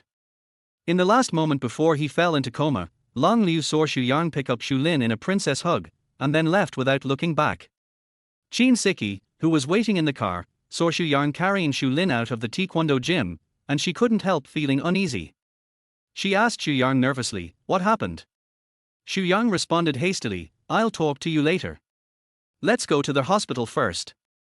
Then he carefully placed Shu Lin in the back seat, quickly returned to the driving seat, and drove towards the hospital. In the car, Chin Siki hugged the unconscious Shu Lin tightly, her face full of anxiety, and she kept calling out, Sister Lin, wake up. However, Shu Lin, who was in a coma, did not respond at all.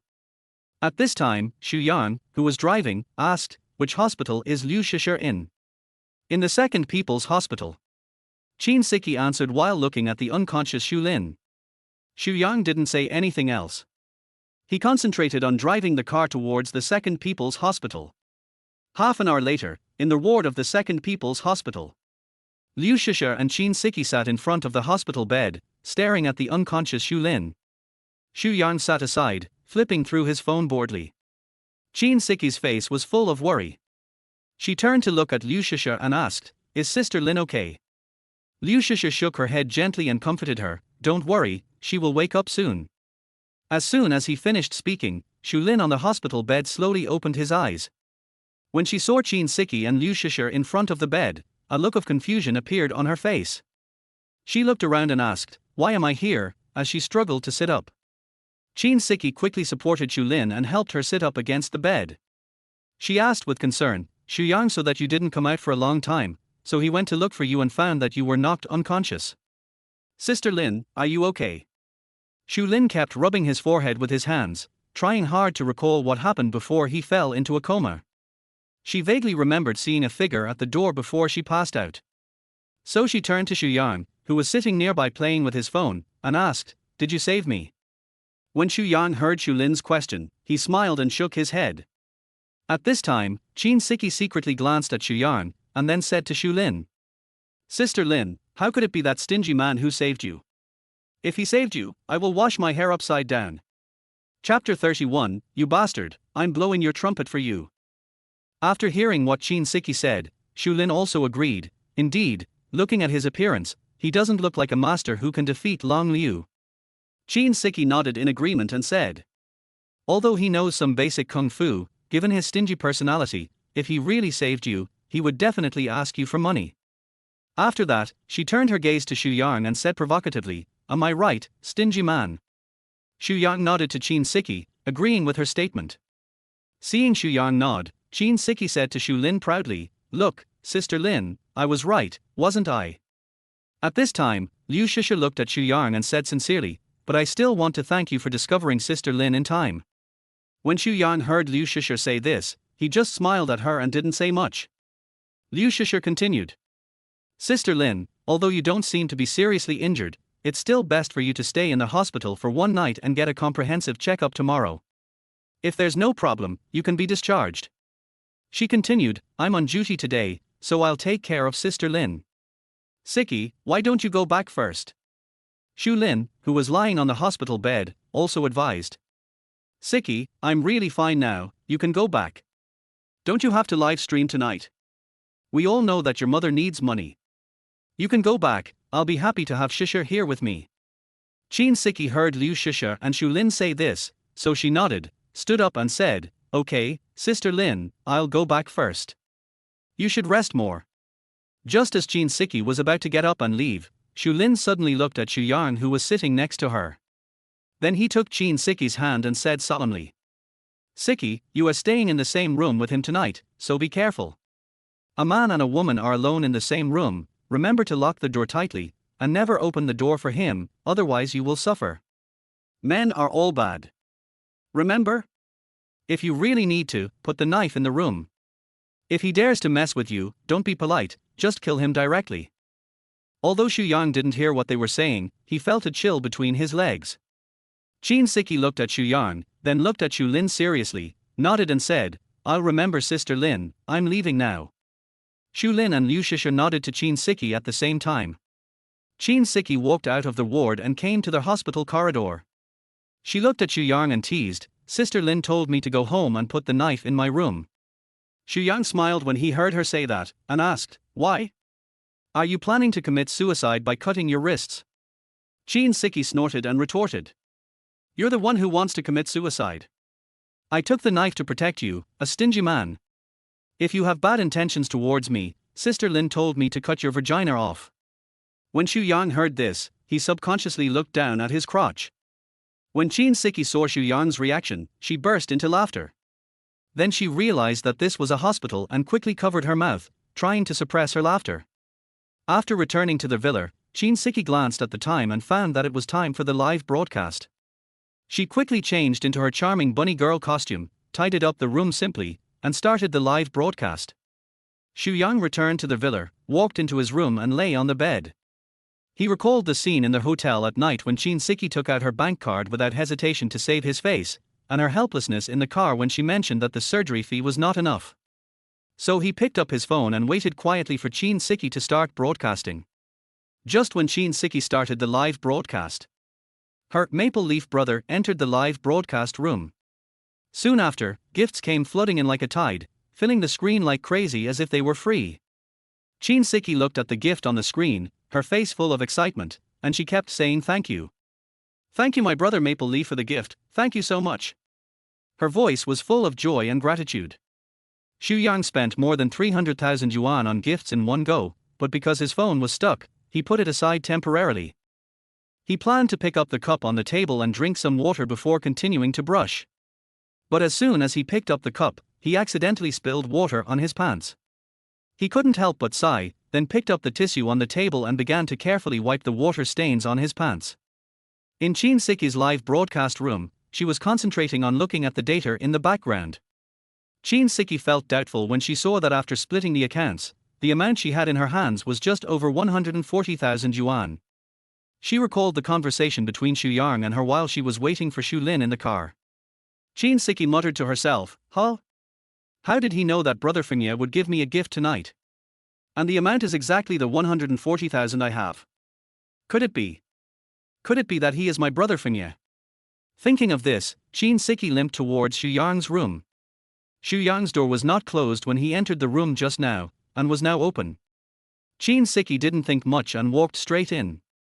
However, the next scene instantly made her cheeks blush. I saw Xu Yang standing with his back to the door, holding a tissue in his hand, and his body seemed to be moving slightly. In fact, Xu Yang was using the tissue in his hand to wipe the water stains that had just spilled on his pants. But because his back was facing the door, this action looked like some indescribable scene in Chin Siki's eyes. Chin Siki couldn't help but have some fantasies in her mind, and she secretly exclaimed, "Damn, this stingy guy is so disgusting. How can he be my maple leaf brother if he is so disgusting?" In the end, Chin Siki couldn't hold back her doubts and dissatisfaction. She looked at Xu Yang's back and said bluntly, "You stingy man, you are really disgusting." Xu Yang was busy wiping the water off his crotch. He was worried that Chin Siki might misunderstand him, so he asked nervously, How did you get in?" Chin Siki looked at Xu Yang's reaction and became more determined in her thoughts. She looked disgusted and said bluntly, "Of course you don't want me to come in. If I didn't come in, how would I know that you, a miserly man, are not only stingy, but also mean, dirty, shameless and vulgar?" Her voice was full of anger and disappointment, and it was obvious that her impression of Xu Yang had been greatly reduced.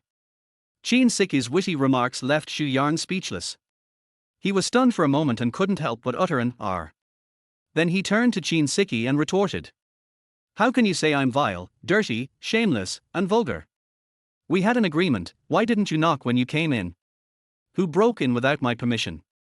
Chin Siki was speechless for a moment because of Xu Yang's question. She stammered, I came to you to pay you back. Please return the money to me quickly." Xu Yang smiled awkwardly and said, "Pay back the money? I really forgot about it." He looked at his wet crotch and suddenly an idea came to him. He thought, she must have a hair dryer, why not ask her to help me blow it? So, he looked at Chin Siki and said tentatively, "Then help me blow it, and I will pay you back immediately." Chin Siki couldn't believe her ears. She widened her eyes, glared at Xu Yang, and said loudly, "What did you say, you bastard? Let me blow you a little. Go to hell, you pervert." After saying that, she turned around and was about to leave. When she reached the door, she saw the toilet paper in the bathroom, so she went in, took a roll, and threw it towards Xu Yang. Then, she said indignantly, "You damn hooligan, help you blow it." "Humph, I can only help you up to this point. Don't go too far." Chapter 32 I don't believe it, I want to try you. Xu Yang looked at the toilet paper on the ground with a blank look on his face and asked in confusion, "Why did you give me toilet paper?" Chin Siki made a disgusted expression, and then said, "You are so disgusting, you bastard. Don't you know you should wipe it off?" Xu Yang turned around, looked at Chin Siki, and said defensively, "I just accidentally spilled water on my pants, is it that disgusting?" However, when Chin Siki saw Xu Yang turn around, she immediately covered her eyes with her hands.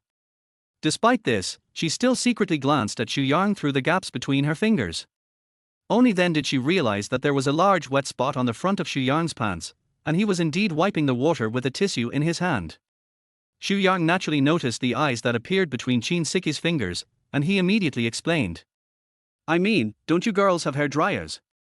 Can't you just use the hair dryer to dry it for me? You said you didn't want to lend it to me, and then you called me disgusting and obscene." Chin Siki looked at Xu Yang and asked embarrassedly, "Were you wiping the water off your pants just now?" Xu Yang rolled his eyes at Chin Siki and said, "Didn't you see everything? Why are you asking me?" At this moment, Chin Siki suddenly felt embarrassed. Xu Yang looked at Chin Siki's embarrassed expression, and his mind couldn't help but recall his previous words and the toilet paper thrown on the ground, and he suddenly realized it. He stammered. Damn it, you suspected that I was." Xu Yang felt that the following words were too difficult to say, so he changed the topic. "What do you suspect I'm doing?" Chin Siki smiled awkwardly and quickly explained, "No, I didn't do anything." Then she said, "Then I'll go back first. I'll leave the hair dryer at the door for you later." After that, she turned around and prepared to leave. However, after walking a few steps, Chin Siki suddenly stopped, turned around and said to Xu Yang, "I have a question for you." Xu Yang looked at Chin Siki's back and said, "What's the problem? Tell me." Chin Siki hesitated for a moment, but ultimately couldn't ask. She just said, "It's okay." Then she walked towards her room. Chin Siki returned to the room and kept replaying the embarrassing scene with Xu Yang in her mind. She couldn't help but feel her face blushing and her heart beating again. Embarrassed, Chin Siki sat on the bed and picked up her cell phone. I clicked on the account of the top guy on the list who had just sent me a gift, the one with the maple leaf avatar, and began to check it carefully. The more she looked, the more she felt something was wrong, and her heart was filled with doubts. She said to herself, "Is he my maple leaf brother? How could there be so many coincidences?" Suddenly, Chin Siki's eyes lit up, and she thought of a way to verify the truth. She quickly adjusted her mood and reopened the live broadcast software. Not long after, the familiar maple leaf avatar lit up again. When Chin Siki saw this, a sly smile appeared on her lips, as if she had found the key to solve the mystery. Afterwards, Chin Siki began to chat leisurely in the live broadcast room, seemingly casually talking about some irrelevant topics. Suddenly, she cried, "Ouch," pretended to fall to the ground, and deliberately shook her hands in front of the live broadcast phone. This action seemed to trigger some mechanism, and she soon heard footsteps running towards her room. A smug smile appeared on Chin Siki's face, as if everything was under her control. Just then, Xu Yang ran into the room in a hurry. He squatted down, helped Chin Siki up, who was pretending to fall, and blamed her. "Your foot is broken, not your brain. Can you please be more careful? It's free this time, but I will charge you next time." After saying that, he turned around and prepared to leave. However, Chin Siki did not refute him as usual. Instead, she stared at him happily and said, "Okay, I'll give you as much as you want." After hearing what she said, Xu Yang turned around with some surprise and said with a smile, "What? You have too much money and nowhere to spend it, right? Since you are fine, I will leave first." Just as Xu Yang was about to turn around and leave, Chin Siki, who was sitting on the bed, suddenly hugged him from behind and said with a smile, "Of course I have more money. Isn't it all you who paid for it? Isn't it? How long do you want to cheat me? My number one brother." Her voice was full of mischief and teasing, as if she had finally lifted the veil of secrets between the two of them. When Xu Yang heard Chin Siki's words, he turned around and wanted to make a few arguments. But unexpectedly, Chin Siki took advantage of the moment he turned around, quickly hugged his waist, and fell backwards onto the bed. Xu Yang was caught off guard by Chin Siki's action and instantly pressed on Chin Siki, with the two of them pressed tightly together. Xu Yang felt a little embarrassed and forced a smile. He was about to speak when he was interrupted by Chin Siki under him. Chin Siki looked directly into Xu Yang's eyes and said proudly, "Are you going to continue to deny it?" Xu Yang didn't say anything. Chin Siki continued, "Actually, I fell down on purpose during the live broadcast just now, and I also deliberately kept silent. If you didn't watch my live broadcast, how would you know that I fell down?" After hearing Chin Siki's explanation, Xu Yang smiled awkwardly, and the words of defense in his heart seemed to become pale and powerless. Chin Siki looked at Xu Yang's embarrassed expression and already had the answer in her mind. In fact, at the moment when she pretended to fall, Xu Yang's figure running into the room hurriedly confirmed her guess. So, Chin Siki put away her playful smile, looked at Xu Yang seriously and said, "Tell me, do you like me?" Xu Yang was somewhat at a loss for words by Chin Siki's sudden question. He quickly explained, I did that because your mother is in critical condition." However, before he could finish his words, he was interrupted again by Chin Siki. Chin Siki still stared at Xu Yang closely and said seriously, "Really?" "Of course," Xu Yang said as he looked at Chin Siki, who was standing nearby. Chin Siki shook her head slightly and smiled mischievously, "I don't believe it. I want to give it a try." After saying that, she pushed Xu Yang, who was lying on her, to the other side of the bed. Then she turned around and rode on Xu Yang. Looking at Xu Yang, who was being ridden by her, Chin Siki gently placed her hands on his face, then slowly moved closer and kissed him deeply. Xu Yang, who was forcefully kissed by Chin Siki, mumbled incoherently, "I told you, I have very good self-control." However, before he could finish his words, he was completely interrupted by Chin Siki's passionate and affectionate kiss. Her kiss was as fierce as a summer rainstorm, as if to wash away all the hesitation and worries in Xu Yang's heart. Xu Yang originally wanted to break free, but Chin Siki's kiss was like a magical power that made him feel an unprecedented throbbing. He closed his eyes and let himself sink into the sudden passion. Their kiss gradually deepened, as if their whole world only contained the two of them. Xu Yang's hands unconsciously wrapped around Chin Siki's waist and he held her tightly in his arms, as if he wanted to merge them into one. Their heartbeats echoed in each other's ears, and every breath seemed to speak of their feelings for each other. Xu Yang also gradually became active from being passive at the beginning. Their kiss became more and more passionate, as if they wanted to absorb each other's souls into their bodies. As their passion grew, their clothes were gently scattered on the floor of the room, like colorful petals, embellishing this private world. Their bodies were tightly embraced, without any barriers between them, as if their souls had merged into one.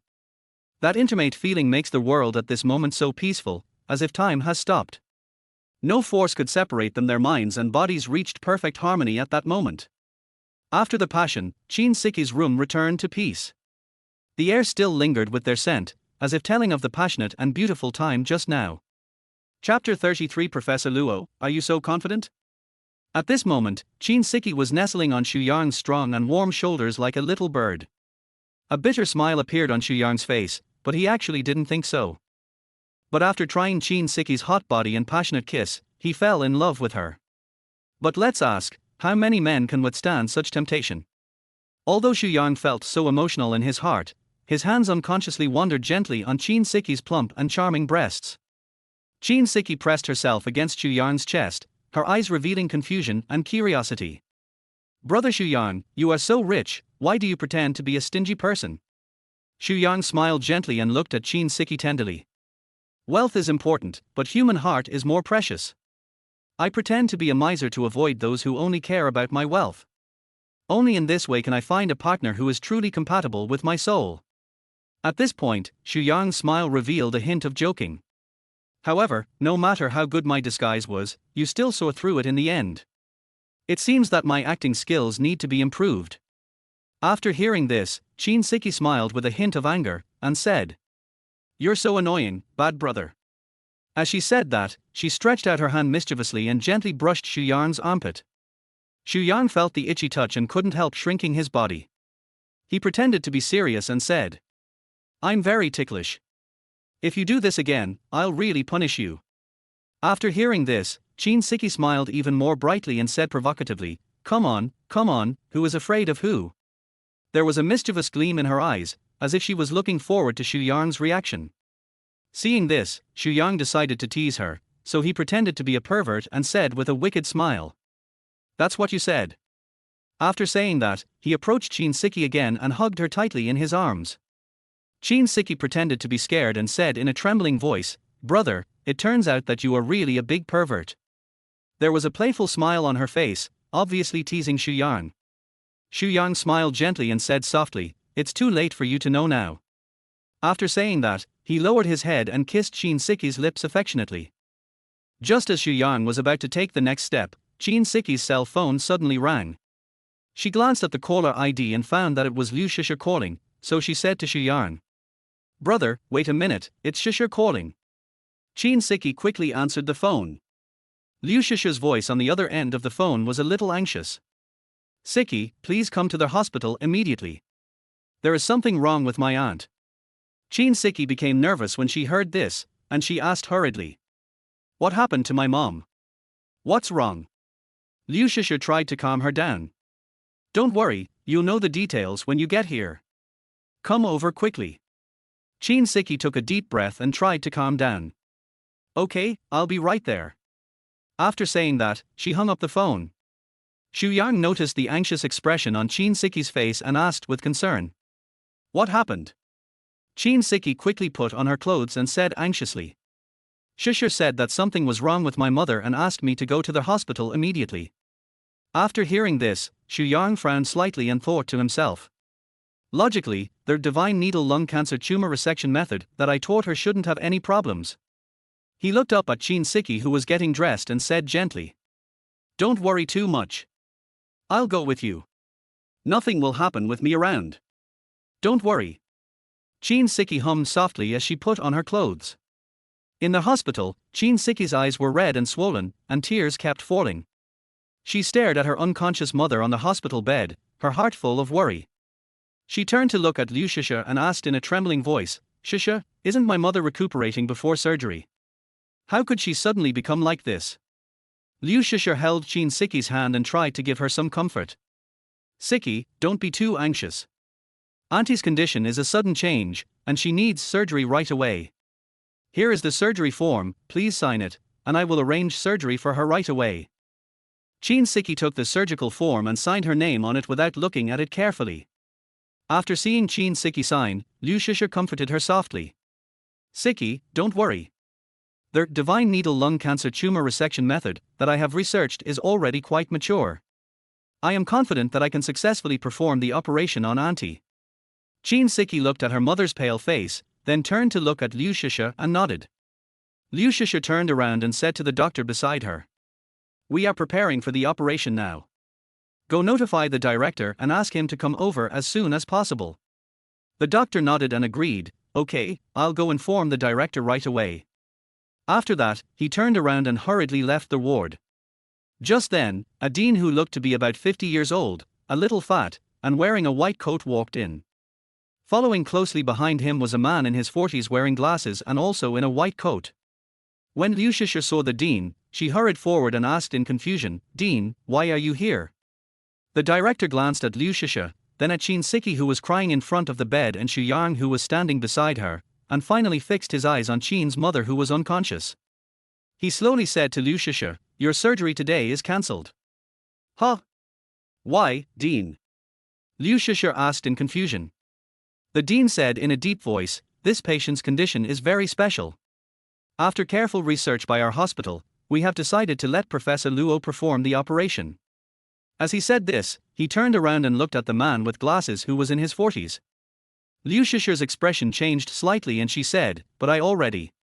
Before she could finish, she was interrupted by the dean. "Deputy Director Liu, are you questioning the hospital's decision?"